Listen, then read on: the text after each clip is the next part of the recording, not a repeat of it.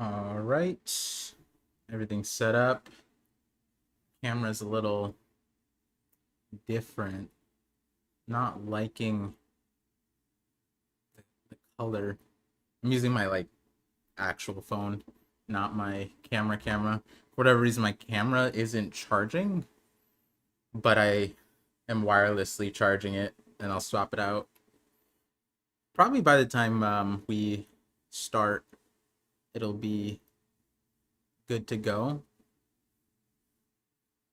Um the substitute teacher pose. Damn. I gotta make it so my thing shows my shirt. But cop this nice shirt. It's a Uniqlo shirt. Oh, I still have the tag on it actually.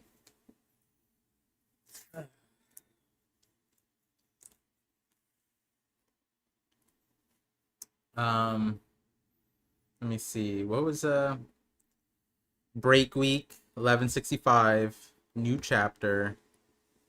Um I did see the title because it's right there on TCB. And that title has me happy. But I don't even know, like, I mean, I know, I guess, like, what it probably relates to, considering last chapter was the whole, like, echoes and, throughout the history. So, was my camera delayed? No, it's good. But there's something else with that I was literally, I needed an example without, I needed, Oda needed to make an example for me that's easy to find and perfect. The title has it, and super excited. Um,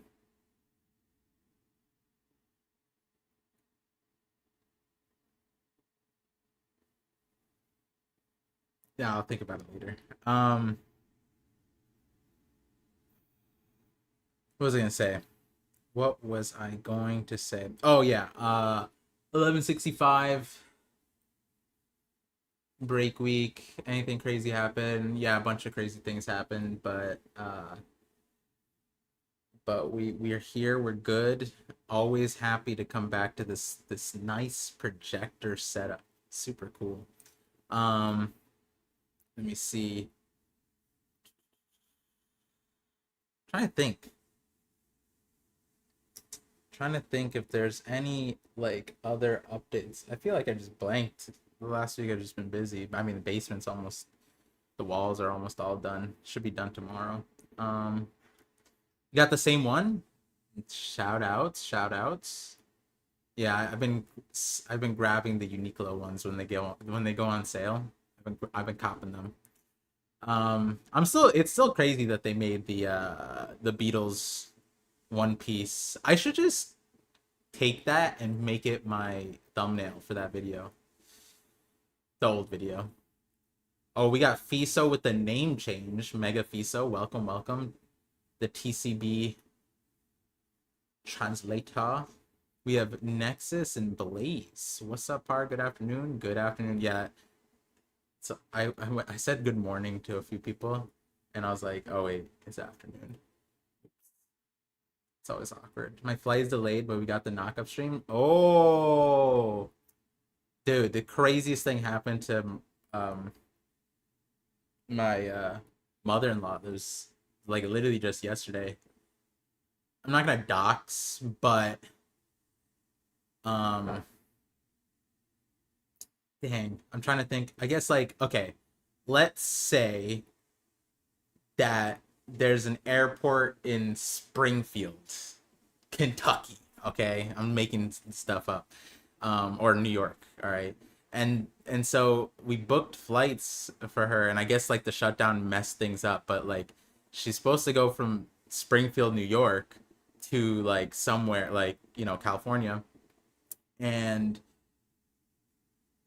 when she got there, and all the confirmations, Springfield, New York, Springfield, New York, and then when she got there, they're like, oh wait, this ticket is for like Springfield, New Jersey. What? And then we're just like, huh? How does that even happen? And they swapped the airports in their coding system to the point where the person who is like assigning things was just like, oh, I see what went wrong, but like they didn't say what went wrong, and I'm sitting there like, how could that? How do you mess up airport codes on a ticket? Like that's kind of crazy. Um, YouTube update is just showing our YouTube handles now. Wait, is it really? No. Hello? That's gross. It leaked. Wait, was I always that? Did it always show that? I don't want to. I think I said no. I didn't. I never said what I did, but um, I had to fight to get this name. That's all I'm gonna say, and I had to use my coding knowledge to YouTube. If you're don't close your ears, YouTube. I took advantage of an HTML bug. The delay is hilarious. Oh wait, there's a delay. Is there actually?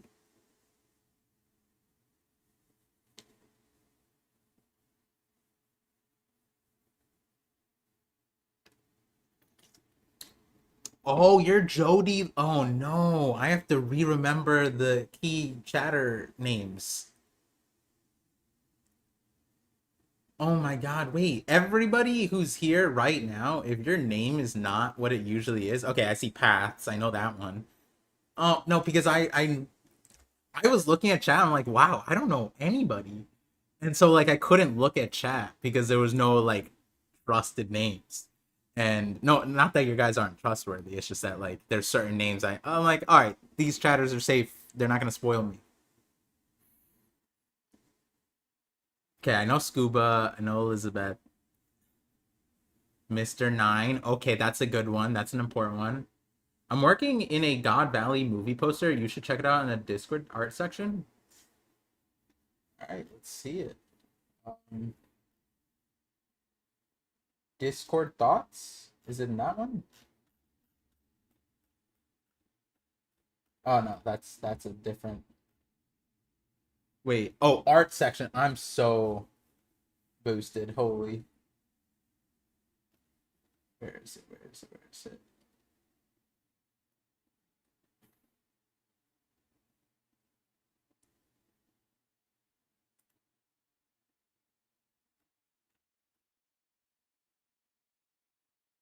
Nami. Yeah, yeah, yeah. I see the Nami. But wait, Nexus. What's your name in the Discord? Well, there's some crazy good art in here. Like even the rough stuff is like the angling, the framing. It's crazy. What the heck? Wait, that's awesome. You guys posting here? Wait, that's so sick. Oh, I see. Whoa. Wait, can I show it? Can I show it? Oh, that's pretty nice. By hand too? That's that looks cool. Have you seen the no.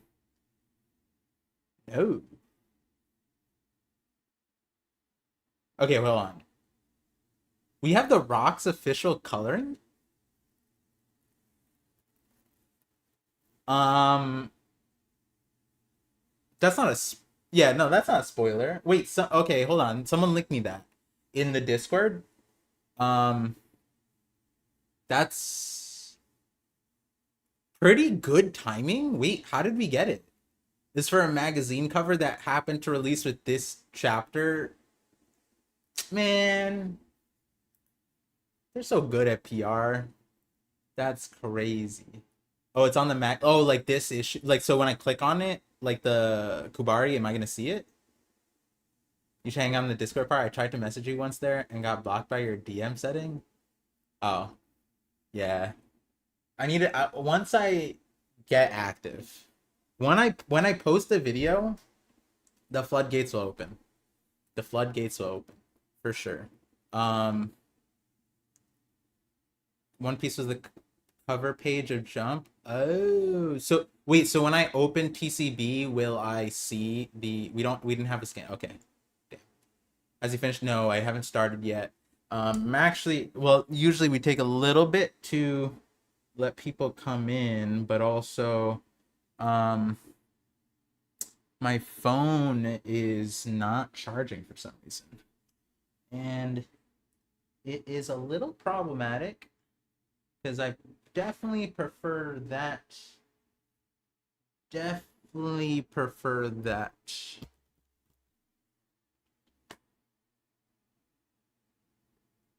That as my camera. I don't know why the charge port isn't charging. I know the port's fine there, and the cable should have been fine. It's so random. Maybe it's shorted somehow. Which doesn't make sense. It's in a surge protector. Which also doesn't make sense in the USB. Thank you in Discord. Let's see. Okay, hold on. Okay, if you guys are posting it, then it would be in uh it should be in stream links. There's merch talk.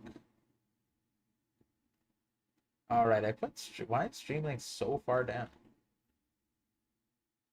Streamlets.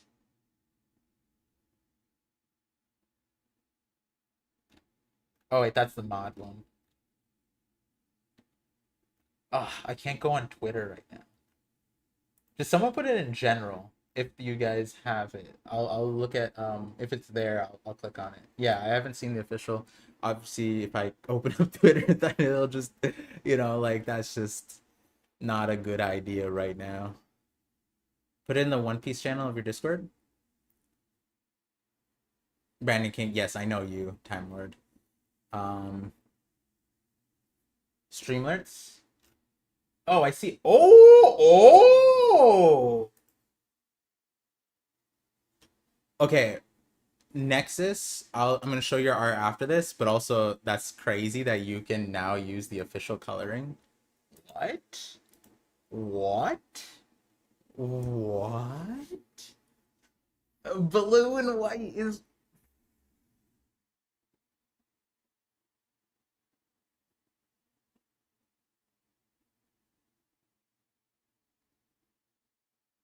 That's a little crazy. That's a little crazy. That's a lot of crazy.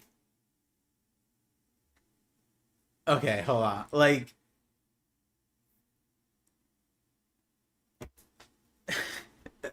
I never would have expected in the 11th hour of Rocks. Like, my guy is. Like, I mean, we know he dies eventually, right? But, like, he's on dead. Like, the Fraud Valley video. Not that I forgot about, not forgot about is not that, but like there's elements to that video that I'm constantly testing with. Oh, sorry, I didn't mean to clap into the mic. Constantly testing against what we're getting in the story, and there's so many things because Rocks is so expansive. As per the last chapter, where literally the narrator's like, this echoes throughout history, reverberations, and there's so many things to think about, and like it's just I forget that like we're getting the black and white, and the colors do matter to a certain extent, and this one, like any other color, Oda, any other color, I could have genuinely and honestly, I could say happily not even consider the part of that video where I entertained, hey, is this a Buggy like character? Now, I'm not saying he's related to Buggy. And then the people in the comments, like, oh, Par thinks that he's Buggy's son. I was like, or Buggy's his son. I'm like, no, it's not what I think. But any color other than blue, it would have cleared it. It would have sealed the deal. But no, instead of Oda, open the floodgates. this either is rage bait, like this is rage bait. This has to be rage bait, or or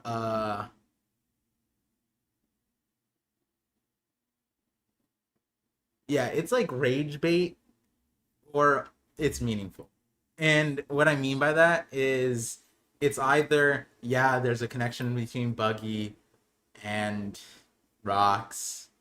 You know, the obvious thing would just be like the Davy stuff, right? Watch, we're gonna find out. It like my thought going through all of this. Remember when I was on that tangent, constantly is asking like, how are they telling the Davy clan apart from the rest of the people? If all their hair is blue, bullshit. But like you'd expect them to say that like they did with the red hair with Shanks. Like, are we gonna find out God Valley is just they just have blue and red and all color hairs? Like, is that what we're gonna find out? Um, so yeah, that's the obvious thing that I think would make sense is that if you were to tie it, he has blue hair. People are gonna be like, I mean, people were already doing the Nefertari Buggy thing, so like there's some relation. Now Vivi, Davy, Buggy,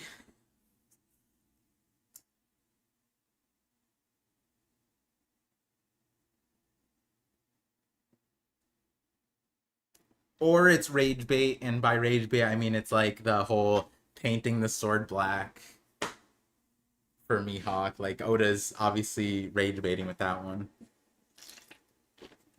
which is super meta. I'm not mad at it. Honestly, it's awesome. That's dope. Um,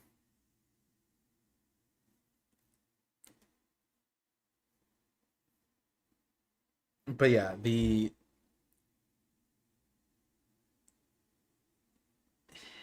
it's crazy. Hold on, let me show Nexus's art real quick. Pretty dope. Pretty dope. Let's see. Nami's art right here. Click back. There we go. I think you guys can see. It's not okay. The projector's not doing it the best justice here. Can you see this? Now you have the official coloring for rocks. That's gonna look sick too. Oh wait, you already did black. I guess you could just put blue on top. Right? Wait, is it that's the blue part? Yeah, the black parts are the blue parts. So, damn, looks pretty nice. Looks pretty nice. Thank you for sharing that, Nexus. Yeah, honestly, I should I should look at Discord more often. Maybe there's a good way. Like before we start the chapter reaction, like I look through the art section maybe. Oh wait, no, that's like a good way to get spoiled, isn't it? I probably had would need to like have moderators on that, which I don't want to put them on that unless I start posting videos. So once I start posting videos, then maybe we can have nice things like that. Um, but yeah, super dope. Um, I sent out notifications. Let's see if my phone is charged enough to 16%. Do I want to risk it for the biscuit? Hmm. It's not a crazy swap.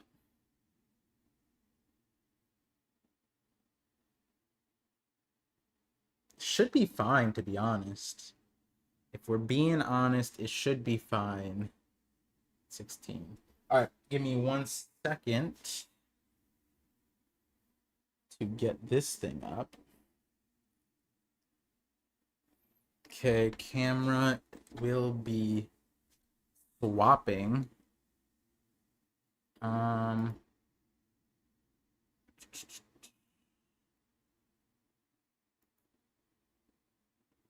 a second. Okay.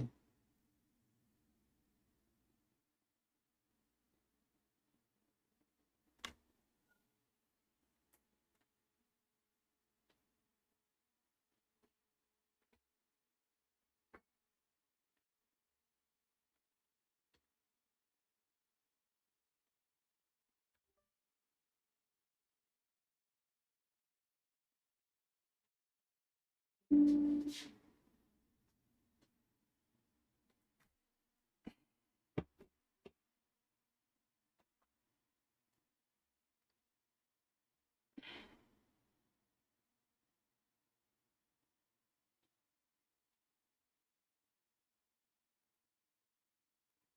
right, ParVision cam should be back. Just get the settings right. Okay, yeah, definitely better for the colors and smoothing. Oh my god. There we go. Oh, oh, oh. Yeah, cool. All right. Solid, solid. We are back. We're good. Got the chapter behind me.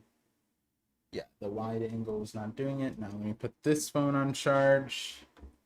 Oh, one last thing before I get started. Officially turn those lights off behind me so the projector is nicer. Oh, wait, hold on. Now that that's there, be able to see more of the quality. Pretty good. Yeah, I definitely love this. Also, like when you wait, hold on. Do we have the wait? His scars are blue too, huh? Or are they like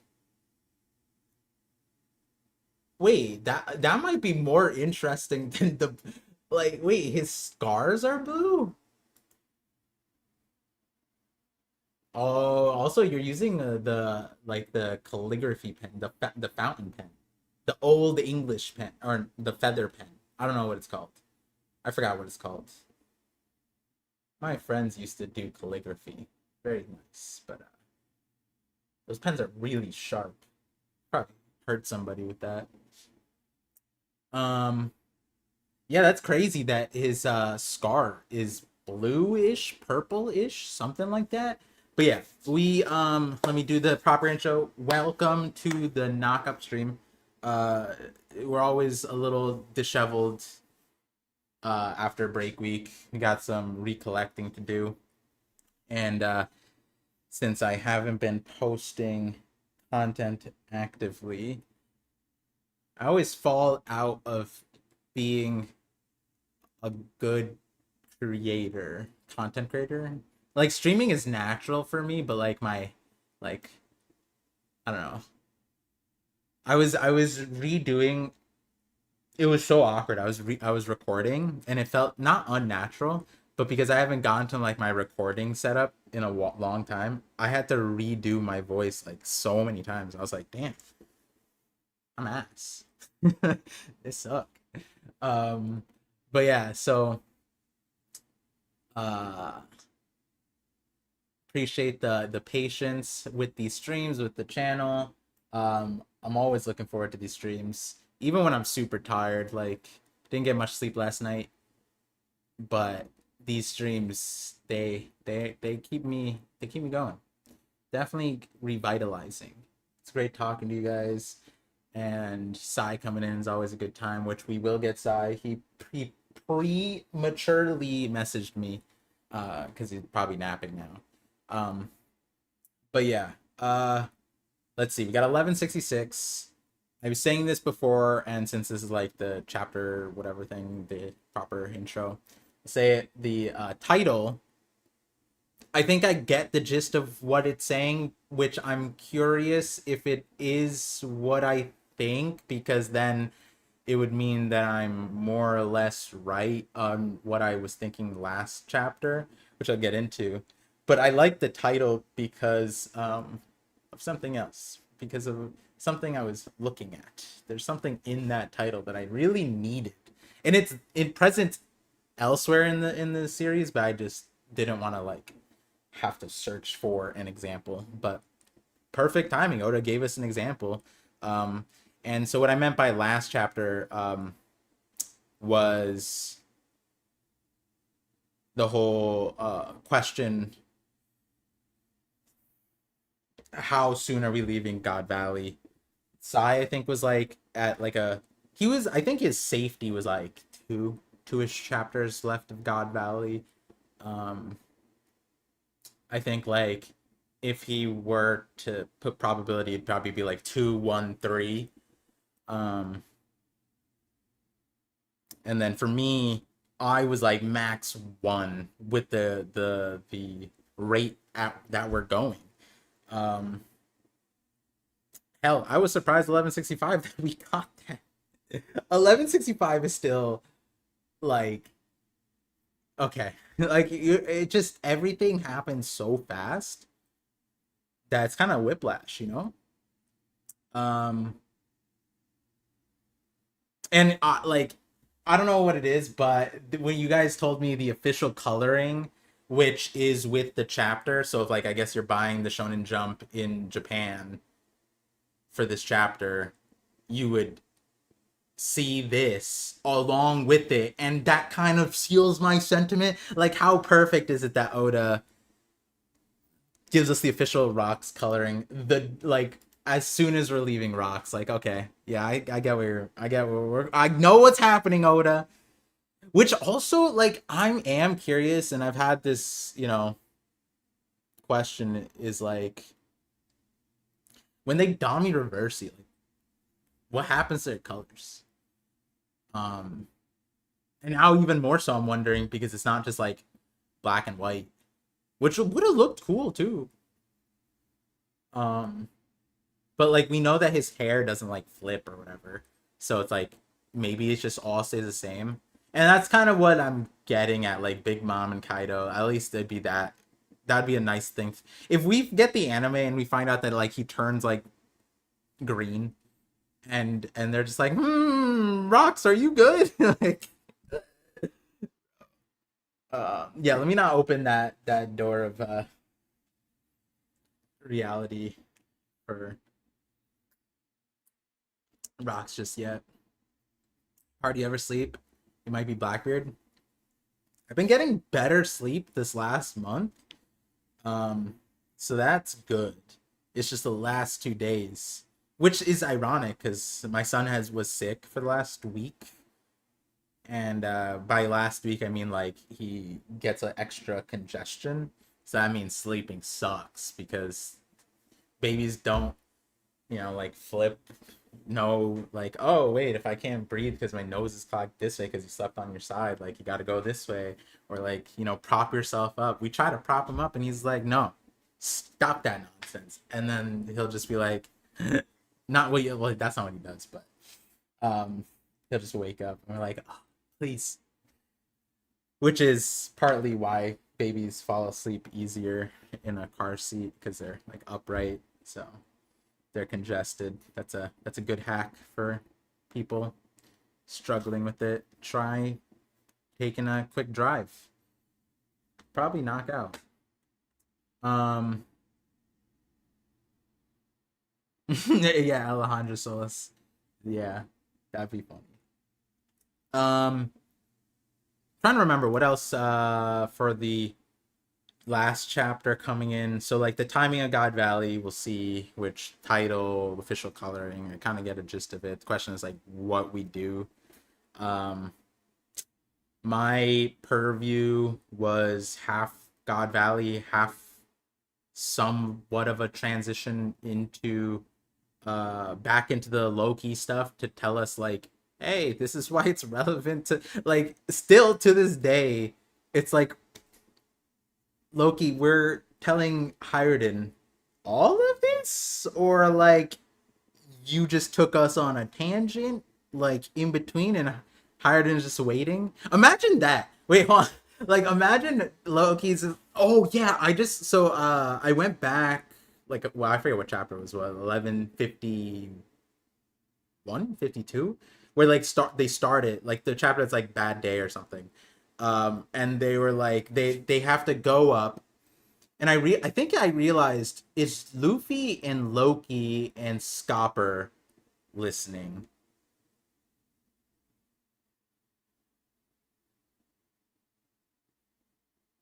I never realized that the rocks part of the flashback could just be Scopper giving insight onto what happened. So like Loki starts it, and then Scopper's like, hold on, it'll help with this backstory real quick. And then Scoffer tells us, wait, that would actually be kind of insane. Okay, okay, I'm going on a tangent. I don't like taking my ADHD meds for the stream, but um, don't let me go on a tangent here.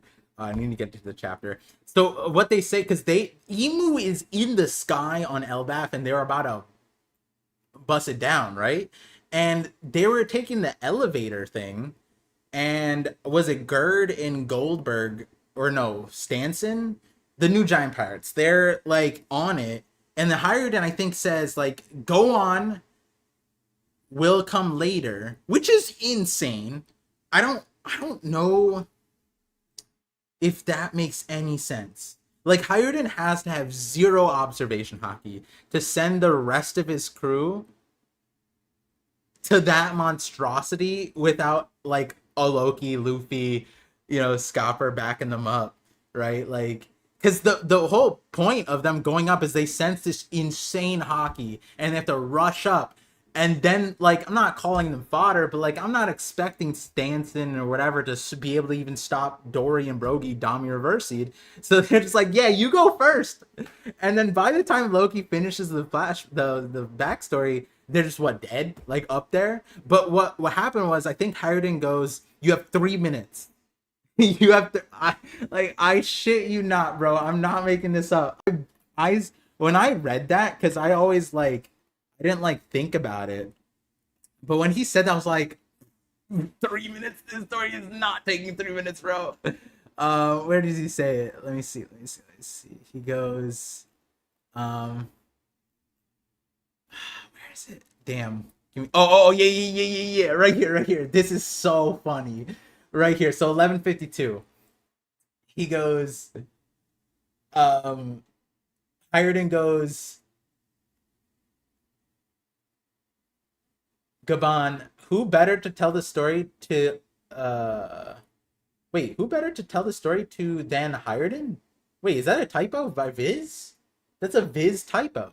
Who better to tell the story to than Hired? You're still brothers, even if your mothers are different. That's Scopper, Gabon. And then Hired goes, you have 3 minutes. 3 minutes to explain everything. This flashback that we got is 3 minutes long.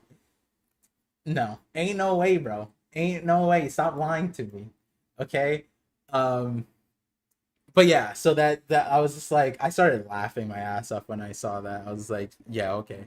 3 minutes, my ass. We just went through all of Harold's backstory in the middle of Loki's backstory and added Rock's story.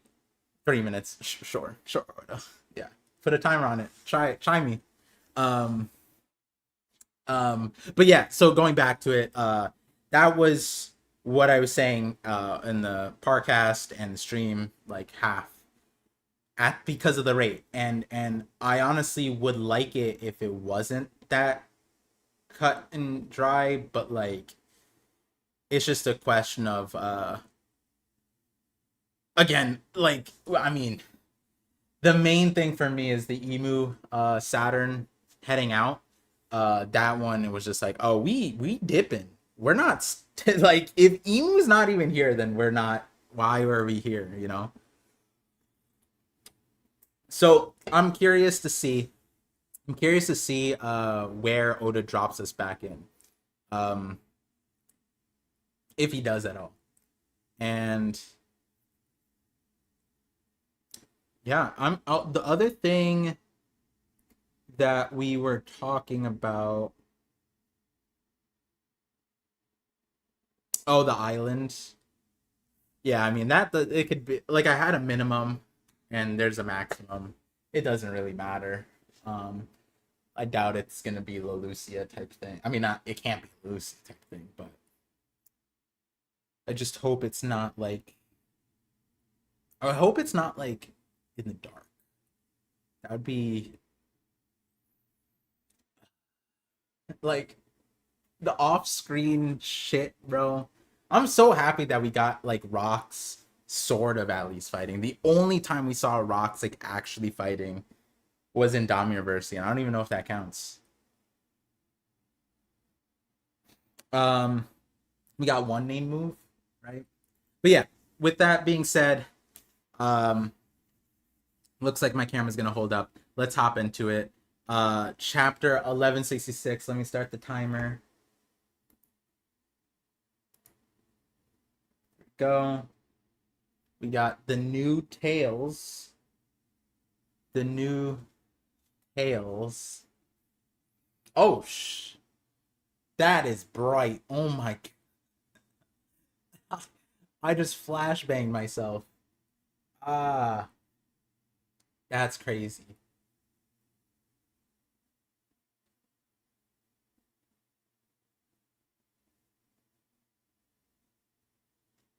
Okay, on the note of blue hair, Tama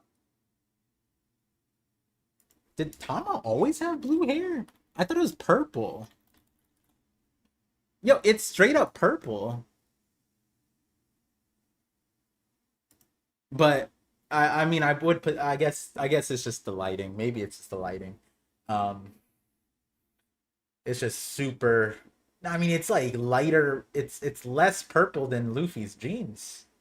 So Oda trying to say something on the same chapter where he released that Rocks has blue hair. Oh, that's so funny. A Tanuki? Nami looking a little like chibi-fied. Looking a little chibi. Um,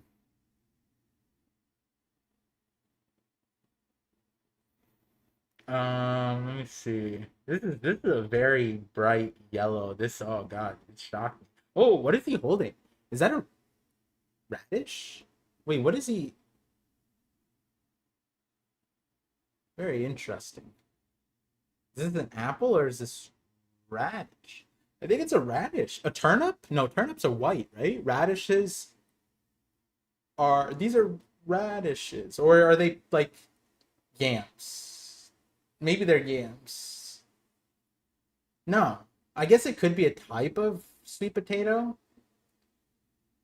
Oh, it's a taro. This is taro, right? Taro. Damn, I just realized like I don't think I've like seen.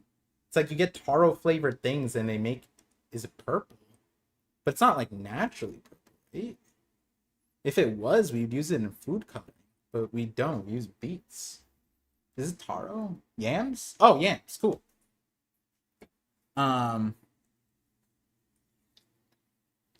Oh, it's all the same thing. I knew they were cousins. All right. Odin ni Soro. Hmm. Hmm. Odin ni Soro. Interesting. Cool. Oh, we got the foxes. The kitsune. We got them in the back dancing on a bridge. That's like that. This just sounds like a reference to something. This had like three foxes dancing on a bridge. It sounds like a, I don't know, like a nursery rhyme.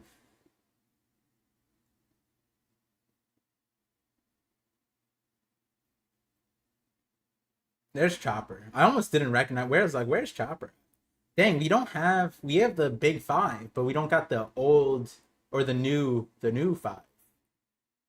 Dang, Yamato replaced Brooke, Frankie, Jinbei.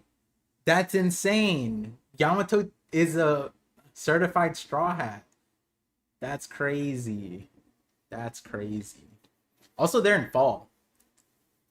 I think um the One Piece. This is an interesting thing that I came across. I didn't. I mean, I guess it is verified. Like the Straw Hats have yet to go to a an autumn island. The One Piece wiki had that written. I was like, that's true. Um, yeah, they've been to spring islands. I think they've been to like an island that's supposed to be spring and it's cold instead. Summer islands, but not a um fall island. Wonder what that means. Maybe Laughtail is fall. Laugh backwards is fall.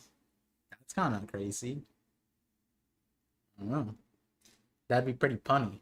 Let's see. Oda's notes. Spontini, one of my favorite pizza spots. Entered my Uber Eats delivery. Wait, there's not a Japanese Uber? Like Juber? It's just Uber? It's kind of lame. And I celebrated by eating way more than I should. That's awesome. I'd probably do the same thing. Also, what does it mean it's like in his range? Like, does they have like fly? Did it just move closer? How does that work? Yes. Have the driver drive an extra. Oh no, you would take a train, right? Okay, chapter start. I was like auto scrolling. The aftermath. Aftermath. Hey, Shonen Jump, chill out, bro. Aftermath of the battle. Cough, cough. Did they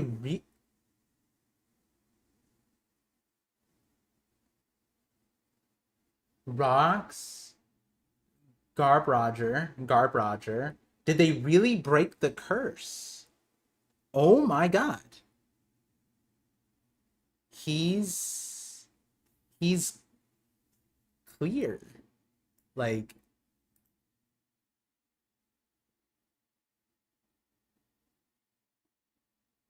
huh. Interesting.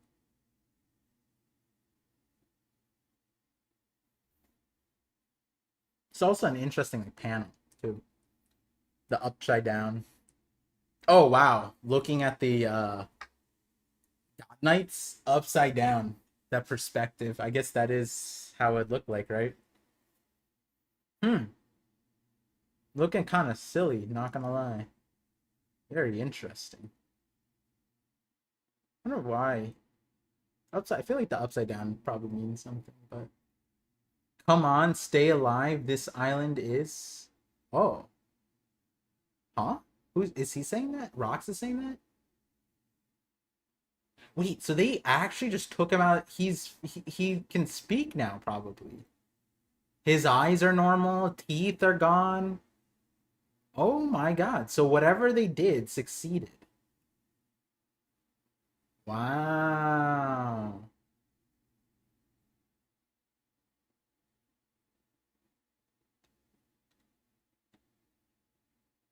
Okay, damn it, it's too late. Okay, so this is Rock saying this.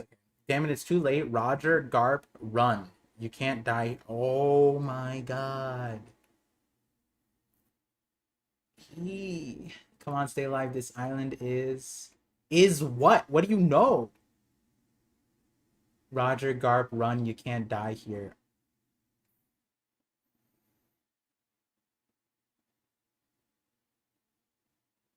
This is my point. Like, if you had the frame that Rox would be this really evil character, the most evil, betraying monster, this would not make sense to you. Like, this is insane. He's like Law Kid, like another contemporary pirate Luffy. Obviously, like they would, like Law would, you know what I mean? Like Law basically has already, like put his life on the line so that Luffy is propelled forward. But to be like the circumstance of this is insane. Like, and this is his inner monologue. He's saying it to himself. Like, and that's so like because he's not saying it out loud. Like, there's no secondary reason. Like, this is his inner monologue. This is his truth. In his oh, they're just gonna oh wow. Oh wow. Oh yeah. There's one more thing. I wanted to say thanks for stopping me as Garling stabs him in the throat. Whatever. Like the Holy Knights, man. Did I even mention them when I didn't even mention them when I was talking about like the pre-chapter, like what we talked about last week. That is so sad that I forgot to even like the whole thing about rushing it that I had been saying, not rushing, sorry, like charged words, but meaning like the faster we go through God Valley, the more some of these characters are going to be hurt. And I never thought the Holy Knights would be one of those groups, and then it ended up being that was the case. And for them to just show up like this, like, yeah, Maffey Sommer's cool. What the other person, sure, they whatever, don't matter. Gunko is here, insane. Like, why don't put Gunko here? But like this doesn't even tell us anything. You know what I mean? There's no reason to even have Sommers and Maffey here unless they do something right after this, which is fair. But stabs rocks. I'm assuming this is death because thanks for stopping me. He's thanking Roger and Garp. One more thing I want to say. Like, this is insane. As these are his last, not even words, his thoughts. They're not about his son. They're not about his wife. It's about Roger and Garp. And it makes sense. They're right in front of him and they're in danger. But like, he came to this island saying, as long as my wife and kids are I mean, he thinks that they're dead, which, is a funny thing because do have to discuss, like, in Dami University, can he, like, not see? Because could have, unless Kuma's, like, invisible. I don't know. But, I guess the understanding is that he thinks he actually killed them. But when I say, like, not thinking about a wife and kids, is like, not, I'm sorry, or like, I'm gonna see them. Like, I'm thinking like Kakashi, seeing his dad or some shit like that, right? Think about, like, the future. And he was just like, as long as they live, I don't care about anything else, which also is not true. That's a part where he lied. He did care. He cares if Roger and Garp live. There was a reason. Which also kind of, like, I want to know what this means. You can't die here. Like, is it because he has some kind of, like, history? Like, what allowed him to know about the flower chamber, Emu, that kind of stuff? What was that, like, lexicon of information that he tapped into for that? And was it that was like, oh, that's why Roger and Garp are important? Because, like, this line here, it reminds me of when we got to Zoe and they were all saying, like, Neko and Inu can't die here. Momo saying, like, or Yamato was saying, like, Momo can't die. That one's, like, more obvious. Like, there's certain people that the story has said, like, you can't die here, and this one obviously feels the most important so far. Not maybe most important, but wonder why he's saying that. This is insane. This is a crazy way to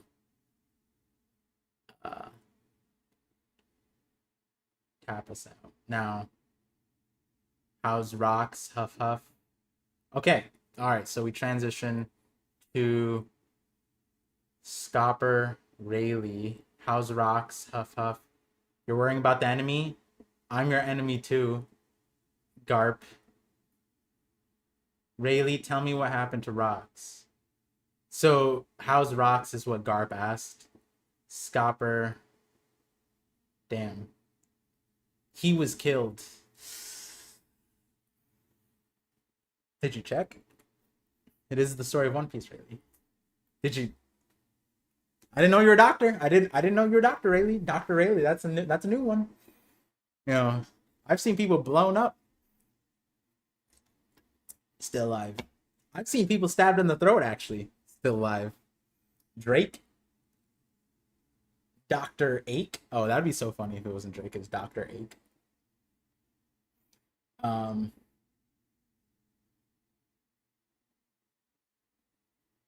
Hurry, this island's collapsing. Don't let the pirates escape.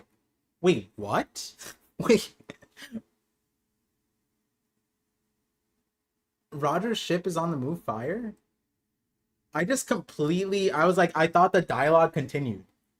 And I'm like, hurry, the island's collapsing, which sounds like it's like Dendenmushi or whatever. but we're looking at the island. Hurry, the island's collapsing. What is this? What is going on? Where are they? What is happening? Oh, okay, so that's a ship. This is the water. That's not bro, this is hurry, the island's collapsing. Yeah, no shit. Like what do you think? I want to stay on the island? Like, bro, if someone said that to me, I might crash out. I might crash out. You think I'm stupid? Like, this event would leave no mark on the pages of history. There were some pages that it left marks on. Wondering about the Morgan's, right? Morgan's is, I guess, set to appear. Maybe, maybe not. I am curious. Morgan's is very important. The crumbling island was swallowed by the waves and consumed by fog.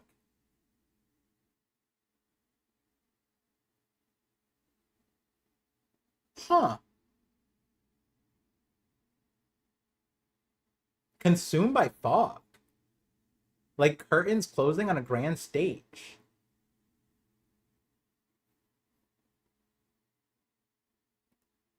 That's interesting. Okay, hold on.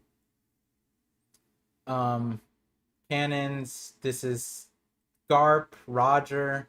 Bro, it's the haircut's the only way I knew. The haircut.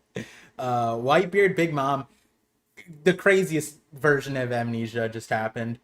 That was the essence of God Valley incident. Let's go full speed ahead. Yeah, haha. Roger, pirates. The island's literally gone. And there is fog. The silence in the incident's wake lasted only a moment. Kaido, Dragon, before a massive bolt of lightning split the heavens. Shanks. And with that, the curtain rose for new tales to unfold. Rose. Interesting.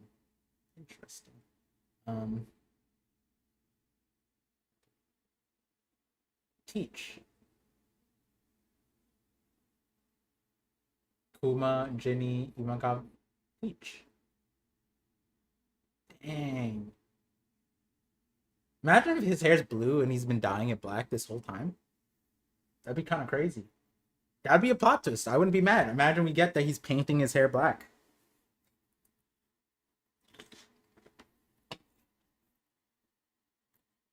Honestly, if I was being persecuted over my hair, I would probably do that.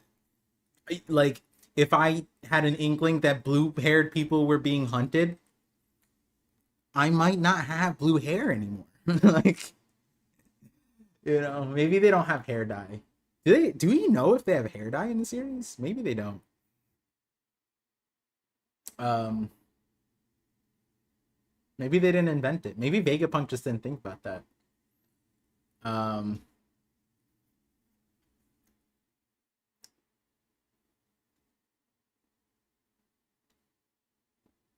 Still hold it. Okay, so we leave that. Still hold it in. Just wait till Roger's up. Come on, Captain. Captain, I'm dying to open up the treasure chest. Okay, Shanks. Got it. We get the thing. Roger. Okay, but like we get context now. Was Roger wrapped when we no, wasn't he in like normal ass clothes? That would have been insane if we got was it in film red? Right? It was film red. Or after Wano. No, is that manga panel? Yeah, film red. Imagine we saw Roger was busted. Like, honestly, that would have made sense because we already knew it was here. It was just a question of how, right? That'd been interesting. Oh, Gloriosa. Sorry to worry you guys. Yeah, we're thrilled. More importantly, check it out. Don't you care about me at all? Roger.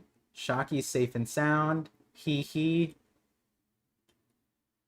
Look at Rayleigh. Look at Rayleigh, bro. That's when you know you lost the homie, bro. Like, this is the one that, you have your friend group and you see him in that relationship and he walking up with a different ass smile, bro. Rayleigh, when has Rayleigh ever smiled like that?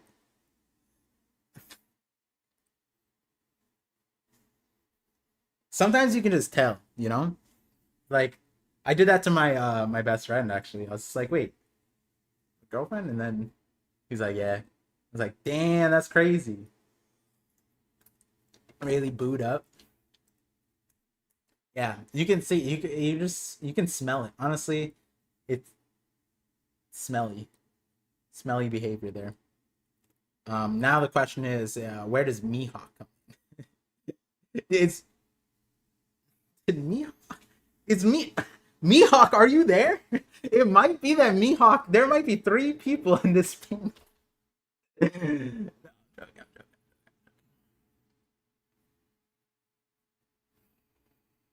And we scored a ton of treasure to boot. What a great haul.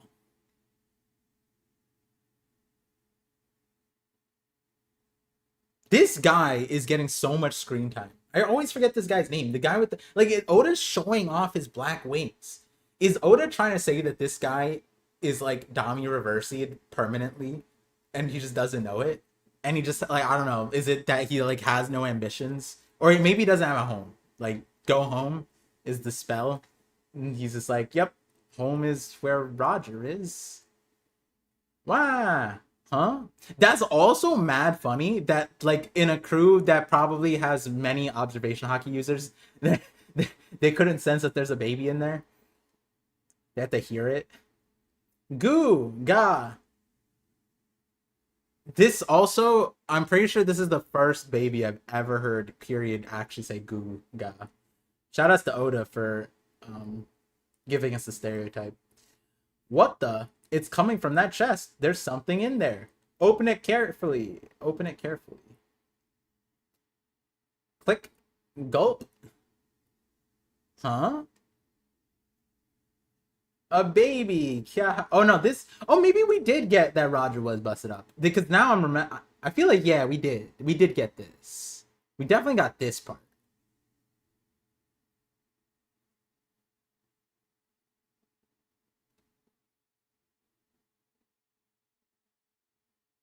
Yo, Shanks is mad funny. He duped Dragon, got in his chest, and just like, haha, no, I don't come with child support. Like, it's crazy. But this is the what's underneath me. That's the use this to raise me. That'd also be crazy. They should have kept one of these things. Probably. Rocks, pirate. Oh, okay. Wow. Okay. This is what's happening. We're just gonna get like expanded panels of what we got before. So, oh wait, what island is this? Oh, I thought this was Hachinosu. Okay, never mind. I'm complete. Wait, what? Rocks Pirate? Is this where Rocks Pirates wiped out? Predictably, news coverage was falsified. Only one aspect of the story was highlighted: the heroism of Garp. Wait, who's reading? Wait, predictably news coverage was falsified? Who said that? Wait, isn't that a crazy line? Predictably news coverage was falsified.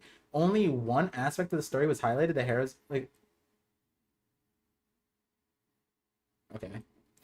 It says here that the Rocks Pirates have been vanquished. Rocks is dead. I knew it. Vice Admiral Garp is the strongest. Garp. He's a hero.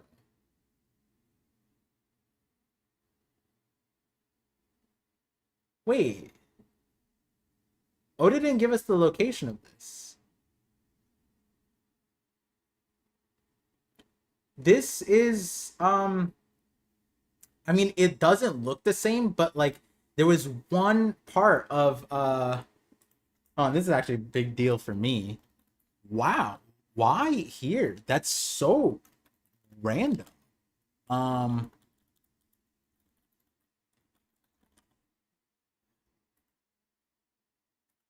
the architecture does not look the same. But this is the only time Oda's given us this. Okay, it's probably not the same, or maybe Oda changed the architecture, or we're not seeing enough. But like, this is kind of weird. This is Lamel Kingdom. Uh, this is where Hakuba, the Legend of Hakuba, is from. But I just because the spoiler, I've been looking a lot at certain things, and yeah, the tower, clock tower, it's very noticeable. I don't recall any other place that has oh wait, was I even showing it? Oh, you can't see it. Damn it. Take my word for it. There's like a 1-to-1 clock there, but the other buildings do not connect. But point is that that's a very random. I feel like I don't recall that kind of a clock elsewhere. Um, Grand Line Navy HQ. What the hell is this article? Vice Admiral Garp. I can't wait to get my hands on that Morgan's fellow. Relax, Garp. He only wrote that stuff because the government paid him off. Sengoku. Ah, see, he's pissed. Got it. Makes sense. This is the smoker reaction. But it's different because Garp actually like low key did shit. Comparatively to Smoker and Alabasta. The world government and the Marines are massive organizations. If you count the member nations' armies, we're talking about tens of millions of soldiers worldwide. That's insane. That's the first time we are getting, because this is the first time we're getting insight of the pool of people that they pulled from for the admiral draft. The admirals, Fujitora and Greenbull, were pulled from the nation's armies, the member nation armies. I think Greenbull was something different. No, Fujitora was something different, but they were all connected to that stuff. So, but tens of millions of soldiers worldwide. Like, when are we going to mobilize them? It's impossible to account for everyone's actions and motivations. So if the top brass ever do strike me as insane, I'd simply turn a blind eye to it. Come again? It's just like I said, you're just another promotion chasing fool. This is, dude, that's a crazy smile. This is good. This is good for Garp. This is good. Calling out, like saying it like it is. Okay, now let's see what happens here. Shut up. What good can you do barking from the bottom of the cliff? Hey, you two. If you ever stray and get corrupted, I'll kill you myself.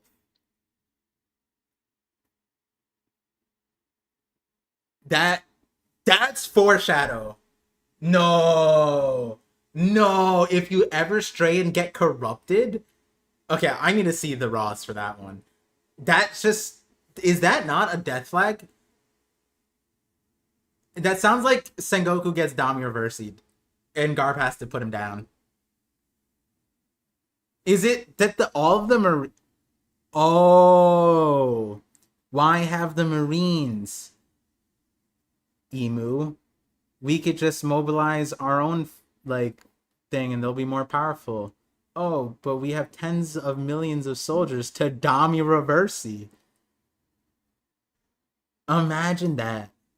Imagine that they have everyone come together and Emu shows up and they're like horrified and then Emu does a mass Dami Reversi on every Marine. Oh my god, that'd be nuts. Um how reassuring. I guess that's what friends are for. So you're not quitting then, Garp? Idiot. There are still things at the bottom of the cliff that need a guard dog.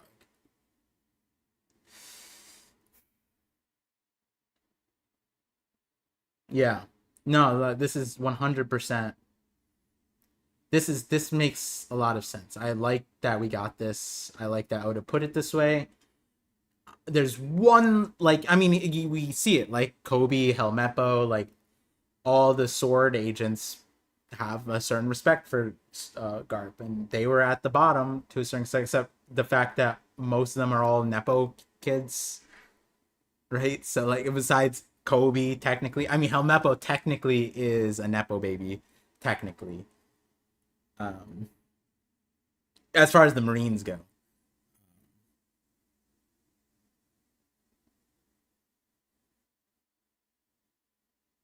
Yeah, Garp really went like, yeah, I'm at the bottom of the cliff to protect the soldiers, the common soldiers. Only if I like their parents, like only if they're a legacy student. That's crazy. Garp really be the Ivy League of the Navy. He means corrupted, like go evil. Garp wanted to undo the spell on rocks, not kill him. I feel like either way, it's like, to be fair, he didn't kill rocks. They undid the curse. To be fair, but what I mean is, like, I feel like the way that was written, it feels like he was saying that. I wonder, because it would make more sense if Sengoku knows what happened to rocks, like the truth. Like, did Garp tell him the truth? Because then, like, saying that to Sengoku, it's like, like, if the boogeyman gets you, like, you know what I mean? And then just like joking, laughing about something traumatic. Which also, like, that would be my first thought. Like, yo, how do you prevent that? How do you not, like, if Garp is, I feel like it's normal for like Garp and Roger to look at rocks and be like, okay, this guy is as strong, if not stronger than me. Which, as a reader, I don't think it's crazy for me to say that. I think that in the story at the time that they were at, Rocks was probably a little bit, if not head and shoulders, maybe we don't really get to see it, but stronger than them. And to see that guy get transformed with like no issue, I'd be scared for myself. Like, that'd be like being Kid and then seeing Kaido be like turned into a slave. Like, that'd be insane. Kid would lose all morality, right? Nah, he wouldn't. He'd still run in and die. Never mind. Elbaf, New World. Wow. Oh wow! I just realized Kid would be kind of. Imagine. Ugh, I need to stop. I need to stop putting some. I can't keep expecting things a Kid, but what I just thought of is, like, imagine Kid like assigns polarities to people in a way to prevent them from getting Damiaversi. Like, all he has to do is like put like a plus on them and then prevent them from flipping. That'd be kind of insane if that's what that power could do. Like, assign reversey or some shit like that. Oh, that'd be reverse polarity. Oh, kids gonna let me down. That'd be so insane though. Emu would just be like, huh? What did you just do? It's a good thing Captain John died to a booger. Like,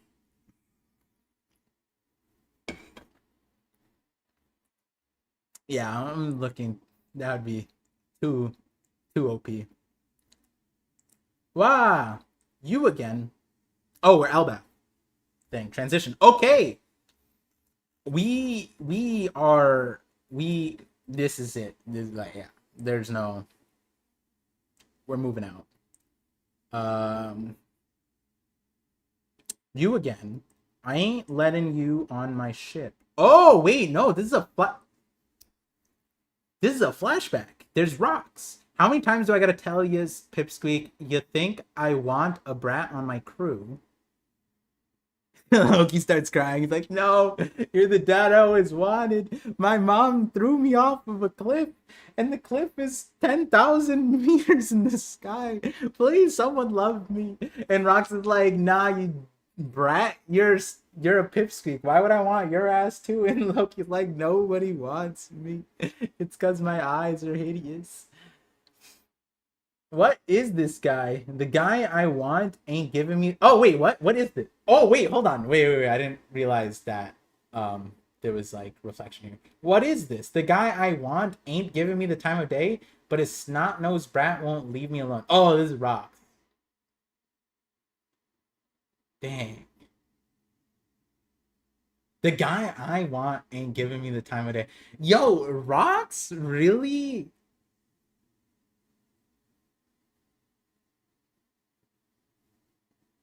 Like, this is different because I thought like all those times when Rox and Harold met up, like it was just like Harold and Rox like, hey bro, what are you doing this weekend?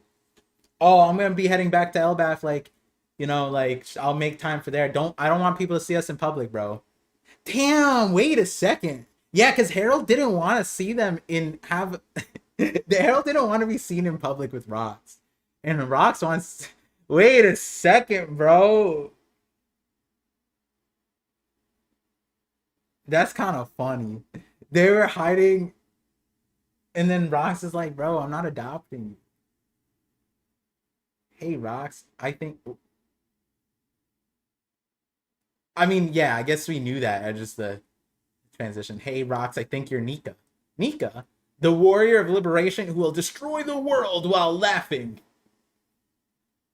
Yeah. Destroy it, I'm aiming to be the king of the world. Besides, if anyone's got that sort of power, it's Harold. Oh. This is what I mean. This is like, I wish I posted that Rocks video. There's no point now, but like Rocks had a very selfless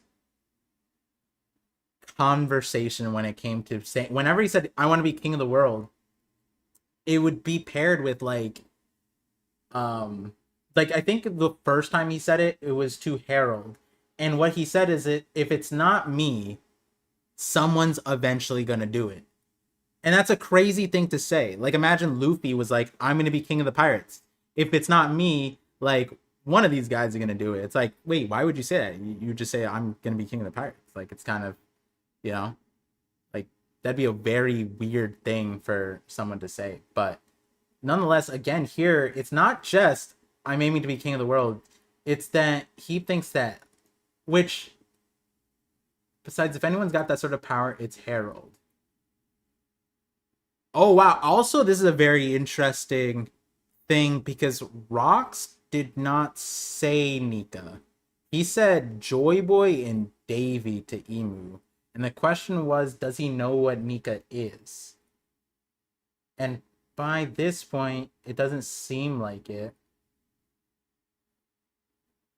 Listen up, Loki. Somewhere out there, the Galila, the Galera, are slumbering. Slumbering. They're an outrageous band of ravagers. So, like, pirates. Unless, are they, like, ravagers? Are they doing, like, the, like, ravager, like, it's, like, mountain thief is bandit, sea thief is pirate? Is the ravagers, like, something thief? Is that what's happening? And the only one who can put them back into play is your pops. Because they were giants and Harold's a giant? Is that why? I'm going to continue to rally the rogues of the world. So just imagine if Harold and I teamed up. Who could possibly stop us then? Yeah. This is it. This is the main goal that Rox had. I'm going to continue to rally the rogues of the world. This is, in my mind, this is the goal. This is always the goal. If you look at like what he said in the entire flashback, this is it.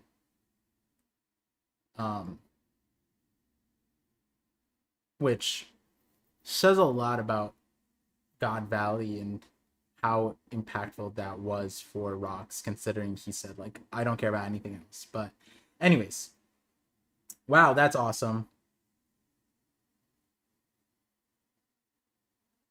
Okay. So why aren't you and Pop's allies already?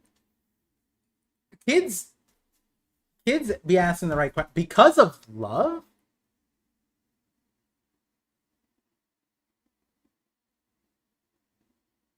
Wait, is that what? Why? So why aren't you and Pop's allies already because of love? Is that like a play? No, I was memeing, bro. Wait, what? Is it he's saying because like Harold loves Ida? He's not they can't be together because they No, I was memeing. Like, bro, they were like hiding their relationship and it was low key like an affair. But because of love. No, but he means that Harold loves Elbath, right?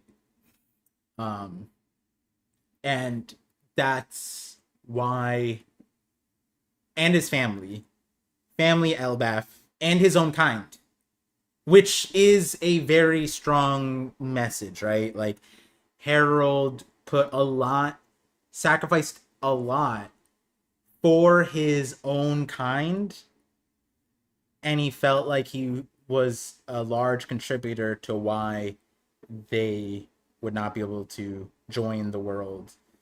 Um, we still don't know Harold's perspective of Nika, but I'm saying that that's important because Harold or Rox knowing that makes sense why he engaged with Harold before God Valley, because he knew that Harold would understand wanting to protect your home, God Valley, protect your family, and your own kind, the Davy. So all three things right there, right? So that's what the like Rox loved his family, his home, his people. Harold's doing the same thing, and Rox said literally the same thing. As long as my family's okay, nothing else matters, right? That's kind of what Harold's doing. So it is a very that this is a that's a really um I'm sure people are gonna meme that because of love, but that's a really powerful part here for sure. But I'm gonna come back again and again. I don't care if it take. Okay, that's the that's that Luffy in him. I don't care if it takes 100 or 200 meetings. This is like this is some shit Luffy would do, right? Russell, Hick. Okay. Oh, they got the newspaper. Oh, this is him reading Rocks died. Wow. Wow. Crazy. Oh my god. Okay. It's a vicious assault. King Harold of Elbath is on a certain island. What is this island? Whoa. Have any civilians been harmed? No. He attacked another giant, some thug. It's quite a brutal scene. Sob. You still don't get it. I understand, really, I'm sorry. I'll never steal from humans again. What is happening? You don't get it. None of you do. Oh my god. Oh my god. This is like this is some this is like final panel of like a boss fight in another series. Like he's about to end this dude's life. Huge trash heaps like you are responsible for the terrors in our race's history. And that's why we can't be trusted. We only desire to peacefully engage with the world now, but they can't trust them. Damn. Is that what you're really mad about, bro? Your Highness, he's already out cold. I didn't want to jeopardize Elbath's chance of joining the world government. That was my only reason for not helping him. I thought the other giant was saying that. I was like, huh? Also, this butt chin. Wait, does this guy look like somebody we know? He's so beat up we can't tell. How many butt chins are there in One Piece? There can't be that many. Isn't butt chins, they're hereditary, right? Huh. Maybe we'll find out. Maybe this guy's related to someone we know. That was my only reason for not helping him. Doesn't feel like luck's on my side anymore, Harold. Lend me a hand. I forsook, forsaken, or is that forsook? Is that can't be the past, future? What version of forsaken is this? Forsook my closest friend. As he begged me for aid, I left him to die.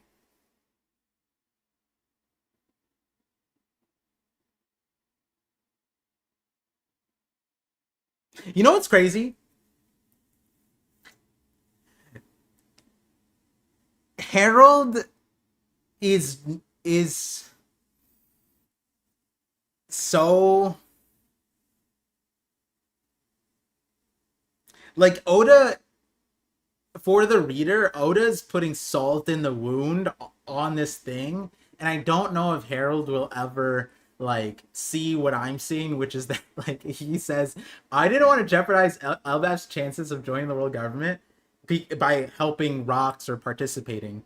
Meanwhile, I'm watching Garp beat down and fight Emu. And his ass is still in the Marines. Like, it's just kind of funny. Like, Harold, it would have been fine. Apparently, all's forgiven on God. It's literally what happens in Vegas stays in Vegas. Like, that's literally. I mean, to a certain extent, the Celestial Dragons do look at God Valley and the cleansing events like it's Vegas, right? What happens, and they bet on it, and they do some crazy Hunger Game ass shit, and they're like, all right, what happens in Vegas stays in Vegas. And Harold just didn't know that's what happens in Vegas. He didn't know. Garp might have known. He was like, huh. That might be why Garp was like, huh. Sengoku, so you're saying reports of these events can't be published, huh? So you're saying that anything I do is forgiven. That honestly might be why Garp. That'd be so, like, five head. That'd be big brained. That'd be crazy if Oda had Garp say that. He's like, oh, I knew it'd be fine. Because they wouldn't report me. Because then people would be wondering, hey, why did Garp get fired? But they could also just, like, kill him, right? Anyways, I forsook my closest friend as he begged me for aid. I left him to die. That is... Damn. Damn. Oh, we get the... This is his dying scene. Like, this is literally what he looks like when he's dying. It's the same thing, just without the horns and silhouetted. There's no turning back now. I will never, ever forgive a giant who does evil. All these random people are just like, huh? Why are you saying this to us? Giant King loses it. That's a crazy headline. So you're telling me all of these people saw this and like, yeah, he crashed out. And it wasn't valid, to be honest. Oh, whoa. We get a good look at this guy. This guy kind of be looking like Morley. A little bit.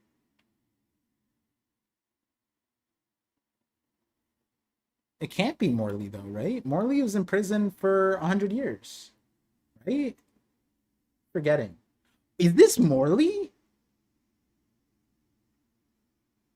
Is more... maybe I'm forgetting it. Wait, maybe we don't know how long ago Morley was. No, Morley had to be in there for mad long. Nah, I'm not gonna think about it anymore. Navy HQ, underground detention cell. The DIC detention, the dig, the dick is what is this? DIG? Is that new?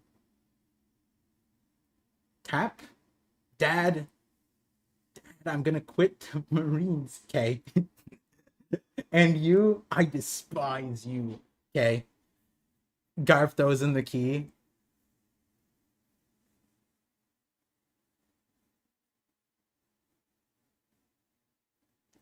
I mean, this is this is probably the only way this could have gone down, right? It does make that part where Garp was crashing out about Dragon quitting to Kuzan. He was like taking it out on the battleship, right? And that was in private. So like, was that performative? I guess he is upset, but like here he's like understanding. He's like, nah, I get it. Dad, I'm gonna quit the Marines, K. So like how does Dragon go on to become the world's most famous and worst criminal? And his name is Dragon. And like did they not connect the dots? I'm forgetting like Marineford. The shocker was Luffy was related to Dragon and he was Garp's grandson. But was the son Dragon, that part, was that like everybody has the last name Monkey, right? Like, was that it? I'm forgetting if that was the nuance there. Um, yeah, this is about how it could have went down. Harold, I've made up my mind. You know, also I just want to say this is probably also what went down with that Clover. Ain't no way he was breaking out like Shiki. It was just that he had a friend on the inside, kept tossing him the key. Harold, I've made up my mind. Ida. Elder Yarrow, I don't care about appearances anymore. Hiredin, Loki, you are both my precious sons. Finally! It took rocks to die for him to. What does he say? Ida's a lap. I want you to get along when I'm gone. Wait, what? And do what you can to support Elbaf. That ship's from Elbaf? What? Wait, what? I thought he was gonna say like, oh, Ida, you can live in the castle now. Ida, I'm gonna recognize you as my son publicly now. No, he just had words. He just said it words. He was just like, yeah, like, I'm cool with you now. My apologies, King Harold, but my superiors have ordered me to not let you land. Also, yeah, this is like the another part of the hypocrisy too, right? Like even in his own island, in his own home, he had a system that didn't recognize lesser people, right? There's a system in place that even he was upholding a superior eugenic type of mindset. And naturally, if you wanted to do what he wanted to do on the outside, you got to change that within yourself first. My apologies. Not saying that he was like that, but he was accepting it. He's allowing it for it to exist. My apologies, King Harold, but my superiors have ordered me to not let you land. Yeah, what are you gonna do? What are you gonna do, buddy? High ranking. Oh my god. This is Marineford. He's doing the. Oh wait. Oh. Okay, I just looked over. Okay, I thought something else was happening. I was like, bro, he's doing what Whitebeard could have done. He just walked up on his own, and I thought he was gonna crash out. I mean, I don't think he's gonna crash out. I didn't know what he was gonna do, because like Elbaf still is in the world government. So, but I'm seeing the horns now. Okay, now let me read it. That's a crazy panel. High-ranking Marines and leaders of the world government, I ask that you please hear me out.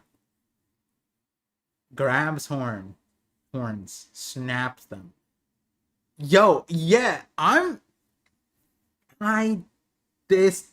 Okay, I'm gonna save my thoughts for a second. Allow me to atone for the sins of the past 1,000 years. I apologize for every wrong the giant race has committed.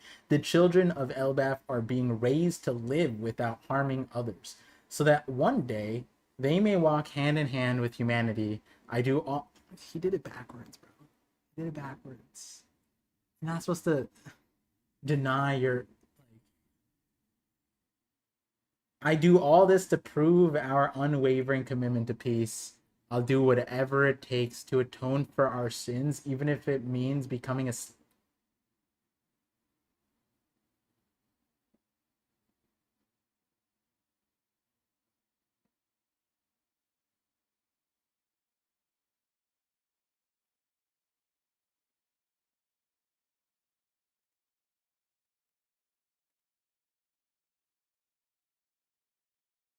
Is there light at the end of this tunnel? No! We know that there's no light at the end of this tunnel. Oh my god. Stop it. 5509. Did I make it? Oh, just over. Damn, if I did the normal thing, then it would have been tight. Even if it means becoming a slave is crazy. And is Emu at Marineford, or is Emu just hearing this word and Emu's like, did I hear slavery? Like, is this Emu's like Batman signal? Like, what is that?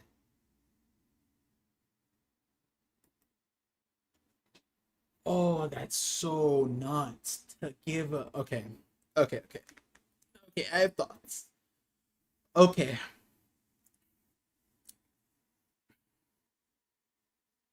I was using the word performative on the garb thing, and this performance by Harold, I thought it was a like okay, this I think it even for my again this is just my own thing whether agree or disagree, this is probably not like everyone's mindset, but because it's juxtaposed right here where it's like I've made up my mind, Ida, Elder Yarrow, I don't care about appearances anymore.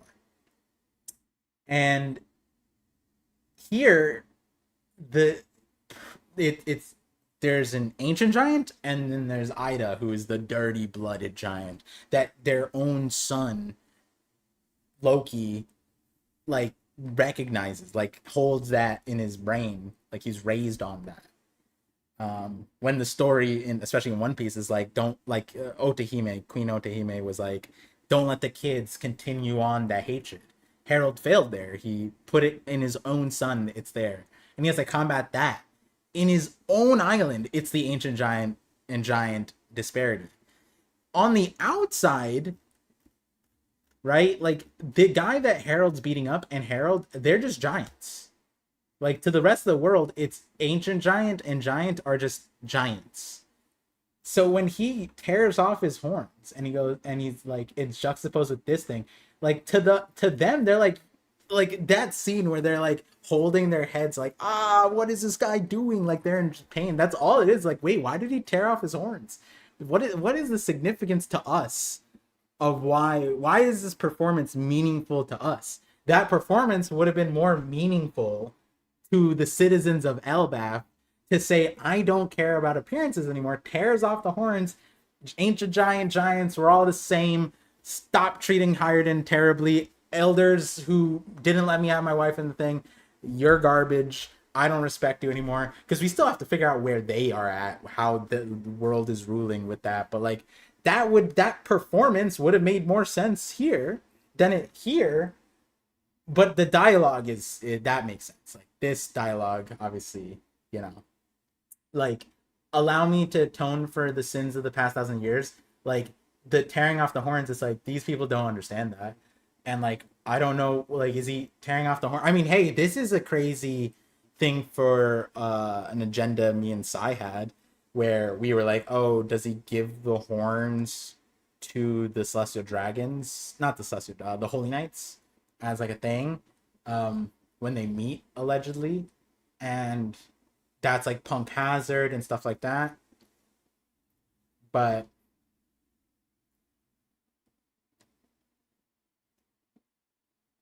no, he went a step further. He went a step further. I'm almost surprised because this is like the Kuma stuff, right? He's basically sacrificing himself for others, and he went as far as he went higher. Kuma went to Vegapunk and got to Saturn and chartered a deal where he became a literal slave for his daughter. Harold is doing that for not even to join the world government.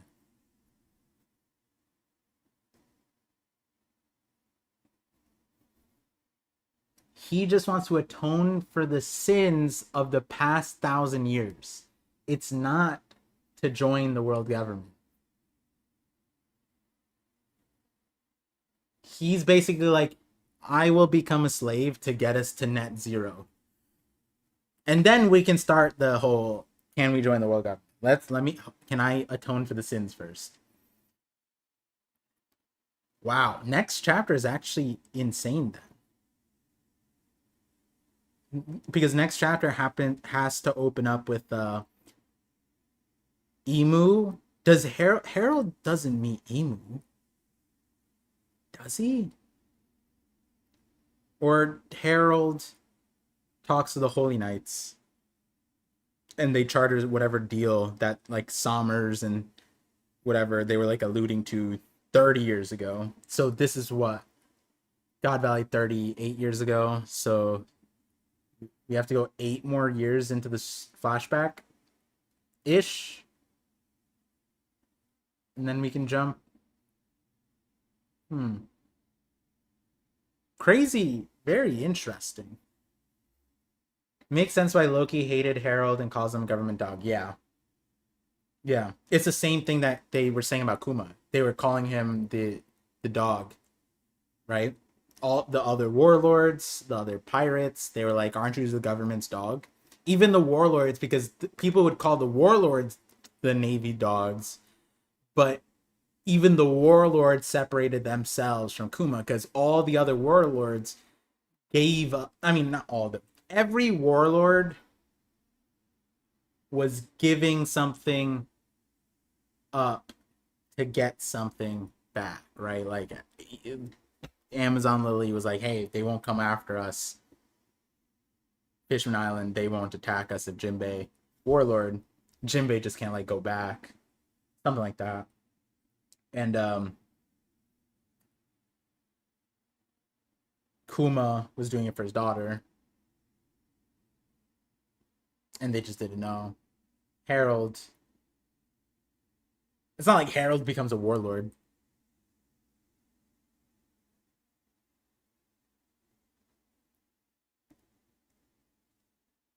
Did Harold lose stonks because of this? No, I don't think so. I think this chapter is probably in recent history the better chapter for Harold. Like, I think all the dialogue makes sense. Like me saying the thing, it's like, yeah, one way or other it happens. You get it. You get the point that Harold. What's more important is like Harold did it, right? Like in the context, and now we got that, right? No, I think this is not a bad thing. And I think post rocks, this part makes sense. Like, what is he gonna do, right? Yeah, I think Garp. It was a good look on Garp. Not fixed. It addressed a lot of things head on. Still opened the door. Um, God Valley. I'm the rock stuff. I think is, and I think I said I said this like basically every chapter. Even though there was an element of like I don't even know what the word like. There were so many things that were just like compact. Rushed feels like the wrong thing because I feel like rocks was fine. Like Rock's dialogue, the focus on Rocks. I think even if on the higher end of like if Odo is trying to hide more things about Rocks, like the Davy stuff or stuff that would have told us more, like his family, even then we still got a lot of Rocks to tell us who he really was, right? Like again, the point of it is that the story that Sengoku told us in 957 does not portray this Rocks. The guy who is literally on every deathbed before he got Daimyo University, he was fighting for Harold's like freedom. On his literal actual deathbed, he's praying for Roger and Garp's safety. He was sacrificing his lifelong plan that is very clear, was like very meticulous with the Rock's crew, with Hachinosu getting it, everything. It was like very particular, right? And this part's important because Rox had something to derail him. And that is what Eris said. Eris said, literally, if it weren't for us, you wouldn't have jumped the gun, essentially. We forced you in a position where you had to face this end thing too early, too soon. And acknowledging that there was like a meticulous plan that Rox had. And it was set up from the very beginning when we saw Rox faced Emu and didn't do anything. He just like confirmed something and walked away. Right? Think about like Luffy. Luffy would never do something like that, right? And so it's kind of uh insane to see the kind of character that Rox is, having that goal, the step-by-step plan, and letting himself keep his priorities, like his priorities were consistent throughout. Once the family came into the picture, that was his main priority. The Davy clan was a main priority. Like that was a main focal point for him. And I say that because another character who seemingly has a beyond our scope of knowledge plan, Blackbeard, his son, that he wasn't able to impart a direct like influence on, has that same mentality, but he has no one to derail him. He already, like, and that's the main thing. God Valley and Marineford are very interesting things because God Valley, Rox could have dodged a bullet there, right? If he didn't have his family there. It was fate that had him do that, and it's like what Dragon said, right? Like, kids are a parent's, will always be like a parent's weakness or whatever. And so Rox was going into a death sentence. He knew, essentially. Um, because he said, like, yeah, as long as they're safe, it doesn't matter what happens to me or what happens after. Um, Whereas, in order to enact his plan, Blackbeard killed his brother. Blackbeard killed his family. Even Whitebeard, right? Like, and that is really insane because the end of Rocks comes from his family, whereas Blackbeard's start comes from relinquishing the ties to his family. I mean, we don't know about like Eris, like what's her situation. That is a huge thing. Obviously, when Whitebeard comes in the story, we're believing that he's an orphan. Um, that would be an insane thing if Blackbeard like went to one of, like, let's say he went to Bonaro Island or Drum Island or whatever reason Eris was there, and he went there to just kill her, and he was like, yeah, I don't want them to take you hostage, and then I'm forced, like my hands forced because like I care about my mom and shit, right? Like that'd be insane. But I think that like Blackbeard, yo, Par, did you catch that the giant Herald beat up was Morley? Well, that's what I thought. I mean, it looked like Morley, but I was like, I don't know if it lined up because Morley was supposed to be in Impel Down for 100 years. I thought. Um, um,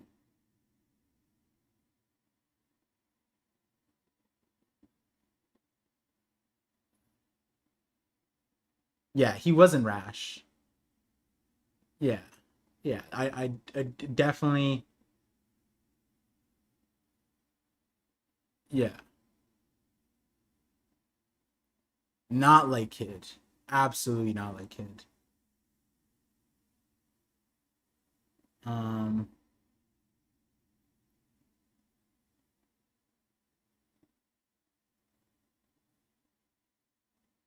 Oh, Morley escaped 100 years ago? Oh. They made level 5.5 and escaped 100 years ago. Um, do I think he has a wig on? You know, that is in like shaving the head is something you do. And then I forget if I mean I don't know if it's this specific hairdo, but I do think that there's some kind of headdress that you put on. Um, that would be insane if that was the case. I don't think so. Maybe in this moment, be interesting.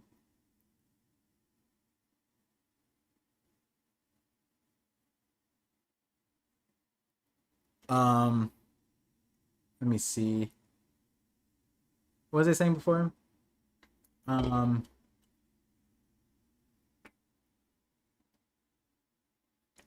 oh yeah, the Blackbeard part.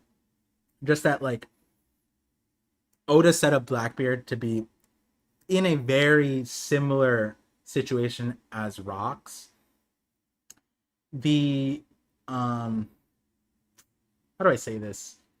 I think like what separates it is Rocks had a very different reputation amongst his peers that Blackbeard doesn't have amongst his.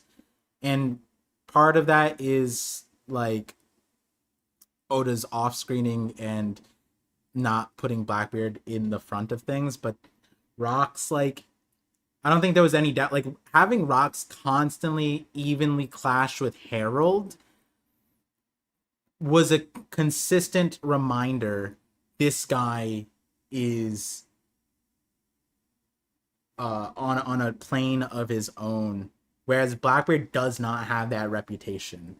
Um, Black it doesn't feel like if you put Blackbeard on Onigashima, is Blackbeard evenly clashing with Thunder Bagua head on, like in a bout of strength, splitting the sky. I mean, Rocks and Herald didn't technically do that, but point is like if that would happen, because like Kaido has that reputation, and I'm not saying that it's valid or not, but like Harold is that brute strength, Kaido has that brute strength, and then you have like all the peers around them that recognize Kaido for that certain level of notoriety. And Rocks like it's not like Kaido is thinking like, oh shit, Blackbeard's here, yikes, whereas like for Roger and Garp, oh shit, Rocks is here, actually yikes. Like bro, we gotta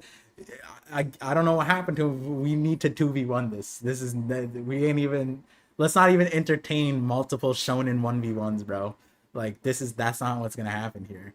um um yeah, we did see this scene of Harold telling the Harridan thing.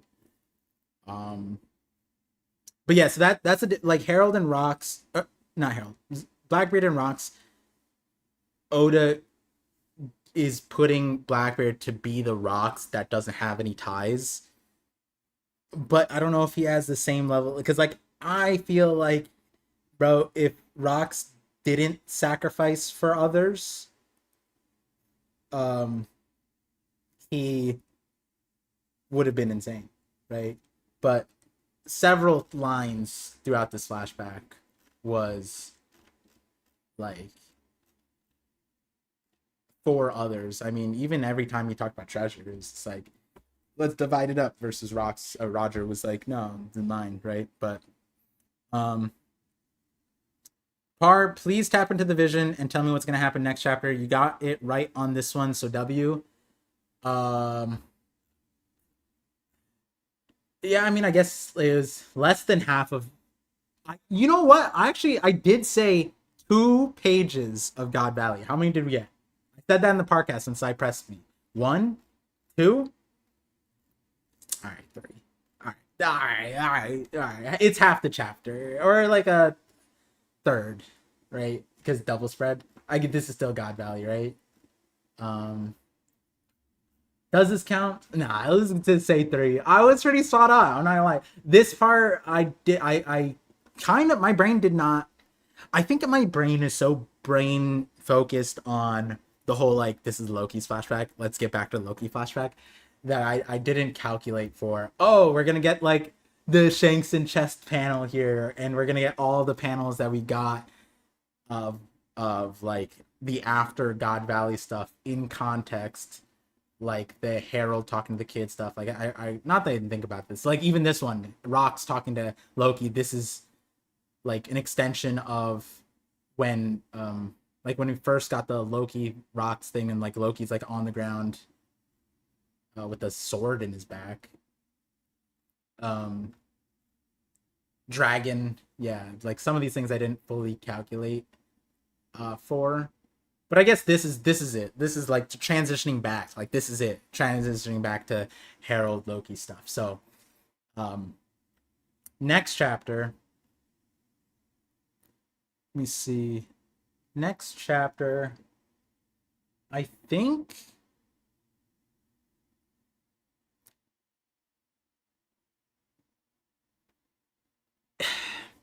I'm gonna be honest, like this part is interesting because Harold walked up to Marineford and did this. He could have went to, Meridraw, but he went to Marineford because he thinks that that's where like the leadership, high-ranking Marines and leaders of the world government. He goes there. He does this performance, but Emu and the Gorosei aren't going to be there. So in terms of whatever it takes for Harold to charter this deal, it's gonna come from Emu and the Gorosei,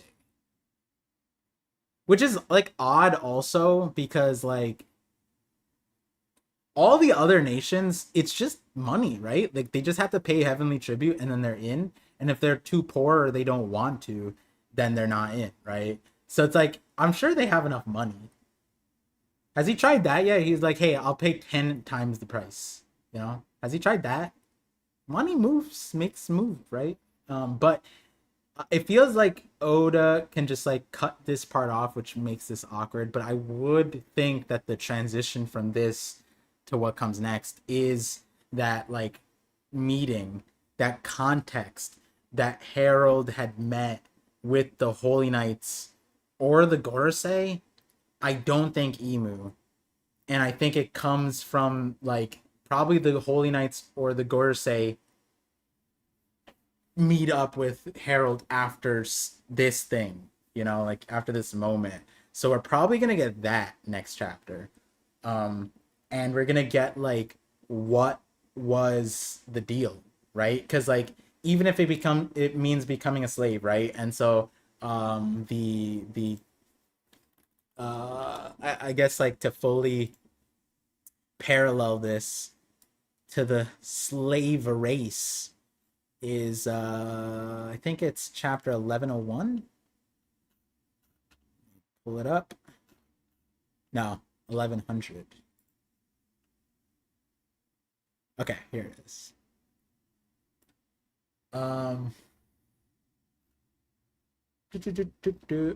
Let's see. Oh, here it is. Yeah, so I think this is what's next, right? It says, so I have some conditions for you. Just insert Harold. The first is that you will join the 7 warlords as a pirate. Obviously, I doubt Harold joining as a warlord wouldn't make sense. That would also be insane if like a recent and relevant character like Harold was a warlord. What? That'd be, huh? Um, but I would imagine that there's some like pirate deterrence, like something along the lines of like, so it's like, oh, we're gonna need more giants to join the navy, right? That's probably it. The giant squad, right? Has that been established yet? I know that he's been giving giants over, but maybe if the giant squad gets established here. um a rookie named Ace recently knocked out, okay, that's thing, pirating, going restless. My second condition, Kuma, so my second condition, Herald, is that you must be a human weapon for the Navy. Second condition here, we're gonna need your horns, and we're gonna take them to Punk Hazard, and we're gonna do experiments on you. Oh no, even crazier than that, we're gonna need you to come to Punk Hazard, and we need to do experiments on you. That's right. Your unique qualities will make you a menace to other pirates. That could just be copied and pasted into the Herald thing. Like literally, that's right. Your unique qualities will make you a menace to other pirates. He's right, but also Kuma has a prior record of revolutionary activity. We cannot have that power turned against the world government. Therefore, my third condition is that you must ultimately abandon your mind and your free will. This is what I'm thinking about here. Is if what is to happen to Harold, then his death was probably not planned accordingly to, like, in a way Kuma's death was planned, right? Like the whole converting him into cyborg, transitioning to a pacifista, taking away his mind, that was like locked and loaded. It might be that Harold's end was premature, and you know, they, Somers and whatever, like death was probably on the books or on the like in the cards, but not like that. And the question is, like, then what happened there? What happened for Harold to have died? Was it instigated by the world government? And if yes, then by who? How did Loki play into the world government's play? But also, the Holy Knights didn't seem like they were too aware of what was going on there. Because they showed up and are like, we're looking for Harold. And they didn't know that Harold died. And they didn't know that Loki was, like, not there. So that part's interesting. Yeah, this is probably the hardest one to parallel to Harold. Your mind and your free will.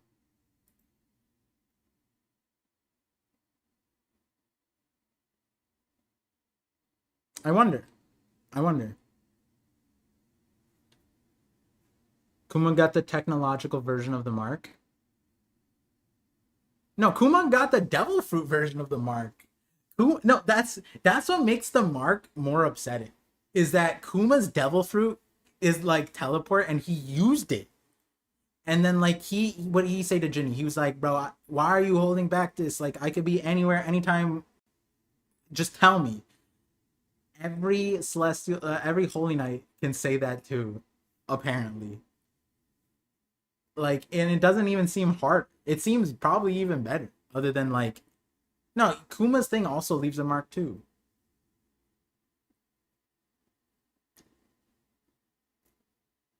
No, the accurate translation implies that Dragon himself told him. I don't think the warlords existed back then. I think they're a recent addition. Yeah, that's fair. That like we don't necessarily know, especially with the onset of like Hanafuda or whatever, like when they start or whatever. But my point is that when I'm entertaining a parallel, if that's what they gave Kuma, then warlord means a deterrence, a symbol of deterrence against pirates. So for me, for Harold, warlord wouldn't even make sense. It would be the Giant Squad, which I'm forgetting when the Giant Squad was established. I know that he was already sending over giants, but I don't know if it's like we're giving you a squad of trained giants, right? Like, that's different. That is true part. It might be someone else that had Harold killed, especially since the Holy Knights didn't know what was going on. Yeah. I'm getting turned. Android is the tech version of Dawn Reverse. Yes.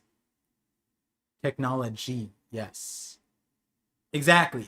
And that's why, like, that's why it's like, yes, I get it. It's not like it doesn't feel like a one-to-one parallel. But when you like look back at it, like the Kuma and Harold parallels are, I mean, not, it's not just Harold and Kuma. It's just that like when we're looking at it, I think there's a huge reason why Oda put the parallels, like Kuma's flashback was just before this one, and there's a lot of reflection.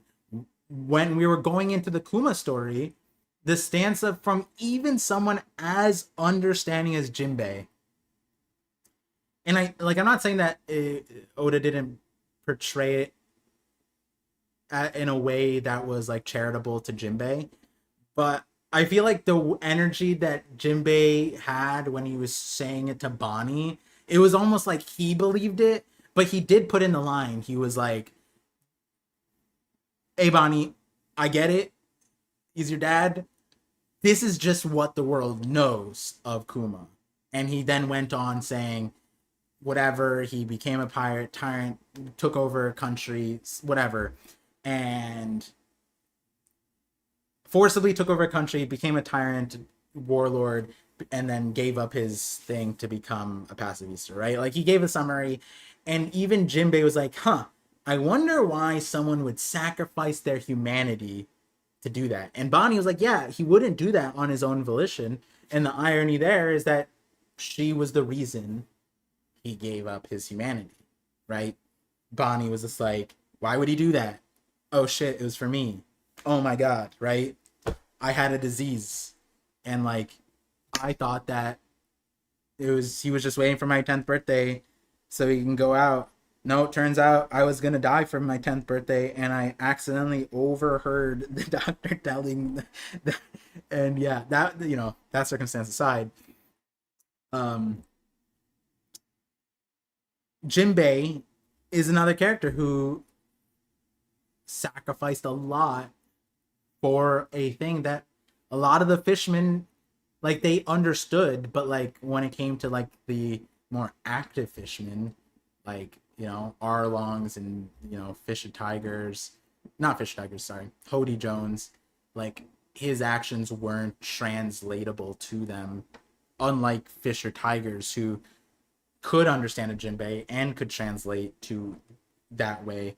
But Jinbei was doing it for a reason. And Kuma story prefacing this one, it's like, why would Harold go this far? And now we got that story and all that stuff. So makes me question, what is the equivalent of death then for that last part? Because it's not like they turn them pacifistas, right?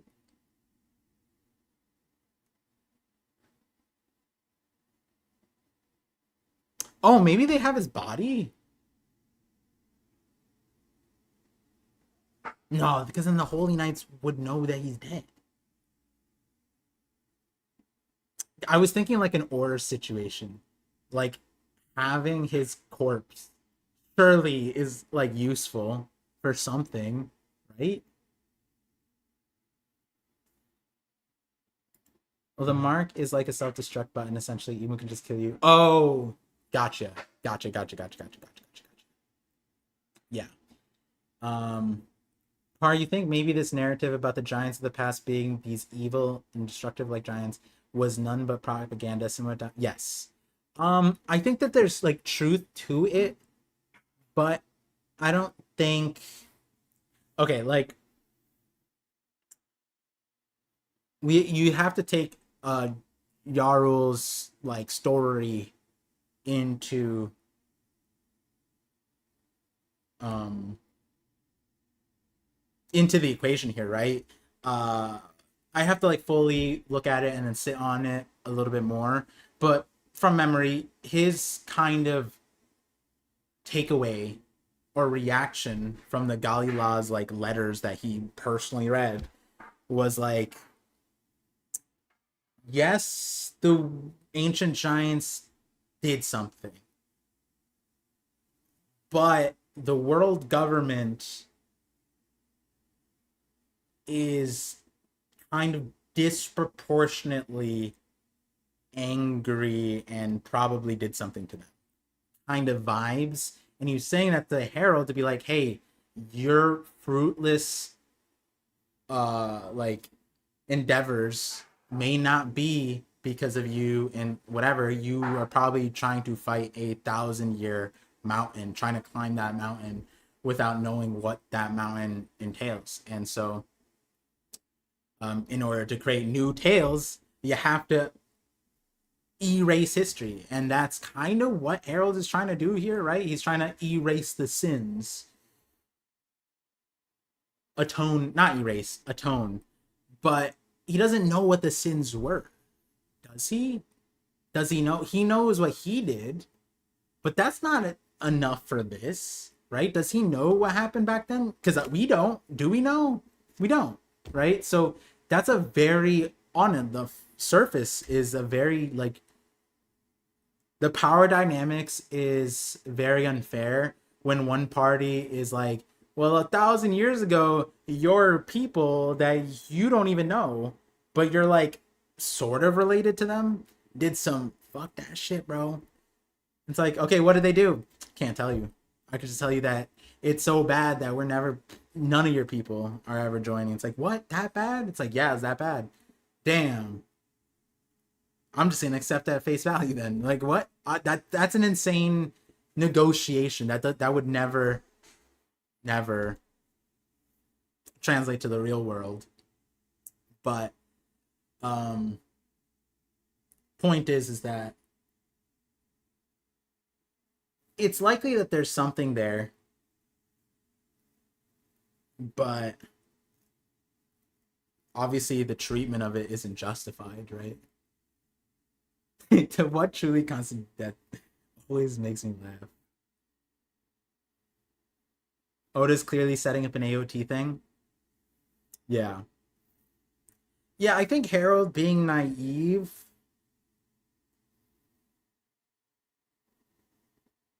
and Harold being desperate are something that at this point it's more, I would say the gripes I had prior, it was largely based off of like the naivety of like all of what he was saying, especially when Yarul is giving him like secondhand or even firsthand info, right? Like that's another thing. If he had those letters, can he just show Harold? And his point is that like now it's a little bit different. Now it's like it's formed. His motivations are propelled by a level of desperation. He's not asking for what sins they were. He's just like, I don't know what, you tell me. I'll do whatever it takes to atone for whatever sins, whatever. You put the parameters there. And that's crazy because again, with like you go back to Kuma's thing was never like, there was no, not no, but like it wasn't like on a basis of race for the value besides the pacifista thing, but that wasn't like necessarily Saturn's part. It was to a certain extent, but like that was Vegapunk's thing. And Kuma didn't care about the race. He was like, yeah, sure, whatever, right? To him, that wasn't the value there. There wasn't like, oh, I have to do this because I'm a Buccaneer. I have to atone for this because I'm a Buccaneer. I have to do this work because I'm a Buccaneer. He's just doing it for his daughter, right? So that does give a different like level to it. If Otime went up to Celestial Dragons and didn't accomplish anything, you'd be calling her naive and stupid too.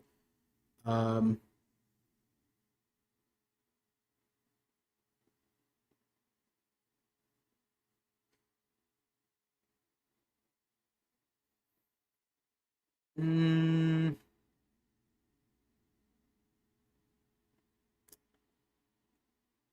I don't think it's fair to make that full comparison uh because it's like you don't have this, right? Like this was an active thing that Harold had done. Otahime was trying for a few years, let's say a decade, right? And the barriers were, they didn't even make it past the water, basically, right? Harold was going actively talking to the Navy for like 40 years. 40 years. And we saw his hairline recede. It was like, maybe at this point it's like 60 years, right? Because it started 100 years ago. And now it's like 38 years ago. So for 50 years, let's say, 50 years, he's constantly getting denied, doing everything for 50 years. And at the latter half of that, this regret that he has, the way it was portrayed in the story with Rox was like, bro, you are being naive. Can't you see the last 40 years of what they've done to you? That's a different level of like dissonance. And we can't apply that to Otahime in the same level. Like, yes, like I get what you're saying. It's like, yeah, if she failed, we'd say the same thing, right? But like she didn't.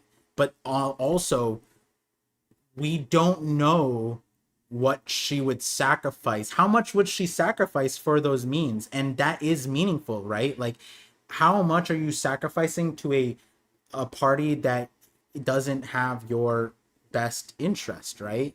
And you don't know what their interests are. If Otahime, I don't know, like what would be a parallel example here, but like they ended up finding the truth about Fisher Tiger, but even the dynamics of Fisher Tiger and Otahime wouldn't be the same as Harold and Rox. To the point that Fisher Tiger, in his death, in a way glorified Otahime's path and said that he was too weak and saw too much evil to be able to be following that path, right? And so the dynamics of that is very different. And I think on its surface, like what Harold is saying, right? Even if it means becoming a slave, right? If anybody from Fishman Island had said this to the world government, that would immediately like be a disclosing thing for you. Would be like a race traitor. I don't know what the word is, but like you would lose all support. You'd be like, oh, great.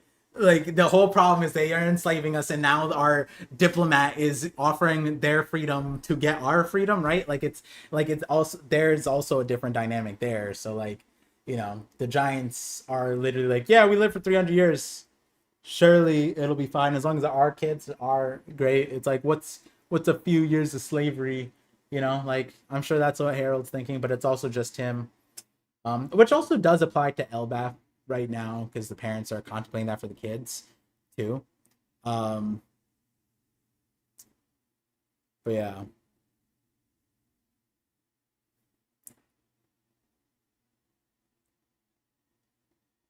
she would sacrifice herself at the minimum. Wasn't that the whole point?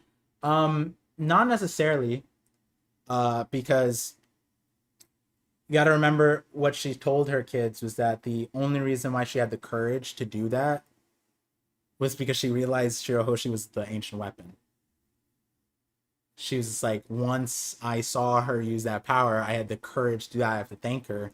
So like that's another crazy different thing that we got like a skeleton of what Otahime did in that scenario. But here's another thing, right? This line always is crazy to me. I always think about this line right here. 595. Its message is this one. The pledge. 594 message. There we go. Here it is. Jinbei is fully against us now. I find it very unfortunate because his joining symbolized peace and understanding between our species and the fishmen. That line is like very interesting. His joining, why do they symbolize peace and understanding between our species and the fishmen? Why is that valuable? Why is that important? Right? Like, why aren't you applying that to the Giants, right? Like if they are so important, like wouldn't that also be kind of cool, right? Like if you had like a peace and understanding with LVAF, right? Like so that it's kind of interesting that that like the Fishmen and Giants as a race were treated in a lot of ways very different, right? Like if this was a thing to care about, his joining symbolized peace and understanding between species and our species and fishmen, then like the whole like then stop enslaving, which they technically did. Yeah, that's why Mosgard ended up all the slaves, fishermen slaves, are freed.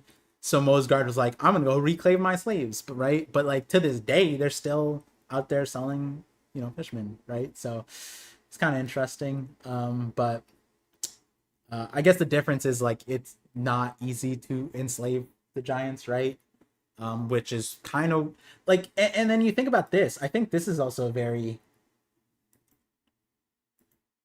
very symbolic.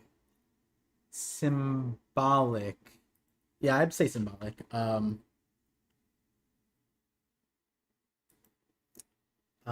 Actually, where is it? Is it, oh,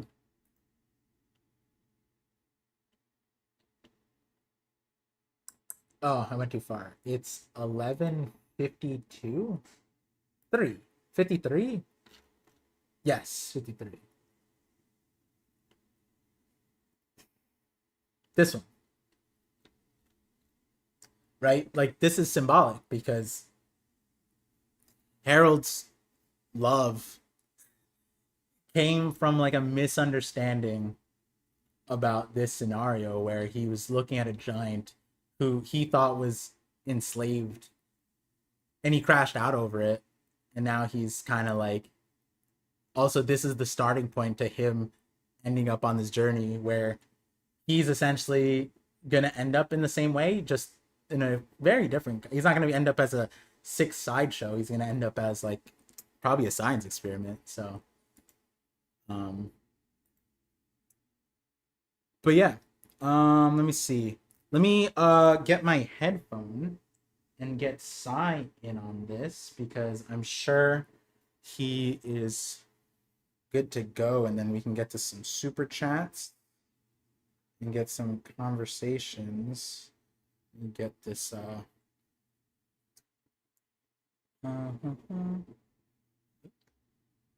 just check my headphones real quick.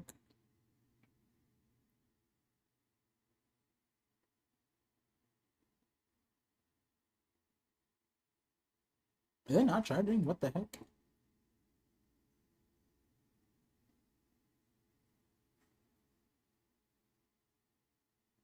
What the?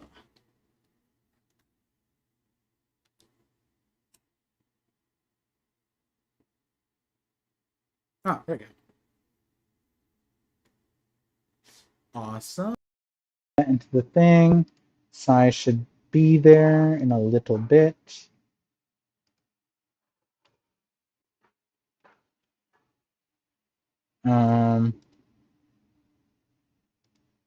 Okay, let me get him in. And then let me change my headphone. Oh, cool. And output device, input device.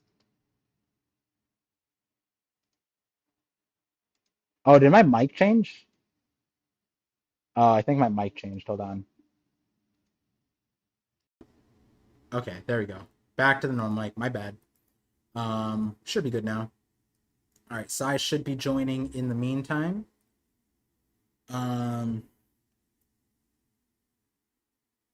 Should be able to hear him just fine. And the desktop audio properties, that being the default, should be fine as well. We'll find out.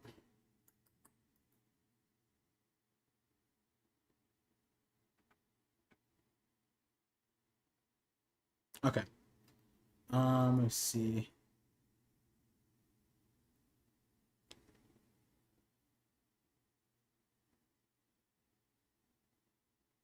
So Harold never looked at the Elbaf mural or saw that 2,000-year-old map. Yeah, Tyrande, I've been thinking about that one. I think that that is something that for me is kind of like,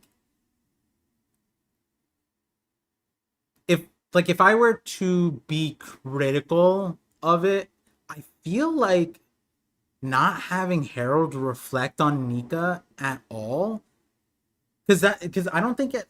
Correct me if I'm wrong. The entire flashback, there's not been a single time when Harold has mentioned Nika, which is kind of weird because every other giant, the moment we got to Elbaf, Nika, Nika, Nika. Oh my god, you're Nika, which is fine because Luffy's there. But then it's also like Nico's very like prevalent in even understanding Loki, right? Like the giants were like, to a certain extent, Loki was probably trying to be Nika, right? Because it's a god of destruction, god of laughter, he's god of liberation or warrior liberation, whatever. And to have the king not mention Nika a single time is so odd. And I think, again, for me, it's a critical miss if we end up leaving Harold and he never acknowledges it unless Oda is hiding something, because I don't think it would make sense for Harold to not have a frame of reference that included Nika. And I think the best entry point was when Ja Rule, whatever, was talking about um the Galila and the ancient giants and that kind of stuff. That was like the perfect time to mention the mural. And I said this before. I think I said it that chapter. I said like, I think what I said was a lot of the criticism, and at that point I was like, is it naivety or desperation? Like, where is he at now? I think it's desperation. Back then, I think, especially when we got the rocks part of it, naivety, right? Like all these things are, he's actually sacrificing without like an acknowledgement that even if I give them what they want, they may not give me what I want in return, even though he had 30 years of receipts of seeing how disproportional everybody else just needs to pay a tribute. Everybody else is just fine. But for him, the amount of work that he did across the world and the barriers he had to cross, no other person had to do it that level, right? Otahime literally went up, got a letter, and was like, yeah, you guys sign enough, put enough names on here, we're good. We're good to go. Which is like a very crazy thing to entertain. Given like imagine Otahime talking to Harold and be like, oh, they didn't just give you a petition? You didn't have to just get a bunch of giants to sign the letter and to join it? Oh, that's kind of, wow. How did your conversation? What, you ripped off your horns and said you'd be a slave? And Otim is like, I never thought about ripping my tail off and like, and becoming their slave. That's a very different context, right? So it's like very interesting, and had him saying, acknowledging that mural, and even entertaining like that picture where Frankie was like, oh my god, a world where all races unite. That's phenomenal. And like that's something that Harold is looking at that picture and he sees that one big giant that clearly looks like an ancient giant and clearly looks like his son even now. Even in the flashback, Harold, you need to look at that goddamn picture, because if you look at that picture and you don't see Loki already, you're blind. You're blind. You don't. I don't know. I don't know what to do with you. But like, if he looked at that and said, "Wow, there was a world where all the races united, and in my own lifetime, I contributed to something that prevent that picture from becoming reality," which I think like every normal person, they look at the picture and they go, wow, like that's so beautiful, you know. And he doesn't get that because of himself, and so it's like he could atone for his own sins, but does he have to atone for the sins of his fathers, right? Like that's kind of like, how far does that go? And it's not like he's not apologetic. And there's one thing for like reparations and like an acknowledgement and a proper set of like um barriers for it to happen again. Like for example, if it was like the ancient giants, um I'm just making shit up, right? If the ancient giants had a ancient giant on every single island, and that was the like what prevented everyone from having freedom, then the navy could be like, okay, it is like illegal. And it's funny because the Elbaf, for whatever reason, has an embassy where you need to get citizenship and a visa, apply for a visa. What a crazy thing. But if that was like a thing that like, okay, giants can join the navy, we can make them international, but they're not allowed to live anywhere else. They can only be on Elbaf as a barrier to prevent what happened in the past. Like that sounds really problematic, but it's also like, oh, I get it. And that sort of makes sense, you know? And then like, hey, here is the twist. Yeah, the problem maybe was that there were giants on every single island, so there's no counter for all the citizens.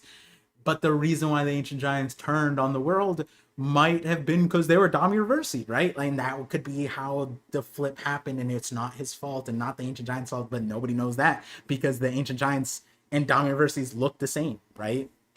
So, um, like that's just like a hypothetical. I'm not saying that's like that's what happened, guys, but I'm saying that's a hypothetical to like what it means to, yes, like you can apologize, you can atone, but there's a certain level of self-sacrifice for that history that doesn't translate to like I'm giving up my freedom for it. And this makes sense. um no, it wouldn't be segregate the giants, it would be more like restricted travel, which, yeah, coming from, got a certain, it would be okay. You know what it'd be like? I'm not saying anything, but like it would just be the ancient giants have an extra check at TSA. You know, maybe and you know what's crazy is our world did crazier, right? It's not like I'm not saying to make a blacklist that has specific names on it, and if even a 5-year-old kid goes there and they got that name and horns, you gotta put them through the TSA check, separate them from their family with the FBI. You know what I'm saying? Which, if you guys don't know, that what happened to me when I was a kid. Very interesting thing. um And it sounds crazy, but we did it, so surely the One Piece world wouldn't find that too crazy, right?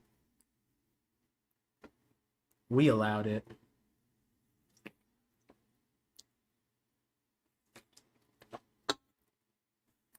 Acting like I'm an ancient giant and shit. Crazy. Um, yeah. Let me double check on Psy because I think I responded.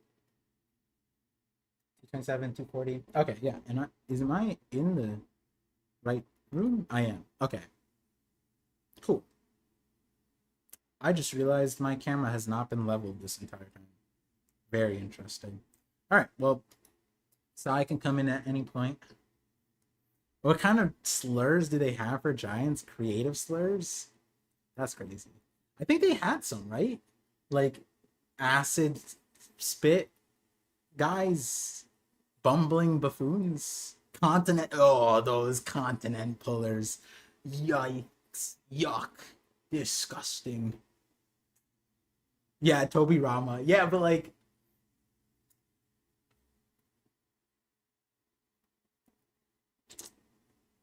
he went too far with it. That was it. Like the Uchihas were a little scary. I'm not gonna lie, bro. Like like he'd look at Madara and be like, nah, yeah, that's fine. Like yeah, I mean, if I speak, Toby Rama the blueprint of that shit in anime, yeah.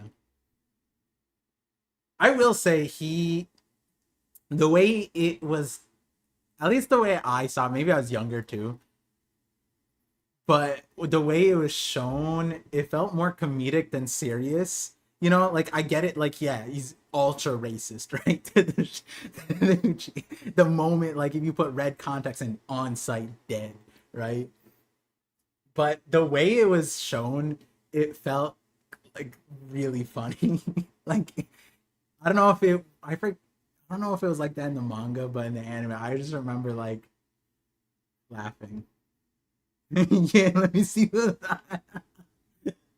Yeah, that'd be the TSA check, right? Toby Rama would be like, check those eyes, bro. Like you gotta put eye drops in them. Make sure that they're not putting contacts in. It's even more comedic. Yeah, yeah. And he still the thing was is like he still had respect, right? Like he still like is like he respected power. It was just like I'm watching you though. Like he's like I know what I know what your eyes are looking at. I mean, it's kind of crazy. They were like the police force. Madara proved Tobirama right.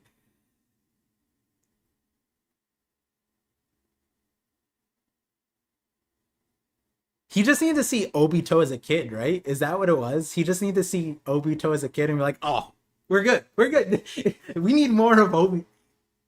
Maturing is realizing that if you have too many geniuses like Itachi and Sasuke to a certain extent, you know, you need Obito's in there. There's no way Tobirama looks at Obito and be like, yeah, these guys are an issue, you know?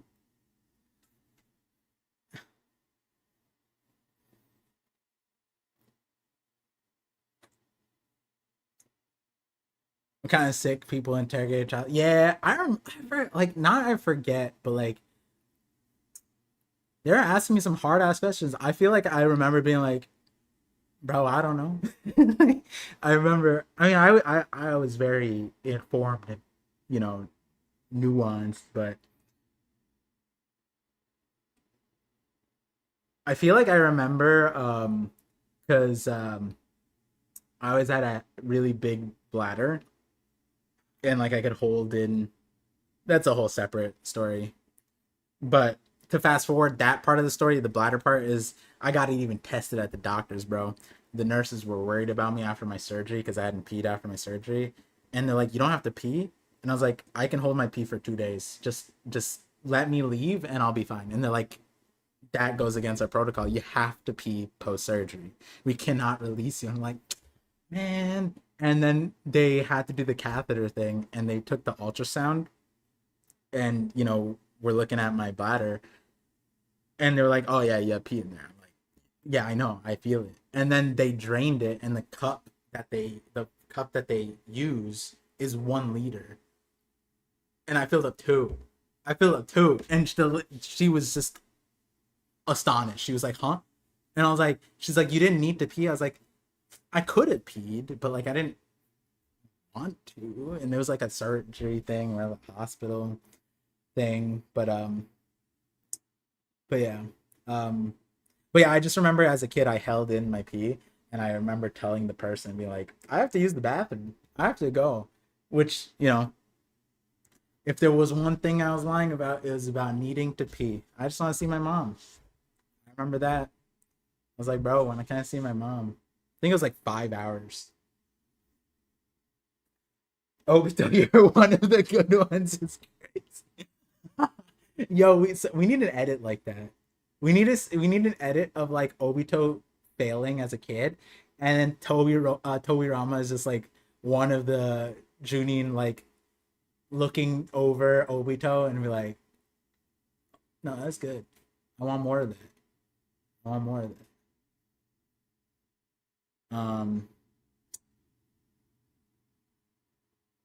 But yeah, trying to think chapter wise. I'm kind of interested because the new tales is the name of the chapter. And I thought I thought that there was going to be more of a focus. I would have liked it more that way, to be honest. I thought there was going to be a more of a focus on the tales that we didn't get, because now the new tales are these guys, right? Like the tale of Kaido, the tale of Garp, the tale of Roger, tale of Whitebeard, Big Mom, Ivankov, Kuma, Jinny, Shanks, Peach, right? These are the tales that the new tales that Rocks set forward. And Rogers is done. We already know the gist of his. Whitebeard's is done. We know the gist of his. Big Mom's, we get it. Kaido, we're past it to a certain extent. And I think that people are also over it. They're like, yeah, we're not going to get nuance from Kaido. Just stop. Dragon, no comment. No comment there. Kuma's, we're past it to a certain extent. No, we're past it. He put his legacy in. He was the closest thing to Nika. He got it right twice, which is insane. He got both of the Nikas, Bonnie and Luffy. Wild. Not like that's. I don't even think Joy Boy or Nika could have been like, this guy got both of them. That's nuts, right? Like that's kind of crazy. Oh, there it is. There's Sai. Welcome, welcome. Vision. Okay, now they can hear you. And awesome. You just turn it up. There we go. Not a bad chapter, right? Oh, I liked it a lot. It definitely worked out with like what I expected with the God Valley thing. The half two. I think I straight up was like, you were telling me like in the podcast, like how many. What do you think? And I was like, honestly, my minimum is 2, but like maybe half, and that's what we got. That's what we got, and I'm kind of interested because, I'll get back. By the way, guys, I'll get back to this whole new Tales thing because I want to talk about it with Side. But for me, like all of this, besides like Rock's being conscious, caring about Roger, good parts. The way he died, I mean, I'm sure people are talking about the Garling situation. I said I wanted more Holy Knights. Maffey and Sommers were like, what's the point of putting them there? Whatever. Stopper, Rayleigh, that was predictable. The island part was the question. How would that go down? And even with like, I don't know what they're describing. Like, I don't know what's happening. Is it like, because like the guy goes, hurry, the island's collapsing, and I'm like, anybody who's there, like, what a stupid thing to say. Like, no shit, Sherlock, like, I'm looking at the island explode. Like, what is happening? And it's like, I don't know if I'd call that collapsing. So I don't know, like, what are you seeing happening here into the island? Did you just like drop? Oh, dude. I have no clue, brother. I mean, yeah, it just dropped, but as far as like why it's dropping, I don't know, dude. It could be because of like just they're all fighting here, or it could be like something underground, could be Emu, could be the Holy Knights. We have no idea. Like, yeah, like the thing for me, right? Yeah. I think there's no hockey. There's none of the lightning whatever thing. So like, okay, it's not usually when it's something like that, Odo put like that stuff. And I'm looking at it, the closest thing to like a normal explanation is Whitebeard. And it's like, imagine Whitebeard just like, I'm tired of this place, Mom. And then he just smashes the whole thing and then he's just done with it, right? It could have been that, but there's also no cracking, none of that. He could have done that. He could easily have created this situation, but I don't think it's that. It literally feels to me that they just set up like TNT all the way on the bottom of the island and just exploded it. Yeah. But like the question that like, I guess when they say and consumed by fog, like curtains closing on a grand stage, is that fog permanent? Do you think that like when they say like, oh, like now is it a geographical feature now? Or do you think they just meant like, oh, just the aftermath?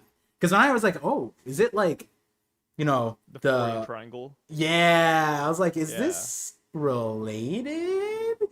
And Yeah, I don't know, dude. I hope so. I would like that. yeah, and then I was thinking like, damn, like what if Moria does have God Valley, but it wasn't the island that he had. It's just like underneath. Like he has this boat thing that has the island. And like you know how he has that crane thing? He has like that pulley and like there's this random like that's his anchor. But maybe his anchor is God Valley. And he just like didn't know. Because like God Valley could be I guess if he has one of the rocks, maybe that could be his anchor, but that wouldn't make sense. But I'm like, damn, like what if the Florian Triangle is literally just whatever happened here? It'd be kind of nuts. Yeah, like an island collapses and then something shoots up to the sky and then a fog rolls in. Yeah, and it just stays there for Yeah, I like decades. that idea. Yeah, Yeah. people have been talking about that one, and it's like it's possible. I mean, at least we know that the thriller bark theory is kind of gone, but it lives on with the Florian Triangle theories now. Yeah, yeah.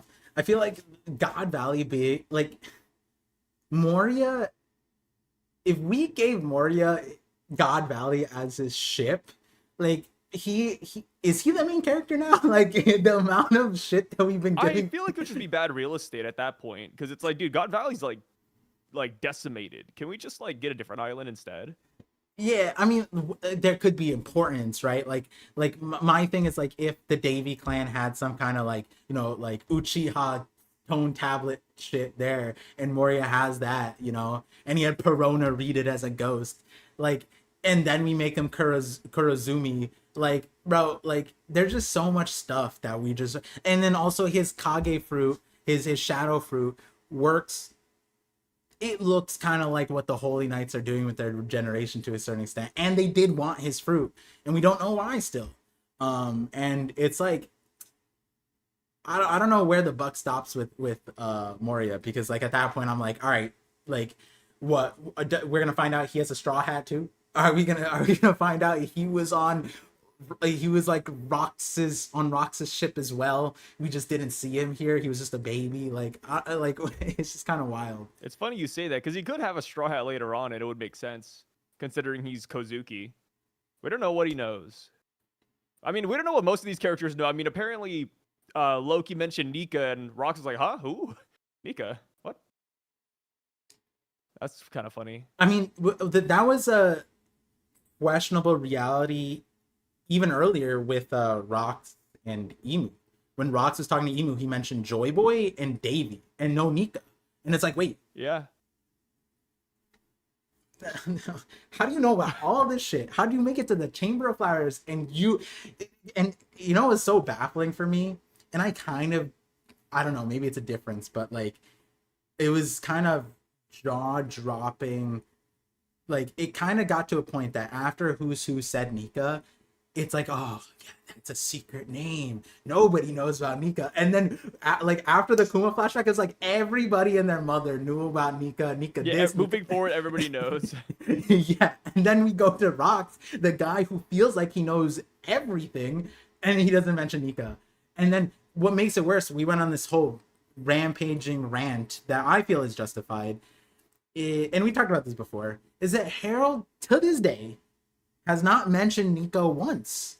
And it's like, what?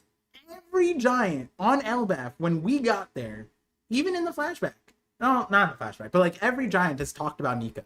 Nika this. Oh, that's why Loki's a criminal, because he thought he was Nika. Like, everybody's frame of reference is like Nika this, Nika that, Nika whatever. And even Yarul was saying like Harold. He was probably trying to be like Nika.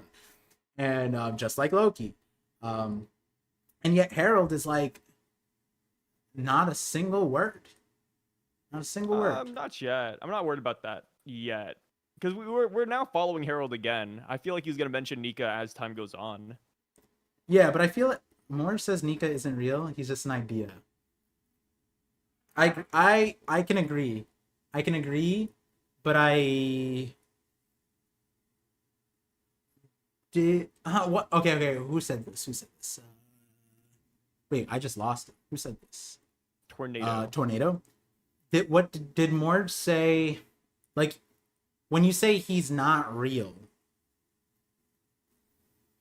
did he mean that every iteration of Nika is separate, or there was a unifying thing that embodied it?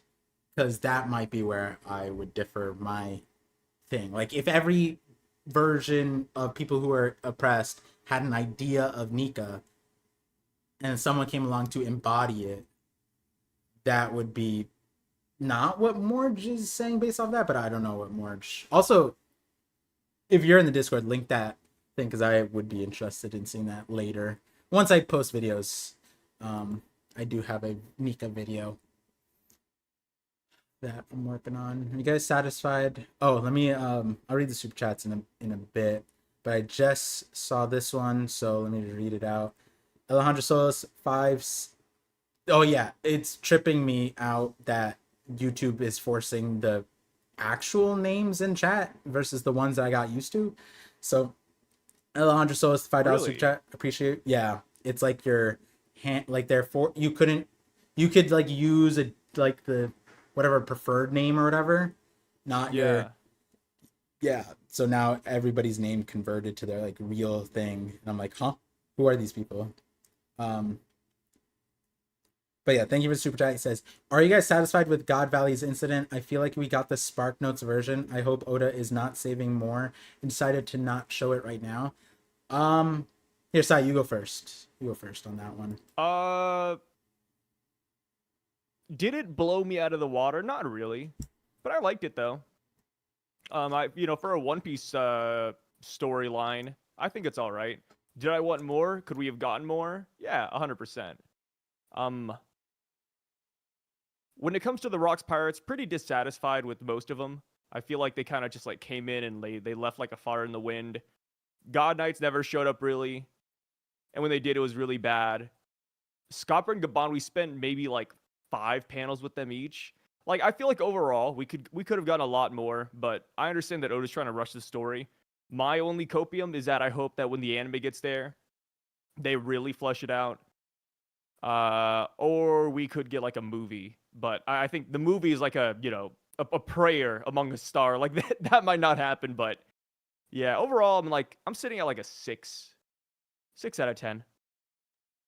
Yeah. I think like again, this was a huge emphasis point of that Fraud Valley video was, and I think I said at the beginning and I said at the end, I was like, I feel like people's expectations of Rocks and God Valley is wildly disproportionate to what we're eventually to get.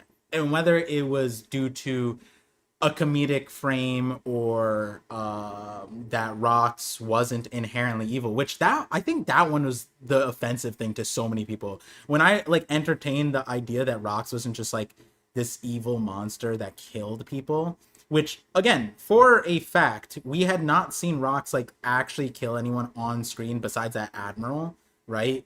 And that one is like, again, I'm not gonna go back and rehash my skepticism with that thing considering the timeline of those events, but when it comes to God Valley, I think that for the characters that it was amazing. And what I mean by that is this was for Rocks and to a certain extent Harold, right? And I think like when Rocks got put into the equation, Harold's depiction got not slighted, but it felt worse, especially juxtaposed to it. But look at this, like this chapter, and I talked about it earlier, was that like Harold in this chapter like got the full focus and everything made sense and felt like normalized, and it's like the moment Rocks escapes the purview of the story, and now in hindsight, when you look at God Valley and who is it for, Roger, Garp, Rocks, Harold, I think all of those characters it was fine for. Roger, it was like Roger, I mean, that was always the question mark with Roger with God Valley. It was like, how would this like relatively newer, yes, respected pirate garner this level of like notoriety at an event that Sengoku was even like rocks and Whitebeard and Shiki and Kaido and all that stuff. And like I was saying, like he did not mention the Holy Knights. And that's where it's like really interesting. Cause like if you did go with Sengoku's thing, he did tell you what elements were important.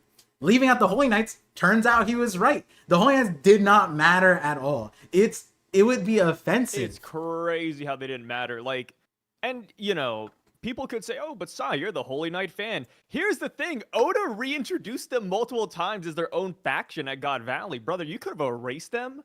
Not much would have changed. Yeah. From like, what we've seen, you even could say in like, this, you know, background details like, oh, like, you know, they helped Celestial Dragons get out or they fought fodder. Like, sure, but we didn't see it though. Even this like, they barely did anything in this chapter. Erase Maffey and Sommers. What would change? And I think that's nothing the issue. Would change. Dude, speaking of that panel where Maffey and Sommers are there, did you see what people were talking about their initial so before we get like the TCB translations or like real translators come in and like start breaking it down, people were making up like fake ass translations and it was so funny. They're like, "Hey, check if he's dead." "No, you check." and then people were like, "Dude, is that the real translation?" I'm like, "It's not real, but it's hilarious." It's like they're like Sommers or no Garling. "Hey, you guys check to see if he's dead. Why don't you do it?" "No, he got me last time." It's like fucking. It's so funny, dude. I was cracking the fuck up. Which, you know, I'm a good sport when it comes to Garling. I love the guy, but I get it, man. He's so easy to make fun of. Like, I can't hate it. Yeah, that like, shit was cackling me. I'm not gonna lie. Poke it with the stick. Yeah. hey, does anybody here have ranged attacks? Oh my god. Oh god, dude, he might be at bad 1 week HP. to be a Garland fan. What if he has regen? What if he revive? I think somebody was saying that too. What if he's regenerating? Somebody check to see if he's regenerating. Yo, and what's crazy was like, God, it genuinely did feel like if he didn't accept death in that moment, right? Because like, what did he say? He was like, "Thanks for stopping me." Right? "Thanks for stopping me." Isn't even, he's not, I don't think he's not saying that about Garling. He's saying that about Roger and Rocks, right? I think in that moment, like, there's no reason to, he lost Eris and Teach in his mind, right? And what he said was, as long as they're safe, everything else doesn't matter. And now that they're gone, it's like, yeah, what's the point? Fuck it. You know, my crew left me. I'm here dead. As long as Roger and Garp get out, we're good. And so I honestly, if he didn't accept death in this moment, maybe he could have gotten up and 1 HP mogged their ass. Which, like, hey, that is why, you know, Garling brought backup. I like to imagine he's like, "Hey, Sommers, Maffey, I need help. You guys, hey, guys. Can y'all show up real quick?" You know, like, this is like, you know, I can't hate it. He's been maxing. He doesn't want to lose again. I mean, I understand. Rox is 1 HP, level 18. Diamond, like, masters player, and it's like the other team is like full of silvers, and they're like, "Bro, do we 5v1 him?" And then it's like, that's when Faker pulls out that crazy highlight reel where he just... Dude, it's also funny that girl that was with him initially, the blonde Holy Knight, he deadass left her behind. He said, "You fucked up last time. I'm not bringing you again." He said, "Yo, give me Sommers or Maffey," which you know, they're equally as useless in a way.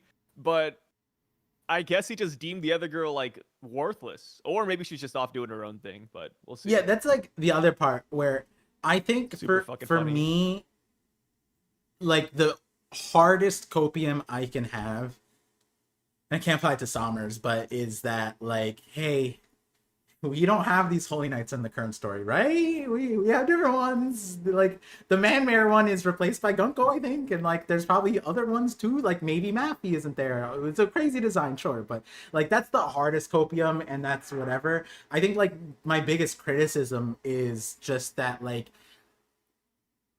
in this scene, just have Garling. In every why bring in the group? Why introduce? Why do that if there was no intention to? There's no point of bringing up the Yeti, like, unless like the Yeti is actually important visually and Maffey is visually, but then like, give them a line, right? Like, give the Yeti dude one word or something. Like, don't just show his ass and then never again. And then like, what? You know what I mean? It's like I don't even know what to parallel it with, but it's kind of like the Holy Knights feel like those details people pull up from a cover story, and they're like, "Oh, guys, like, oh, like this character's gonna die now," and it's like, yeah, all right, it's a cover story, and we don't really. That was like 50 years ago, guys. Like, I'm like, no. I'm not losing hope on all of them yet, Yeah, because we're gonna get them not like in Elbath per se, but we're gonna get them soon with Harold, because he's going up to the Holy Land. So that's why, like, I'm like, okay, like, it's silly right now that we didn't get like a majority of these Holy Knights, but Oda could just be waiting for, like, you know, next chapter with King Harold. Like, because when he goes up there, he's going to see these guys. We know that King Harold has a really nice relationship with Garling and Sommers. So it's like, yeah, we could go up there next chapter and, like, King Harold is straight up dapping them or something. Hey, give me those elbows, boys. Yeah, you got to wonder, because what was the relationship? And, like, I don't know, we don't get the tone of it. But for it to be like, hey, were you visiting his grave? It's like, if they're on good terms, and that's what you're saying, then like, and this is what we have of Harold, like, I'll be your slave if I have to.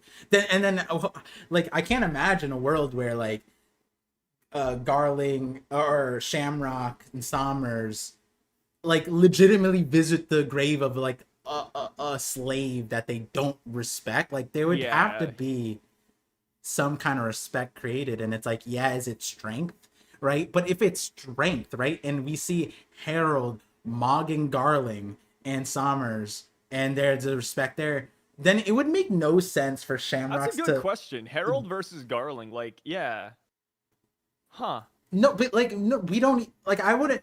It's the regen merchant question, but the difference is that Oda showed us that Rox and Harold even clash.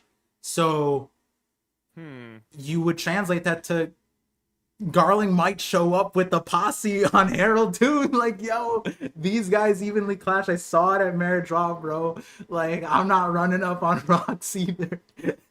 Like, and you know what?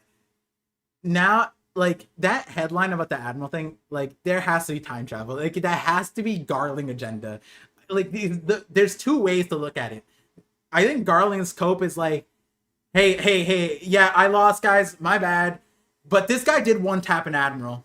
All I'm gonna say, you know, like, have you lost to this guy too? You know, that's his cope. It's like, yeah, he's kind of cracked, right? If he didn't have that, like, you know, on paper, like, yeah, he cracked an Admiral. Of course, he's difficult to fight. Like, you know, I don't know if he could cope it with himself, but then he sees Harold, fights Harold, and maybe he's like, oh, he's just big. Right, but then that's where I don't get, like, Shamrock's having that cockiness and arrogance for Loki, and being like, yeah, even if you weren't tied up, I'd beat your ass. And now I see the Holy Knights, I'm like, nah, I don't believe it. You're just not convincing me. Like, and I'm not saying I'm right, but I'm saying that, like, my instinct of like, yo, I think that Scopper 3v1s these Holy Knights, and like, it needs to be that he throws it for Colin, and it wasn't even that. It was that Colin threw it for him, and he's like, shut up, son, don't say it. And then Colin's like, hey, Dad, save my ass. And then Gunko's like, perfect target to get this guy who can clear all of us alone. Oh god, yeah, Scopper doing that really, it's just, there's no place where the Holy Knights feel good. The only place where it feels good is that Dragon is like, the war starts. It's the only part now where I'm like, yeah, I'm afraid of the Holy Knights. When I look at that panel, I'm like, they're gonna be good. And then everything else, I'm like, yeah, I don't know about these guys anymore. Yeah.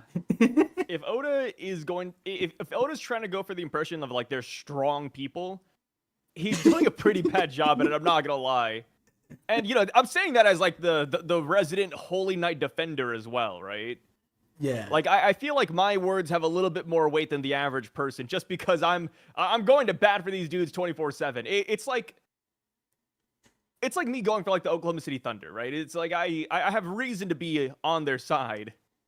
You got that homeland advantage, that Dami Reversi, you know? Exactly, and I can't be on their side right now because it's like it's pretty bad. Well, I mean, I'm gonna be on their side regardless, but yeah, Yeah. No, it's just like I these think guys the best, dude. so going back to the super chat, and I'm gonna go to the other super chats. I saw that one and it was a good jumping point for because like now we're done with God Valley to a certain extent.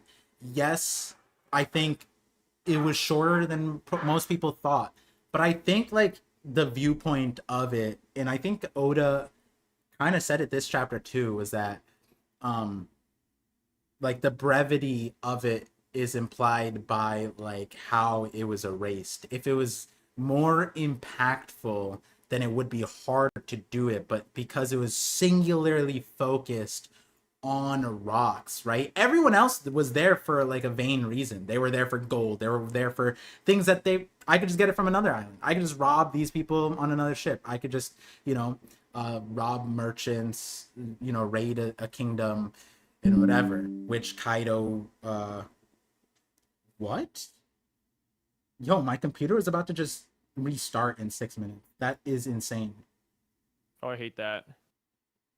That makes no sense because it's supposed to not do it when I'm active or during active hours. And it's just like, you have 6 minutes until I reset this shit. I have an idea. Why don't you just slap the shit out of your computer, teach it a lesson? Yeah, You've been a bad boy, computer. Yeah. Did you give your computer a name? No. Oh yeah, you should name it, and then like discipline it. You know what I mean? You into clankers? I didn't know you're. No, I'm not into clankers. I'm just saying generally, you gotta discipline that ass. Teach that computer what's up. Yeah. Oh, you've been a bad box. What was I saying before? Ah! Oh yeah, the brevity of God Valley. I think the other part of it is like there's obvious things that Oda is hiding from us. And I think that given those things, Davy Clan, he added in. And even then, I think we got a good amount of like interesting info. And let's also add in the Oda timed the magazine cover to also reveal that blue hair, which, I'm not going to say adds to the whole buggy thing because, I don't want to start. It adds to the buggy thing. But to me, that blue hair and the Davy thing definitely is very important at the moment. But then you add in that Oda brought in Emu. And for me, once we got Emu, God Valley changed immediately. God Valley, for me, as like a expectation for the God Knights, completely garbaged it. As soon as Emu shows up, there's no point. And that's why it's sad for Elbaf, because like I want to see more. But when the first notion was we ejected Shamrock. So now we're separating, we're taking away the golden child's face from the arc. So now we don't care about making him look good. But now we have God Valley. Oda has no qualms of making Shanks's face look pitiful as like there's no, he's on his back saying damn it, losing to rocks, and that's Shanks's face. I didn't know Oda was capable of such slanderous things, right? Every time King of Lightning looks at that panel, he sees like, oh shit, the Shanks agenda. Oh shit. It like a thorn is in his spine on that one. And so like when it comes to God Valley, like I think that there was, as soon as we got the elements, it made sense that it got shorter. Emu, Davy Clan. God Valley became way bigger. And I think it was also interesting because we came into it almost comedic. Like, oh, the crown jewel of Hachinosu is Shaki. They're all gooners. Turns out everybody's just normal ass dudes. Oh, people hated that. That was so funny. I loved it. And again, from my frame of reference, I was like, yeah, like I was like, hey, there's could be a comedic angle to God Valley, and if Oda does it, don't be mad about it. Don't be mad. And then, so when I'm looking at it, I think that the main thing is that if we got God Valley and it didn't give us like a something to like think about it and look forward to, then I'd be upset. But we got Davy and Emu spells, like Emu's showing up, taking over Saturn, and the way it was done in that conversation, that was really good. If we didn't get that and we still had the same portrayal, then it would feel terrible, right? Like, yeah, I don't give a shit about Garb in this. We could have got that from other stuff. I don't give a like Dragons was good. I think Dragon entering was good, but I think from what we got from it, it was pretty good. For going back to it, I think like 7 because Goon Valley is amazing for me. I don't know. When I watch Shrek 2, I love Shrek 2 because of the whole, oh, we got to rescue Fiona ass thing. Yeah. So it's like, man, like I love the whole like let's save Shaggy plot line. Yeah, I think that was a big W. My biggest demerits, and Sai said this at the very beginning of his thing too, is the Rocks Pirates. I think the Rocks Pirates was the single. I think every faction, in my opinion, was a little bit underwhelming. They could have. I mean, it could have been better, right? I think we can all agree on that. Like, and it's just. I think somebody mentioned it earlier. Like, is Oda actually trying to rush this? And it's like, I think he is, because if he wasn't, then there'd be no reason not to spend time with side characters. Like, we could have spent more time with Shiki, Kyowo, maybe a little bit more with Marco Polo. Like, we literally could have gotten so much from other. I mean, it's a joke, but like Barbell, maybe even Bogard. Like, if they had a chance to shine or time to shine, it would have been here at God Valley. Yeah, but we didn't get that. I mean, even. Ooh. Oh, and it cut out. I don't know. The God Knights, right? Oh, and it and cut then out, we know like... that there's like a 1,000 names. Nobody knows anything about them. Somebody said, "Oh, somebody said, yo, is there a Lunarian on Roger's crew? There's a guy with wings." Yeah. And it's like, bro, the thing is that these guys are such fodder that people are just now noticing that he has wings. He's always had wings. This isn't the first time we've seen him, by the way. Yeah. But he's just so ass that nobody cares. And if there was a time to flesh these dudes out, it kind of would have been here. Maybe we'll get like a Roger flashback later, but you got to be honest, like we could have gotten a lot more. Yeah, and I like I said it this chapter too. I was like, yo, Oda likes the. I don't know his name. Like, I keep forgetting it. But that dude on Roger's crew get mad screen time, bro. And I'm not gonna. I'm not gonna screen time. Okay, you can't call it screen time when he's on the background. No, he's in the center of the page. Where is it? He's literally center page. He's off to the right. He's off to the fucking right. Don't you say he's center page. Dude, he's next to Rayleigh. Why is he next to Rayleigh and Shockey? Why isn't Roger They're on on the that same side? crew. Okay, his name is Doringo. Oh, wait, that's actually a crazy And name. his wings are apparently Doringo? just the part of his jacket. Doringo? Yeah. Well, and his wings are only part of his jacket. They're not real wings. Doringo's actually interesting. That might be like a name that has some consequences to it. So Doringo, his jacket probably has like the wing no me or something. Remember, guys, we're calling it Garling. It's actually Garingo. That's actually his name in Japanese. So Doringo rhymes with also Garingo. Sorry. Crazy. Me and Par are going on like a whole thing here, so I don't read. I mean, I'm not like saying the comments out loud, but I'm reading the comments. Mm-hmm. First up, I don't think Kaido and Big Mom would take down Emu. Second up, I did see the NBA collab. Did you see it, Par? Like last year? No, they did a NBA collab like yesterday. It looked really cool. Oh, like NBA entirely or like a team? Because I saw that last year. Entirely. Like, oh shit! Yeah, what? they put some of the straw hats. I think it was just Luffy and Zoro, and then they had Shanks in there. I think, yeah, they had like a bunch of random ass pirate. It was cool. Wait, let me send it to you. Dude, One Piece is getting so much mainstream. Like, it's so insidious. Like, you see the like there's good stuff, bad stuff, but dude, like international. It's Luffy and Nika form. We got Sabo, Nami, Law, Anel is. Can you send it to me? Up there, Shanks, Sanji, Yamato, and Ace. Send it to me so I can pull it up on. That shit is so fire. I might make that a thumbnail or something. I don't know. Ruin it by putting it in a thumbnail. Clickbait. Right, here you go. I sent it on Discord. Right. But it's very close. Oh. Yeah, maybe you can show it on screen. Oh my god. It's nice, wait, isn't it? Did he draw this or is this Kuroko? Like, is this? Yo, Yamato's I don't looking know who drew good. this, but Anel looks tough up there wearing the Thunder shirt, bro. My guy. This is He some didn't forget about Anel, man. Anel is still relevant. Yo, Nami and Yamato make me want to watch W. Yo, Nami looking crazy, bro. Dude, they're all looking crazy. Dude, I'm like, because like I'm looking at this like Kuroko no Basket, and I'm like, Zoro not putting up threes like that. What the fuck? Zoro's just Doing in the the fadeaway. back, just lobbing. Like, What does Law do? Law doesn't even have a basketball now that I look at it. Maybe it's behind his back. oh Oh, yeah, wait, yeah, no, it is. he's doing the It looks like Kuroko. he's doing like, He's throwing it behind his yeah, back, straight up. he's doing like a behind the back elbow pass. Yeah. Okay. Sanji's dunking. What is happening? Well, these are the wrong. Someone needed to consult them No, on who to it's put so where. sick. Oh, yo, Ace and Yamato, that ship. Yeah. It's crazy. Putting them right Everything there. about this is I love the lineup of characters. All we're missing, it might sound like a meme. I think we're missing Kid. I think Law and Kid should have been like together or something. I'm not gonna lie.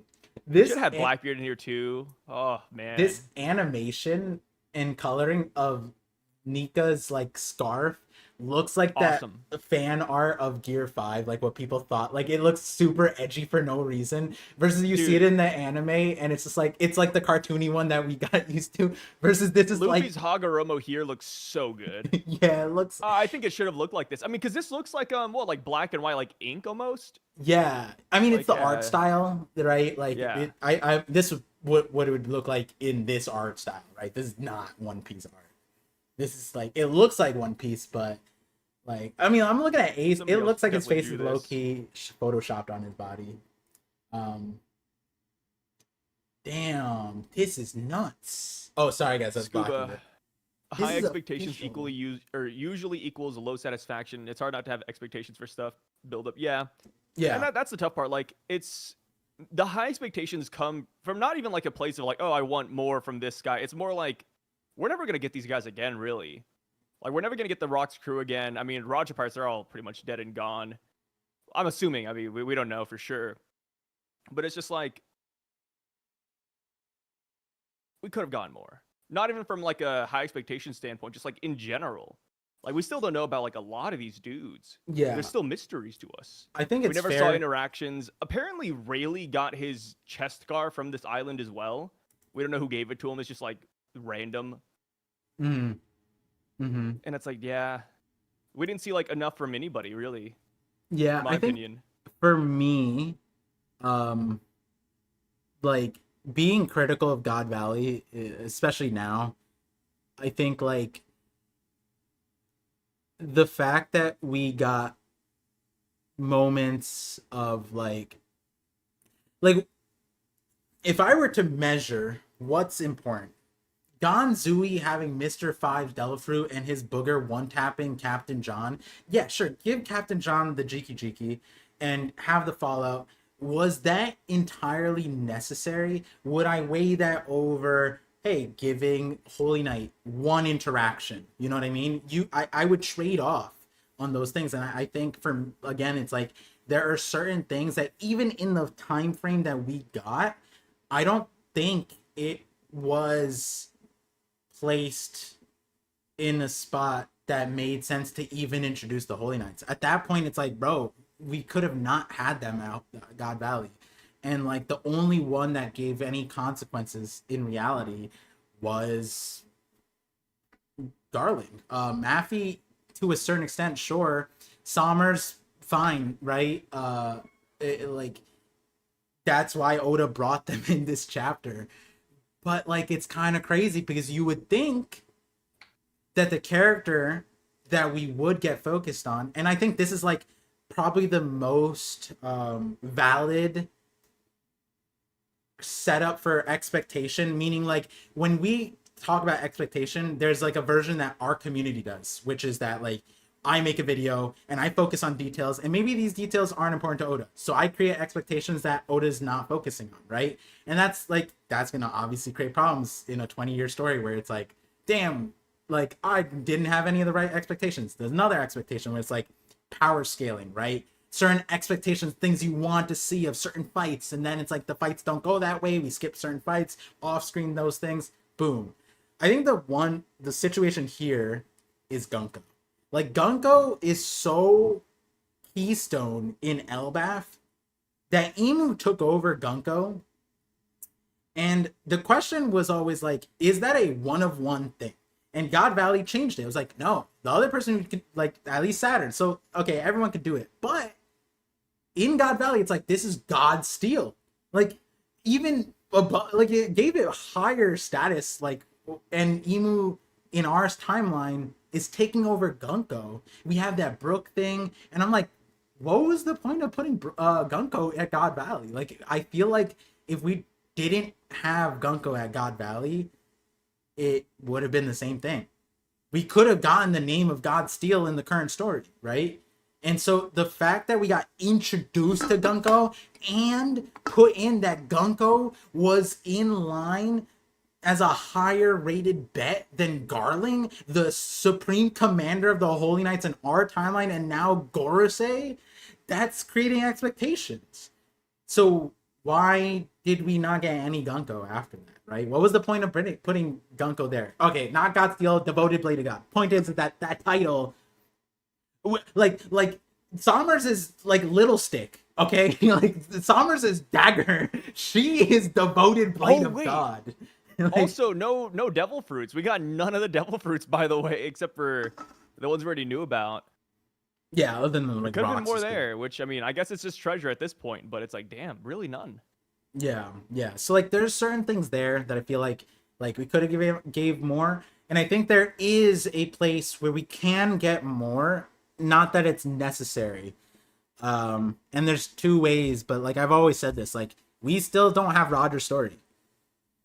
And in particular, Roger's story after this moment is the most impactful story in One Piece, because that set off what created the Luffy's and the Blackbeards and whatever, right? Like the era of pirates, the golden, that was Roger, and that was set off of the reverberations from rocks.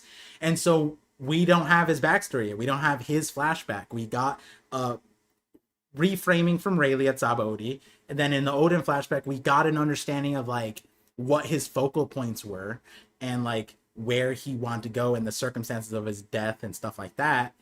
And then through this we understand that young Roger was just a strong ass dude who's no different than you and I when faced with a really hot lady, you know, just a normal ass dude, you know. And Rayleigh is, you know, the rock, right? And then, but after this moment, you know, we could get somehow a flashback in a similar situation from Rocks, where it's like, we didn't think we'd get a Rocks full flashback in Loki's flashback, in Harold's flashback. That sounds insane. So maybe we get that from Roger, from someone, and we get Roger's full thing, and the starting point is God Valley. And maybe there's some things that happened and between him and Rocks, you know what I mean? Like, and conversations with him and Rocks, because that was something that Oda kind of did off screen in reality, right? Like every interaction between Rocks and Roger was kind of like shorthanded.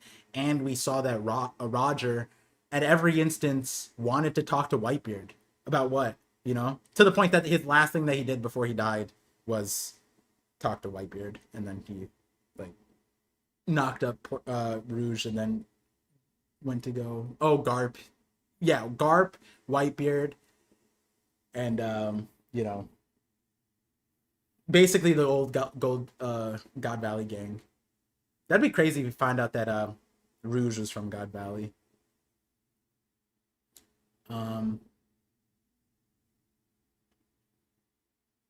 When are we gonna get more Rocks?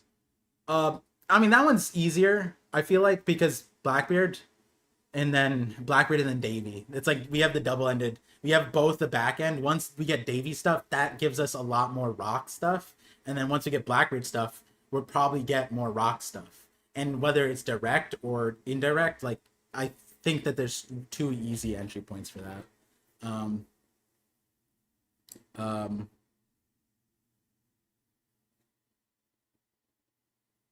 Yeah, I feel like I got enough of rocks. It's just that like the main things that Oda obviously was hiding was everything related to Davy Clan. Like 100%. He shows up at Emu, and like that has to be Davy related, right? Like that has to be like there's some kind of Uchiha stone tablet ass thing. Like there's a spooky ghosty in a room in a garden on Meritron. Just like it's like some riddle on top of the blood-soaked serpent rock lays a garden of flowers, and there you'll find the peak of the world, right? And then he went there. It's like, I wonder what it looks like. And he goes there. He's like, well, shit. I can't fight that yet. And then he leaves and creates this like 20-year plan. And then not Emu, Garling happened to pick his homeland with no, like, man, like there's no reason. He didn't sleuth it. He didn't figure it out. There's no, you know what? I'm gonna say it. This is like, Oda's trying so hard to aura farm with Garling. Like he's showing up like lean forward in this thing, like he's doing something, stabbing the dead guy in the throat. And there's like not a single thing I can compliment him on. Like he's just like, it was a good stab. Yeah, it's a good stab. You know what I said after? People are saying though that people are genuinely saying that Garling is the reason why God Valley is sinking. I get it. Was that powerful? He did the law thing. He extended his blade through rocks, and it touched the foundation, the bedrock. Oh yeah, he put rocks in his. It's like Shock Willie bed. From Law. Yeah, that is essentially what Garling did. Yeah. And you know what I said after this? I was like, hey, this is like I don't see a body. And guess what? I've seen people come back from explosions. And I was like, you know what? In fact, I've seen people come back from being stabbed in the neck. And then there's like Drake, and he got stabbed literally in the neck, and he's fine. Perfectly fine, to be honest. Maybe, you know what? I wouldn't be surprised if there was to be more Rocks isn't dead theories coming out after this one. Ooh, those are going to be the bangers, right? Right, Sai? Just like would you put them in the above or below? Shocky dies at God Valley. And Shocky yeah. Hey, the Shocky that we see on Roger's ship, it's not the real Shocky, let me tell you. Yeah, be aware, guys. That's actually the black-haired lady, God Knight, that just disappeared. Oh no, she's not black-haired, she's blonde-haired. Sorry, my bad. I keep on forgetting. But yeah, this I mean, like, the other thing, too, is reading God Valley out, it was really exciting. It was really exciting. Yeah, I still enjoyed God Valley. It's just, for me, the Holy Knights, I care about them less than the Whitebeard, Kaido, Big Mom. And that's where, for me, I think it's valid to have the expectations, because we got the frame of reference for the Yonko to be like, oh, yeah, they're the Rocks Pirates. And, like, we got stuff, but like that was where it was like, it wasn't as like their wounds feel shallow. Like the Kaido trauma feels like I'm sorry, bro, get over it. Goofy. Yeah, get over it, bro. Like, yeah, your captain hit you one time. My bad. Like, shit. I'm sure Roger's out there beating Shanks's ass every goddamn day. Like, this is not that problematic. It's just kind of interesting. And then you layer on that, like, hey, he grew wings and horns, and it's like, but let's not talk about that. Let's get to the super chats. So we got Pats with the 27 months membership. Appreciate you. Said Buggy is Rox's kid. Theory lives on. Okay. Again, clarifying, even in my video, I did not say that. But people in the comments are like, hey, what do you think about this? I was like, I'm not going to shoot it down. I think that there's an association. If the hair is blue, my closest and probably highest plane that I'm going to is that just tells me that Buggy is probably Davy Clan. And that is a question mark that we have to figure out. And maybe that's something that Roger kind of like puts 2 and 2 together. It's like, hey, they were targeting all the blue-haired people on this island kind of hard. They like didn't go after they only went after the blue-haired people. And then he comes across a blue-haired kid and he's like, maybe I pick him up. And you know what? That would kind of make sense given that like Whitebeard picked up a Davy clan and Roger picks up a Davy clan. Hey, that'd be kind of interesting. Yeah, we could come to find out that the like blue and red hair is like very symbolic in the Void Century. Yeah, I get. Sorry, I was reading Naruto comic. It's crazy that Par thinks Rox's soul is trapped in Buggy's. People really be typing shit like that. Like sometimes I look at the comments and like, so are you saying this? And I'm like, I forgot what I said in that video, but I don't think I said that. And I know I said some crazy ass things before. I feel like Par would still claim that Rox is a fraud video if it turned out Buggy was Rox's kid. I would say I was on the right path. If it turns out that Buggy is Rox's kid, I don't know what. I couldn't have feared. That's a crazy one, guys. Whoo! I wonder. I had a friend who thought that one time, but like me, no, that's crazy, right? And better blue-haired people than blue-skinned people. Am I right? We don't like those avatars here. Which is so ironic because I have a video saying that Buggy's Fishman. I don't Like mind that's Fishman. that's I an just don't actual like video. avatars. Oh god, that's so funny that you said that. Better blue hair than blue people. Well, that's funny, mate. What if he's both? What if he's a blue-haired, blue-skinned person? We just don't see. He just doesn't have enough melanin in him. He's a light-skinned. He's a light-skinned fish. Oh shit! Wait, that's so crazy because like Chimney and Kokoro are like light-skinned fishermen. Oh jeez. Yeah, like. Eris pregnant, perhaps. What With the who? Hime? Like another Blackbeard, like a. I guess that's that's where Brownbeard comes from. possible. That's not It's impossible. possible, yeah. Blackbeard could have like another brother or sister out there. Or- That's kind of interesting. And it doesn't have to be Rox's dad. She was up there with. She literally said, "I'm a part of the Davy clan." You know, like we don't. What if it's? I don't know if like. It's not like the Mormons, but like there's some groups out there that like. You know, pass around concubines, right? Concubines. That's a thing. Shout outs China, man. Well, more than just China did that. Pretty sure. Like, Well, yeah, actually. but you know, I think of concubines right now. I'm just thinking of China because of the Well, that's Apothecary just Diaries. because you tapped into your lineage factors with that one, bro. That's big. Yeah, dude. I saw this one. I was watching this TV show, and there's a white guy on there. And let me tell you, man, he looks so Chinese from like certain angles. Anything's Keanu possible. Reeves? No. Because he's actually just like Asian, Chinese. Keanu Reeves? I don't know what Keanu is. I'm not like the Yeah, he's half biggest Chinese. Keanu Reeves fan. Let me look up Keanu Reeves' like parents or something. Yeah, we talked about it before. Buggy's a living meme. Was it His back? family's Yeah. ancestry has Chinese in it. Oh, I thought it was half. That's crazy. But his mom is English and his dad is American. Damn. Who is this guy? Is that his who is this guy? Sent Sai on a rabbit hole on Keanu Reeves. Oh yeah, his grandma's Chinese as fuck, bro. That's crazy. Dude, his grandma is super Chinese. Okay, what does that mean? Like name, look, or like what are you Like- talking about? Like she's holding chopsticks in the picture you're looking She's at? giving Like, off the vibes that she would rub like Tiger Balm on you or something. so she's just You know what I mean? Like you go Chinese- to her house and she's got a pot of rice waiting for you, man. so she's just Chinese lady old. Like, are those the adjectives? Yeah, I'm- just think of like an old Chinese lady and that's her. I mean, that's yeah. Yeah. She Okay. she maxed out the Chinese trait. Chi- Yeah. She's like level 99 in Chinese. That's crazy. Wow, that's cool, man. That's Alejandro awesome. with the 24 months said Garling has Rox's head on display. God Valley champion. Yeah, That'd be like cool.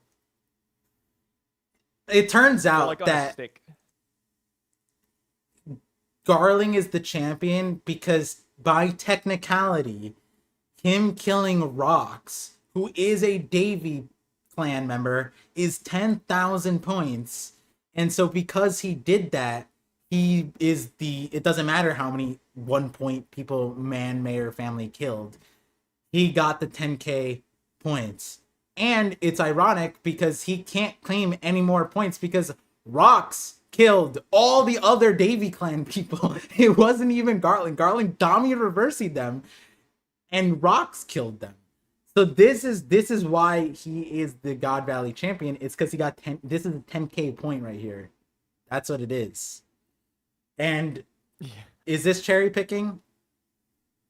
I don't know. He has two Good witnesses. job, Garling. Like, I would love it if Summers scoffs at the title. Like, we get it, like, the announcement, the Supreme Commanders, now the Gorders say, the champion of God Valley, and Summers like, yeah, okay. Like, I'd love that. I'd love that if Summers did that shit, right? But that's what it is. It's, You know what they say? Reality is often cruel. The reality is that Garling, man, wasn't really a champion per se.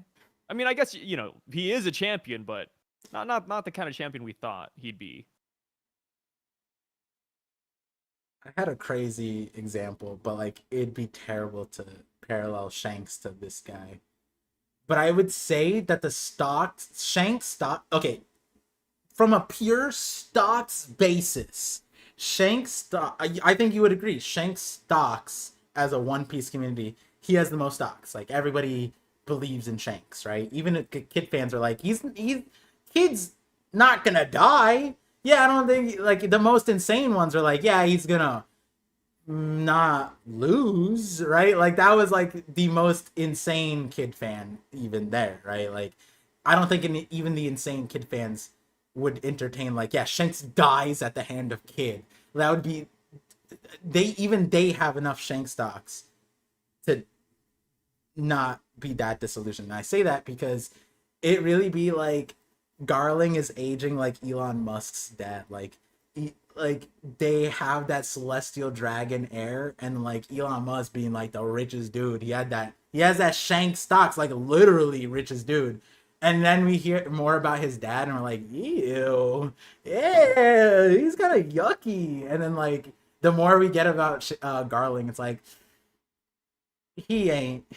None of this shit is worth it. Like he doesn't live up to the standard. Not that there's a standard to live up to, because it's all kind of yucky, but like it is kind of. I hope one day, maybe, you know what? There's something we're missing. Something we're missing is that What's up? Oda never said he was the strongest fighter. He just said he was the champion of God Valley, and yeah, that is a test of strength to a certain extent. But the real path that he put Garling on was the path of science. Wait until this dude faces Chopper, my guy. Oh, that fight's gonna go nuts.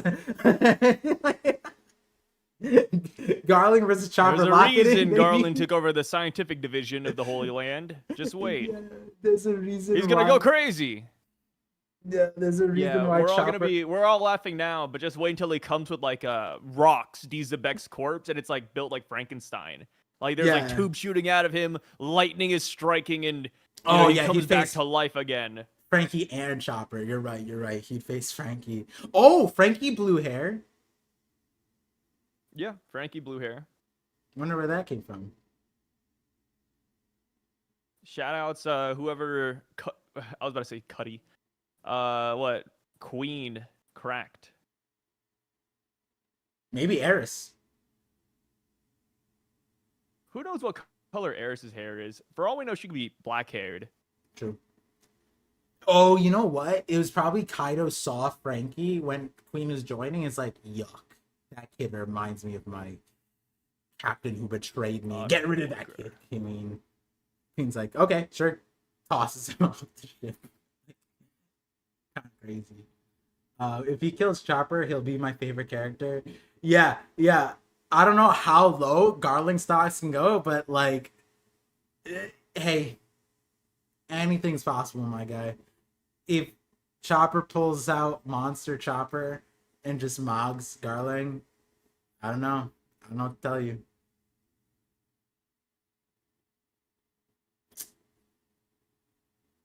Um, Dork, invent me a battle suit. Or Chopper will load if he's gray. Yeah. The thing is, like, I'm waiting for the PTSD. I need him to stand face to face against Blackbeard, and then Blackbeard does some like crazy aura farming. Like he's like putting on airs is what I mean. Like Blackbeard's like, oh shit. Like kind of what Rayleigh did to Blackbeard. Like Rayleigh's like, I'm not confident I can win this. So I'm just gonna blast hockey and just hope they like don't want to mess with me. Right? I want it to be that Blackbeard does that and just it's like, you ready? And does it. Knowing that he probably can't outright win right there, and then Garland pisses himself, and then he starts seeing rocks, and it's like he just starts crying, and then just like runs away. That'd be insane. That'd be insane. But I could see it happening, like Kaido to Odin, but like crazier, you know? Because you got to remember, it wasn't just like Odin.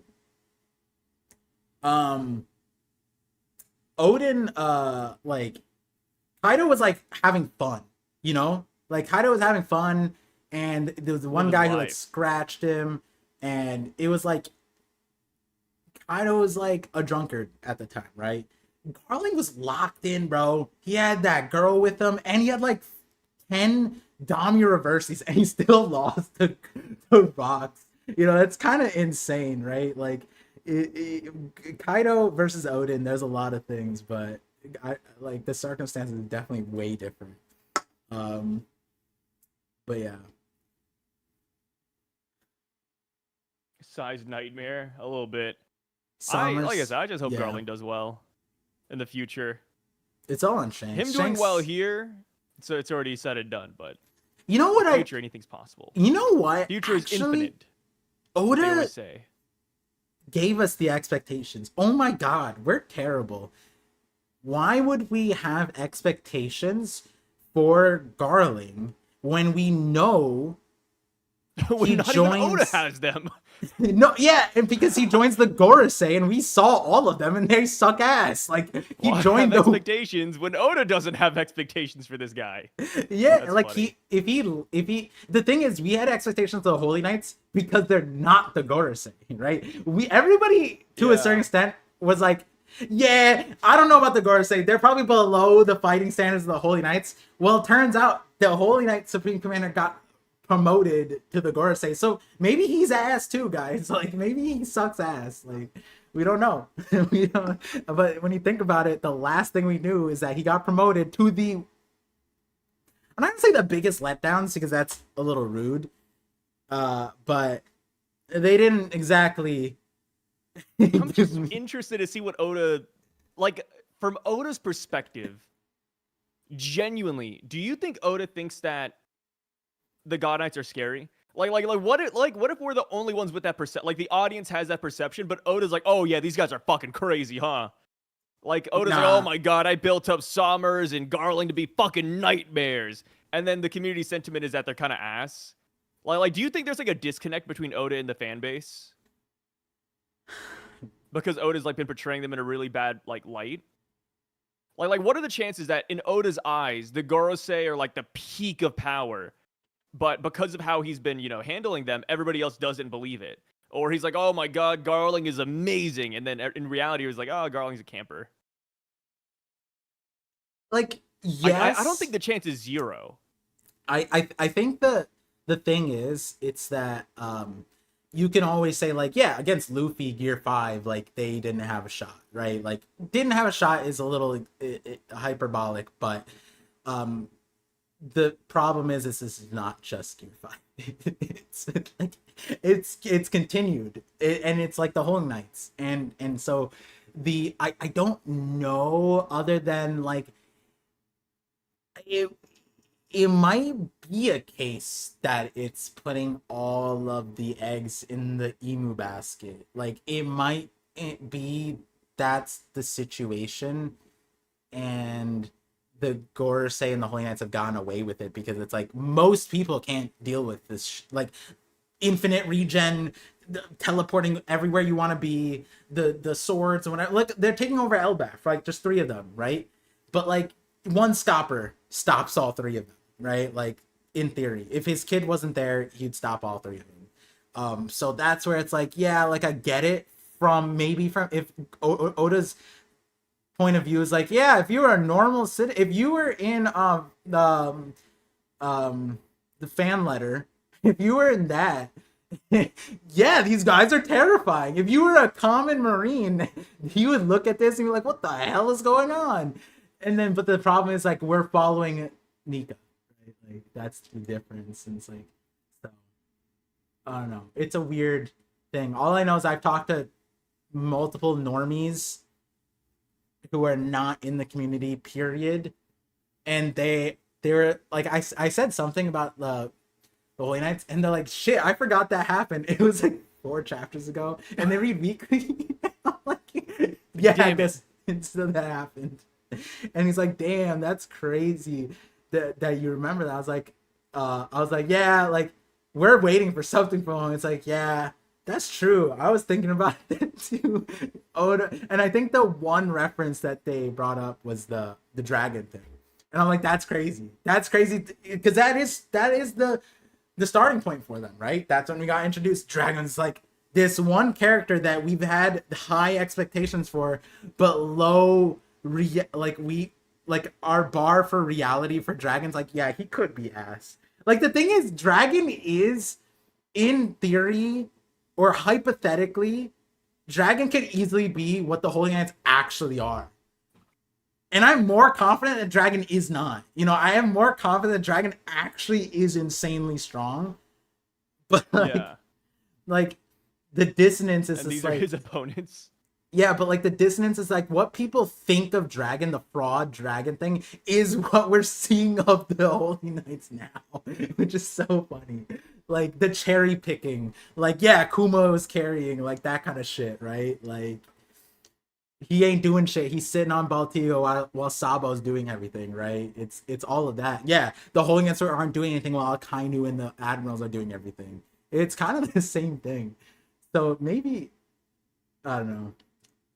I do think Dragon, especially the stuff that we got. I like the stuff that we got from Dragon and Garb. That was cool. Dragon and Garb just no words, basically just. I love Garb, dude. Yeah, I get it. And then tosses the key to him. That was cool. I like that.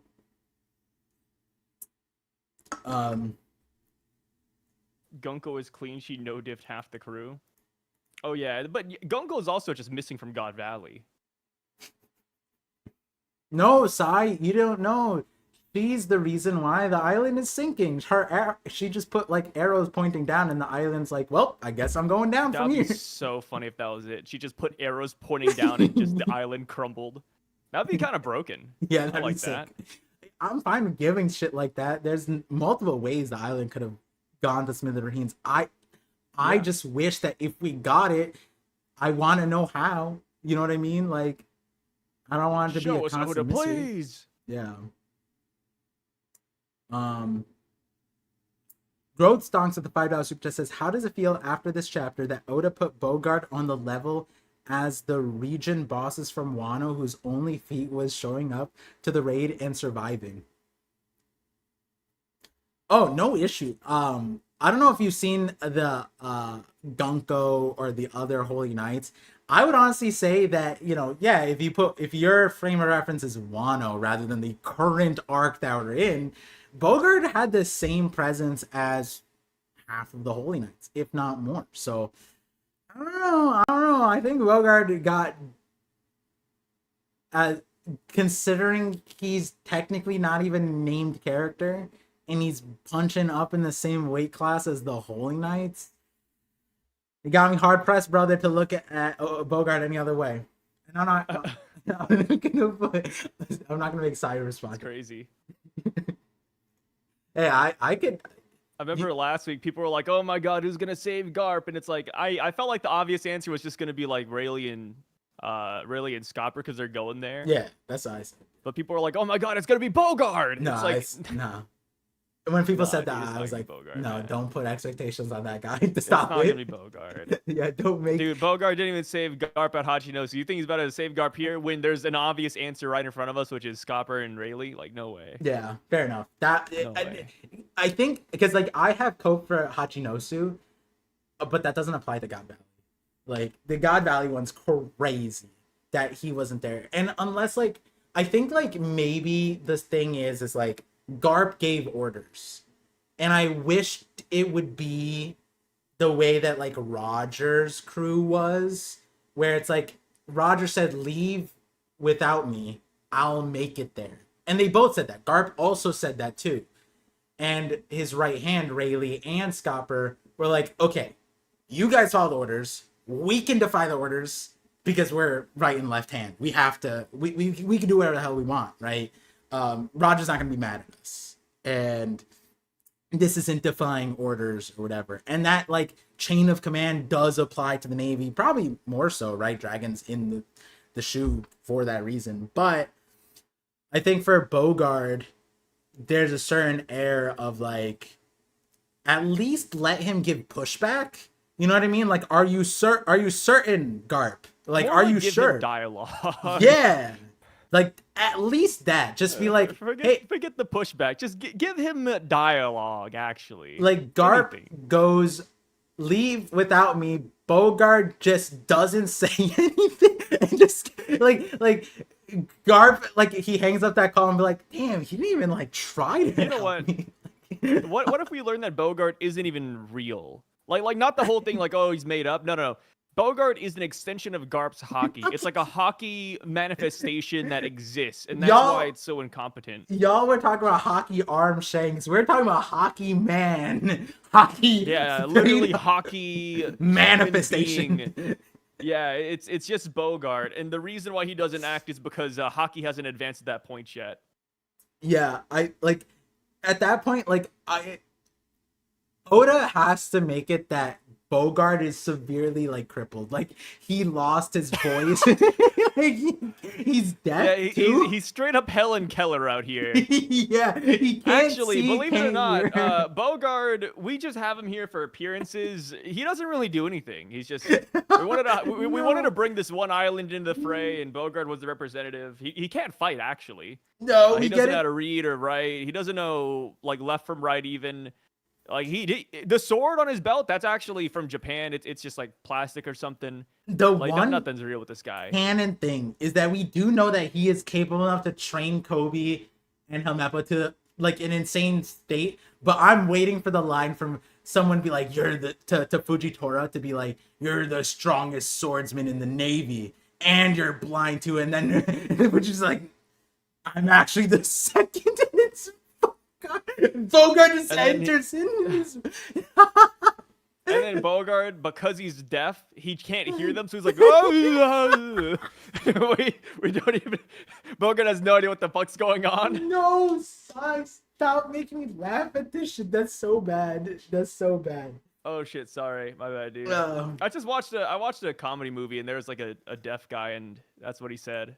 Yeah, like verbatim. I know. It's just that was crazy. What would Oda put in the text? Doing like lore accurate like noises, dude. Come on. That would be insane if Oda did that and then had Uga on the text. Bogart, what is his first line? Oh my god, it's his first canon line. What is it? All right, so I'm gonna count to 5. We're gonna be done with it. All right, we're gonna be done with this. Okay, yeah. No more Bogart. No more Bogart. 1, 2, 3. All right, we're good. We're good. Swear to God. Oh, that's terrible. Lore. Yeah, we don't know if it's the lore. We were making that shit up. All right. Of course. Alejandro with the $5 super chat says, "Oh, we read this one. Are you guys satisfied with God Valley? I have a feeling we have the Spark Notes version." Yeah, read that. Again, I think the most consequential thing is the island part.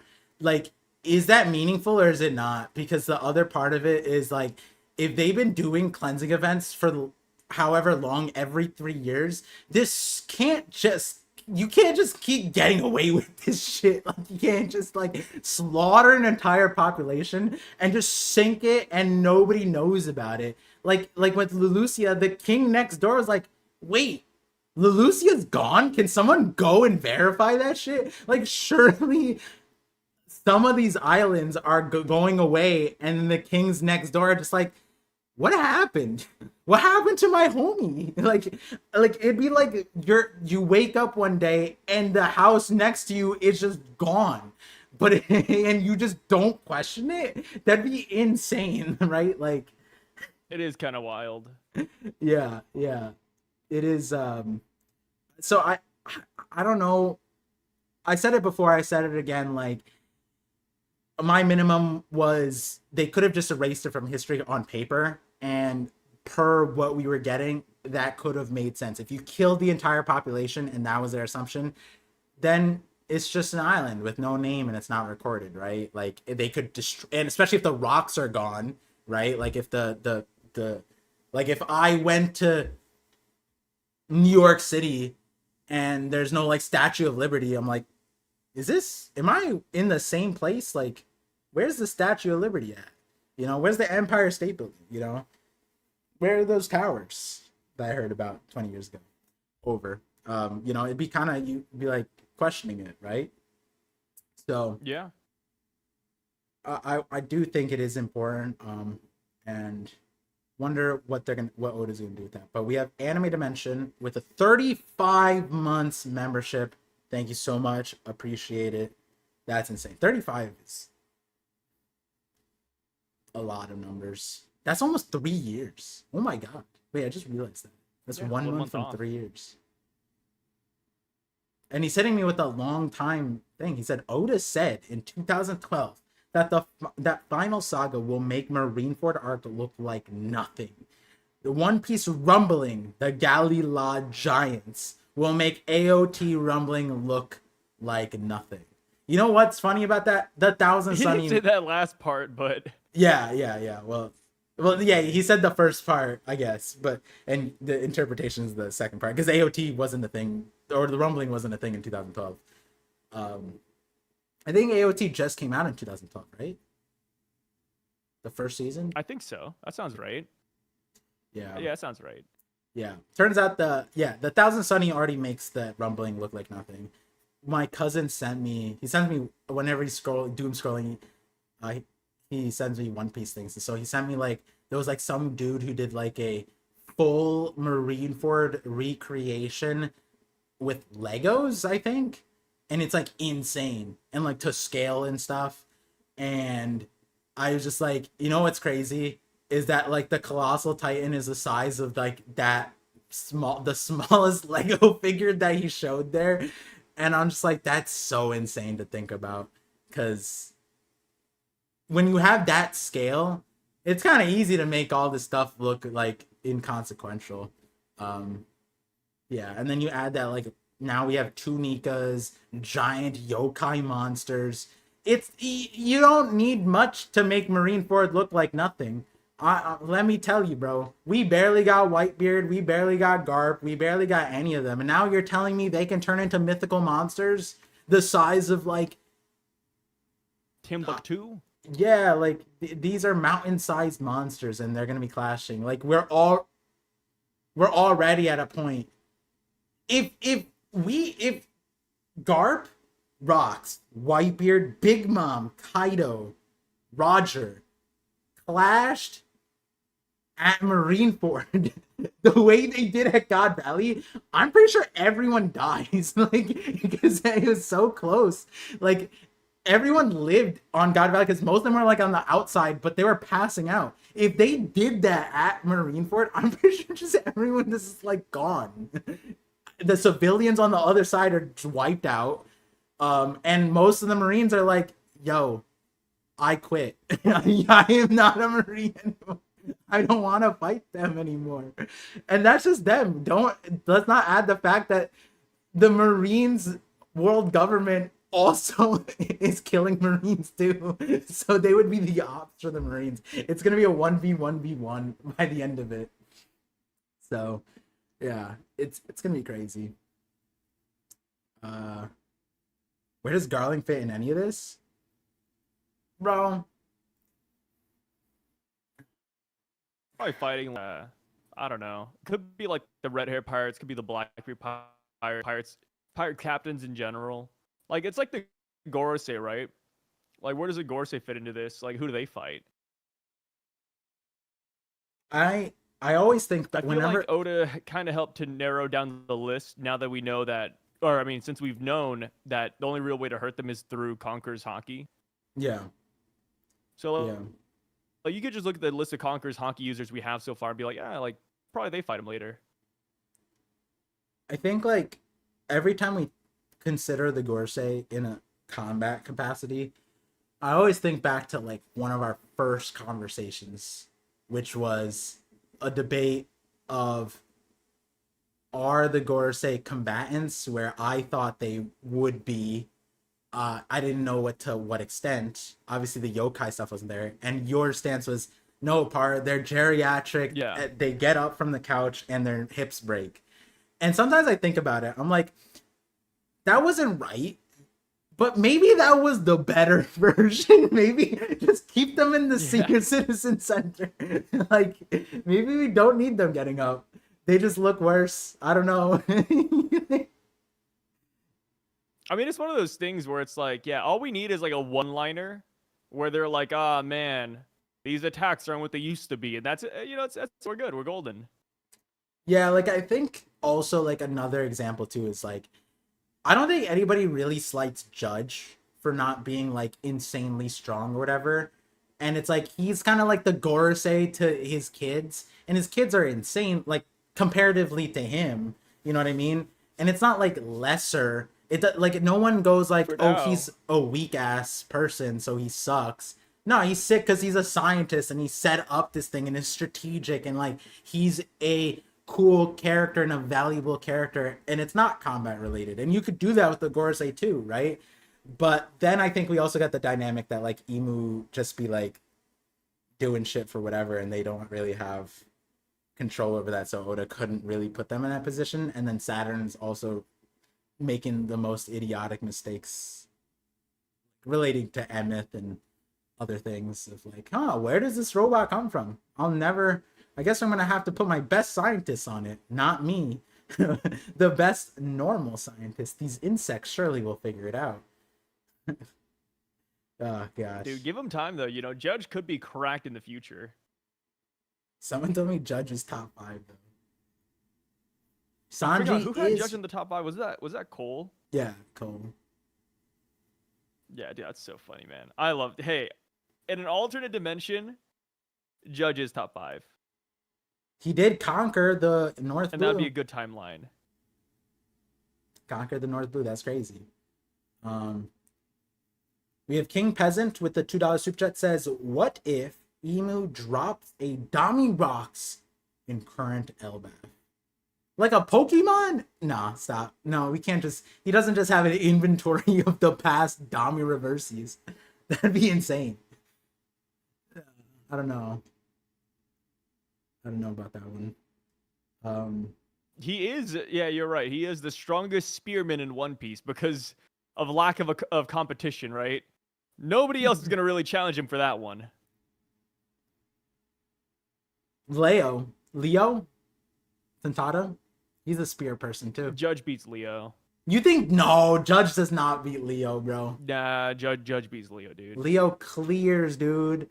These Tantata's way too fast, bro. You gotta stop. Yeah, literally, Sanji. You gotta stop. Was like, Tantata's clear easily. Ain't no way. Leo. I don't know what Tentatas you're looking at, but they're kind of buns, dude. Nah, the Leo.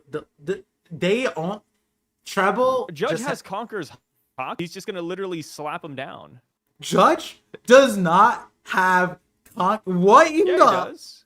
high? No, Judge has Conqueror's Haki. No. Remember, it was shown during Whole Cake Island, that one scene. Mm-hmm. You know what I'm talking about? Yeah. That one scene. Yeah. What chapter? Hansai? Yeah. You talking about the anime? You talking about filler? No, I swear to God, every time I saw a Judge, there's like lightning or something going on. Treble pack Leo. Treble would pack Judge too. He doesn't have hockey. He wouldn't be able to figure out that. Okay, here's a good question. Who would win, Treble or Judge? Treble. Judge, right? Treble. No, he wouldn't, dude. Yes, he would. He would. Nah, Treble was. dude, Judge would fucking cook Treble, dude. Come No, on. he would not. There wasn't a single fight that Judge demonstrated on Whole Cake Island that he's like winning against anybody. Perospero was licking his face and like being like, "Ha, you're about to die." Okay, he couldn't do shit. Like Here's a Treble good would one. do the same Judge- thing that Perospero did to Judge and just be like, "Yeah, this is my spit. Like, what are you gonna do about it?" Judge has combat training though. Treble does too. He literally scoops out all of the No, combatants. Treble learned on the streets. That's different. Judge, he went to school for this. What school? The school of no. He made the school. He didn't teach the school. That's some. Judge did win it. No, he Judge didn't. Judge has a named weapon though. All right, what's the name? Sai. You pulled up the One Piece wiki. You always Garuda. No, it's Garuda. wait. The weapon's no named hands, Garuda? dude. Yeah, his weapon is named Garuda. Oh shit! I didn't know that. Yeah. I mean, I knew the reference of Garuda because like the bird in the back, but I didn't know the weapon. Oh, that's actually Yeah, that's his weapon, dude. It's yeah, Garuda. that's valuable for me. Okay, interesting. Yeah, Yeah. Judge didn't win against Sanji. Stop. Treble, and that wouldn't work on Treble either. You put in clones and Treble Judge like, okay. did beat Sanji. Yeah, you're right. You're right. Judge won against Sanji. Mhm. They were having a legitimate 1v1. legitimate. Judge Legit. Oh, can you define legitimate for me? And 1v1. That's Why it. do I have to define legitimate? Do you Yeah. not know? Oh yeah, because they didn't have Did you their not read the chapter part? they didn't have their raid suits at the wedding part. Yeah, exactly. They didn't have the raid suits. Does Judge have a raid suit? Did we ever get that confirmed?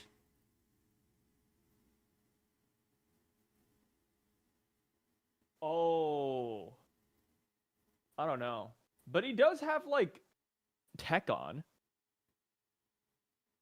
What's tech on? No, like he has like electric shoes. All right, I'm done with you. He has light 'em up Skechers. Like what the fuck? Like, oh great, yeah. Dude brought glowing shoes to rooftop. Like imagine that.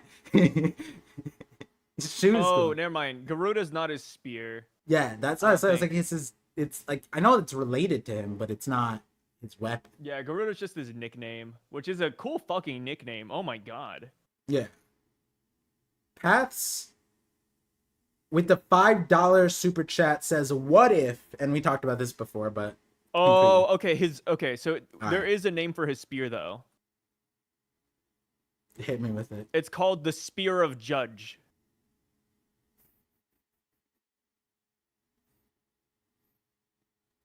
It's a pretty cool name, but you really like boil it down.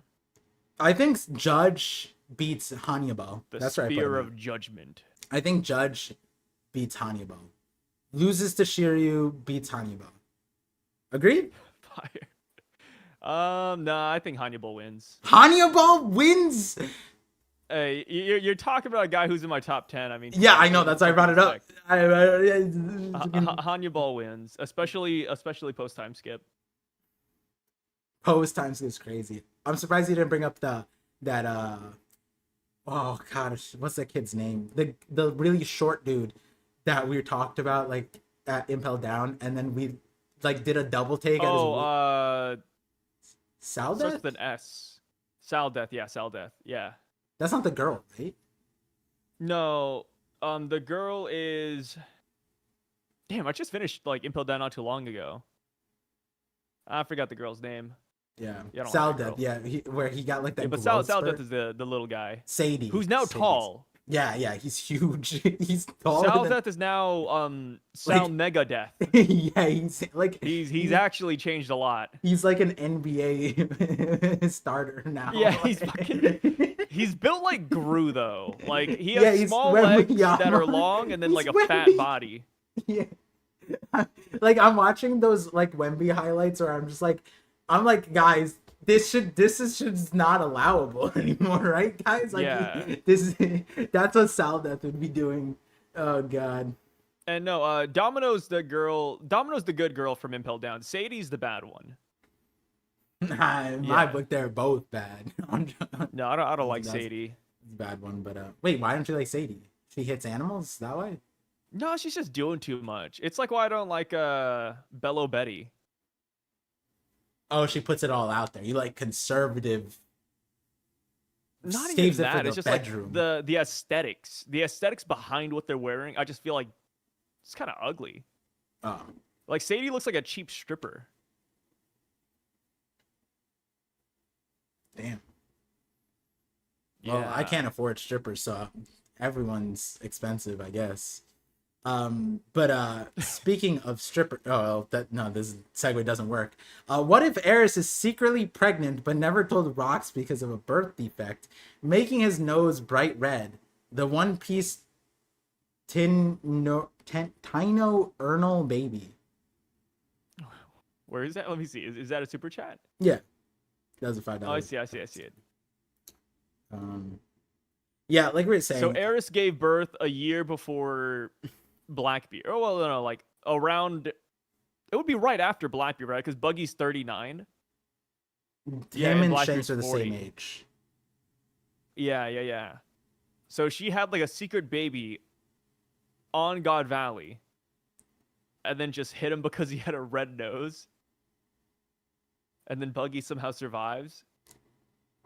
Yeah, and the questionable part for me is on the Davy side. Like, sure, not Eris, but like we saw that all the other Davy clan were wiped. So I think that like, and this is also part of my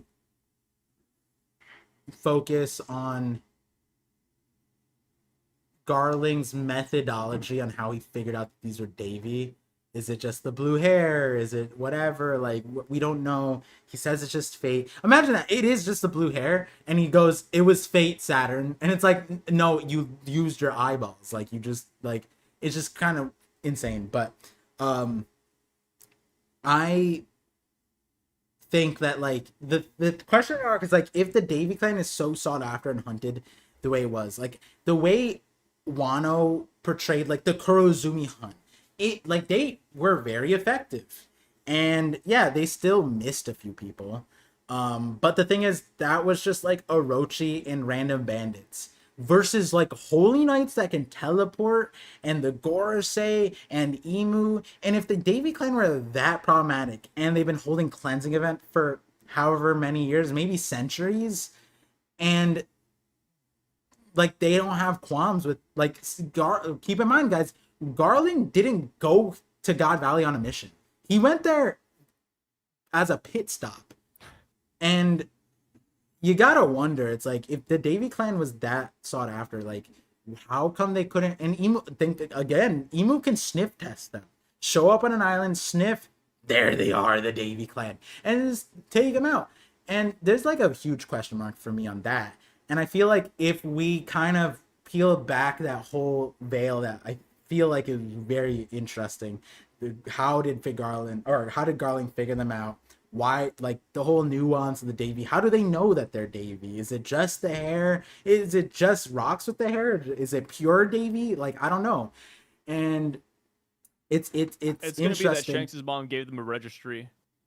And you know all of that matters to a point because it's like it might just be that Buggy's a blue-haired kid from another island, and there's just a branch of Davy that they just never found.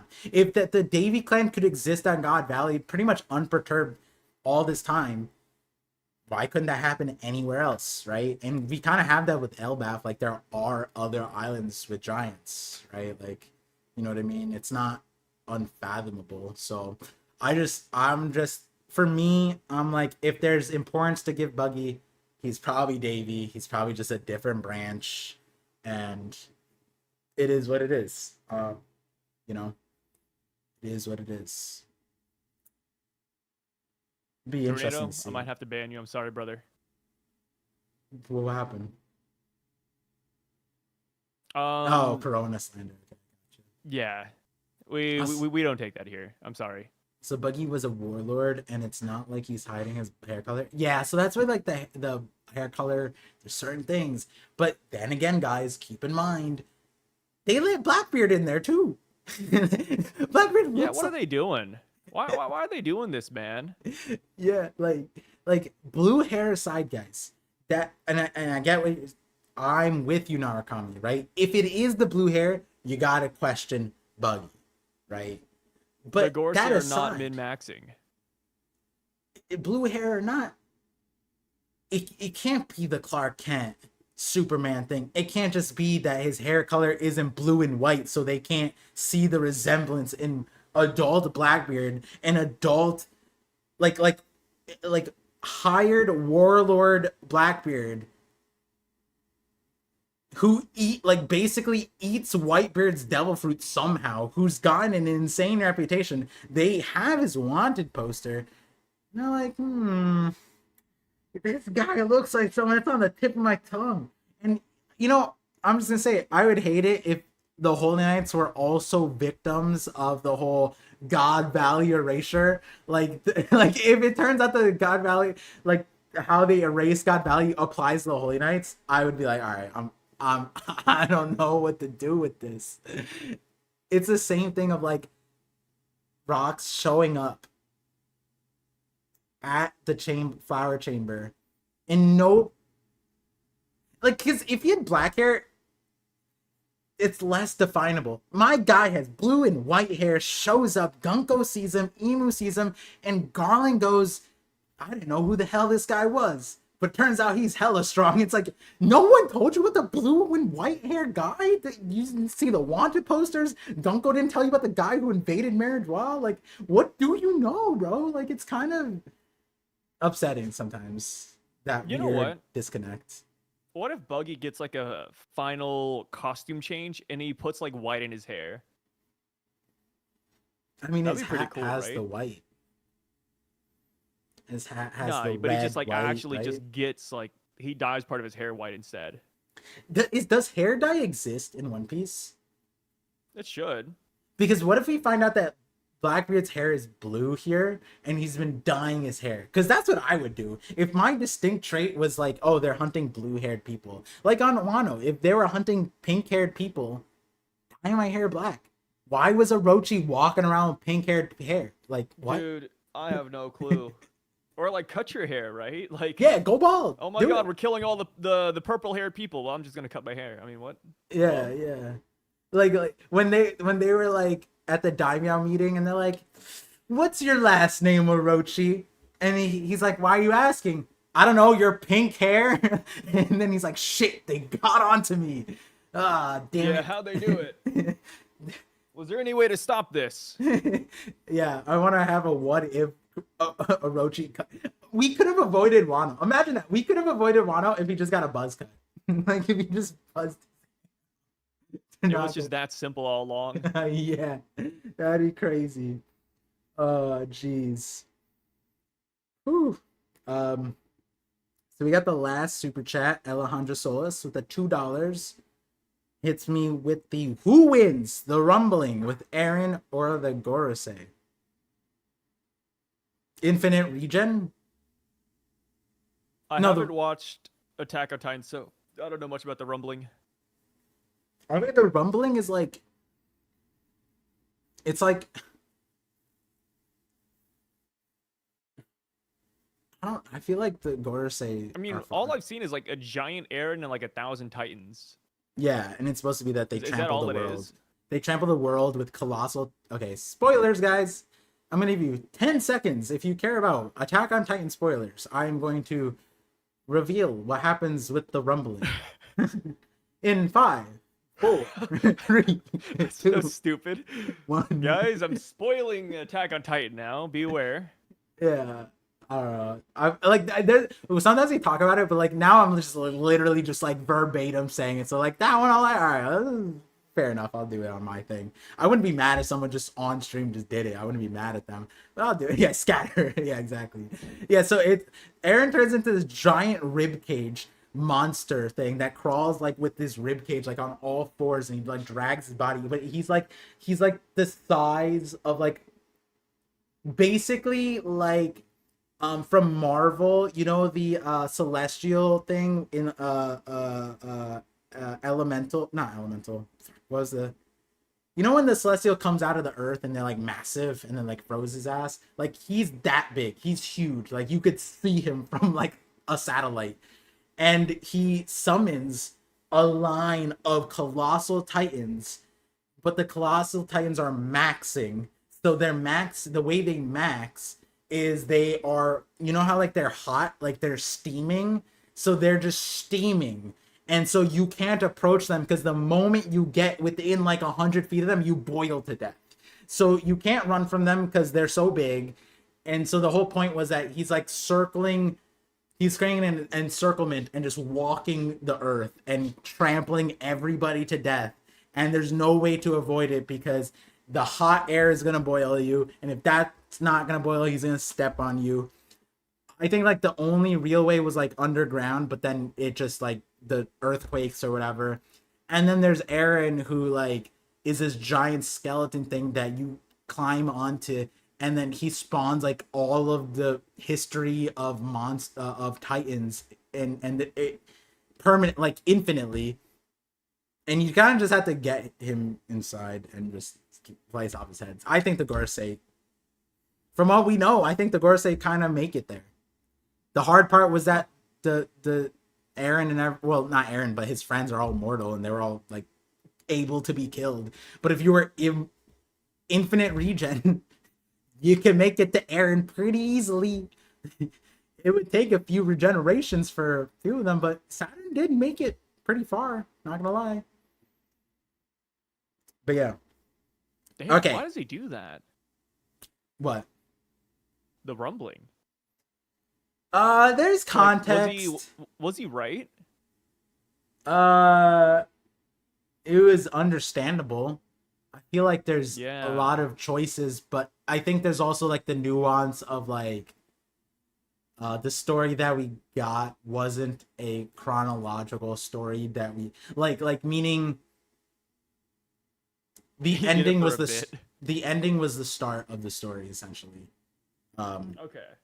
Meaning the story that we followed was determined by the ending because that was what was chosen, and that person got away with all their things, and there was the hope that the people could like go a different direction. And so yeah, I did like some of the stuff with Aaron and how things might happen because like the memes are really funny, but also like how One it day I went need to down. watch it. The memes are really funny, but then what the memes were about were I think they had impact. Like what's the guy named Grecia or whatever? Like his character I think was kind of cool. I think the secondary characters are all pretty dope. Levi, the Zeke, Grecia, like all I think like all the secondary characters were pretty cool. Erwin, um, yeah, I liked a lot of them. So, yeah, my biggest gripe with AOT is the backstory. Is like the not the backstory, the origin story. That shit was. I mean, besides the Ymir stuff is, but like the worm thing, I'm like, sorry, I'm like, I've seen like 14 episode series explain stuff better than that. So yeah, or 12 episodes. Sorry, my bad. But yeah, let me see. Yeah. Oh, we got another soup chat. It says the damned one $7 soup chat says Par. How dare you make us look bad on Coldstream? Wait, what? I clicked on the stream and I saw you getting washed. Oh yeah, someone mentioned the WWE thing. That happened. That happened like recently. Wait, did he make you in WWE? What happened? Yeah, he he did it last year. So last year I was in it, and he did it. Technically, I was one of the prototypes for the thing because they had it like 2 years ago, and the mod made a mod of me as a wrestler, and I was fighting like Zoro fanboy, and I won. And then last year they had a Royal Rumble with like the One Piece creators. So I think like this year someone mentioned I haven't. I'm assuming it was on Twitter, and I'm not on Twitter, so damn, I probably missed it. But yeah, it's well. See, the not that they're biased. They love me. The mods love me, but I don't show out enough. So they made the thing is what you got to realize is my character is a C. I'm basically a C tier character as a skin, and they gave Cole an S tier character. So like, yeah, he's going to win. Like he has like, I think Cole has like That sounds like an Rikishi's. excuse.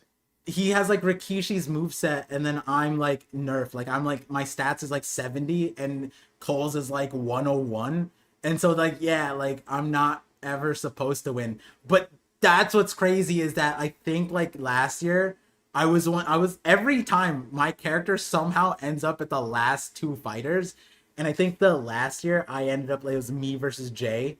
And I'm like, bro, this is so insane to see because in real life Jay would just eat me. Like Jay would just eat me. Like this is not Like eat your lunch and everything. yeah. Jay's brawling, bro. And yeah, so watching the WWE where I'm fighting Jay, I'm like, yeah, see, when that happens in the WWE thing, I'm dead. Like that's not there's no me getting up from that. It's always funny because I think at the very beginning of all of my things I watched, my character like suicides and he goes to like 10 HP and then he just locks in for 10 HP and survives the entire time. And it just does some insane crazy thing. I'm like, wow, this is really entertaining. But yeah, so I did pretty good. Yeah, just know Do you that my think you'd be character able to win if your mom was there? what? Like the fight against Jay, would you be able to win if your mom was watching? Like in real life? Yeah. Like she was right there and she was like cheering you on. I don't like And not just your mom, like let's say your wife and your son, everybody you know in life. I was there, like everybody you know in life was there cheering you on. if And it's then a Jay on the opposite team has nobody. Would you be able to win? if it's a martial arts fight, like if we're going into UFC, Jay wins No in hold everything. bar, just Yeah, anything. Jay, unless we're using weapons, then yeah, but like Jay does martial arts and he's brolic. Yeah, So- but the power of the spirit par. Like let's say Jay Nah, doesn't have a bro. single person in that arena that's rooting him on, but you have everybody, the cheers left and right. nah, sometimes Yeah, look, even Tornado's there. Like everybody you know I was there as is just well. cheering you on. Yeah. Would you be able to win? Yeah, the only way would be I'd have to tilt Jay. I'd have to say Favorite actor. there. You know what? You're making me like if I could tilt Jay, I could say some shit that could tilt his ass, and then like I don't know, start like making fun of his takes and his agendas. That might actually just straight up tilt him, and then maybe there's an opportunity. You know, maybe I'd have to out-rat the rat. That's what it is. And then how about this? Every time you fall down, you automatically bounce back up because the cheering for you is so loud, the stadium is shaking. So you physically cannot fall down. Wait. So Jay is Kaido and I'm Luffy, and everyone's cheering for me and everything. No, like that'd be an accurate depiction. Like I'd probably die like 10 times and it wouldn't make sense for me to win. But like, sure, if I had enough plot armor side, I could win. I think that's what you want from me.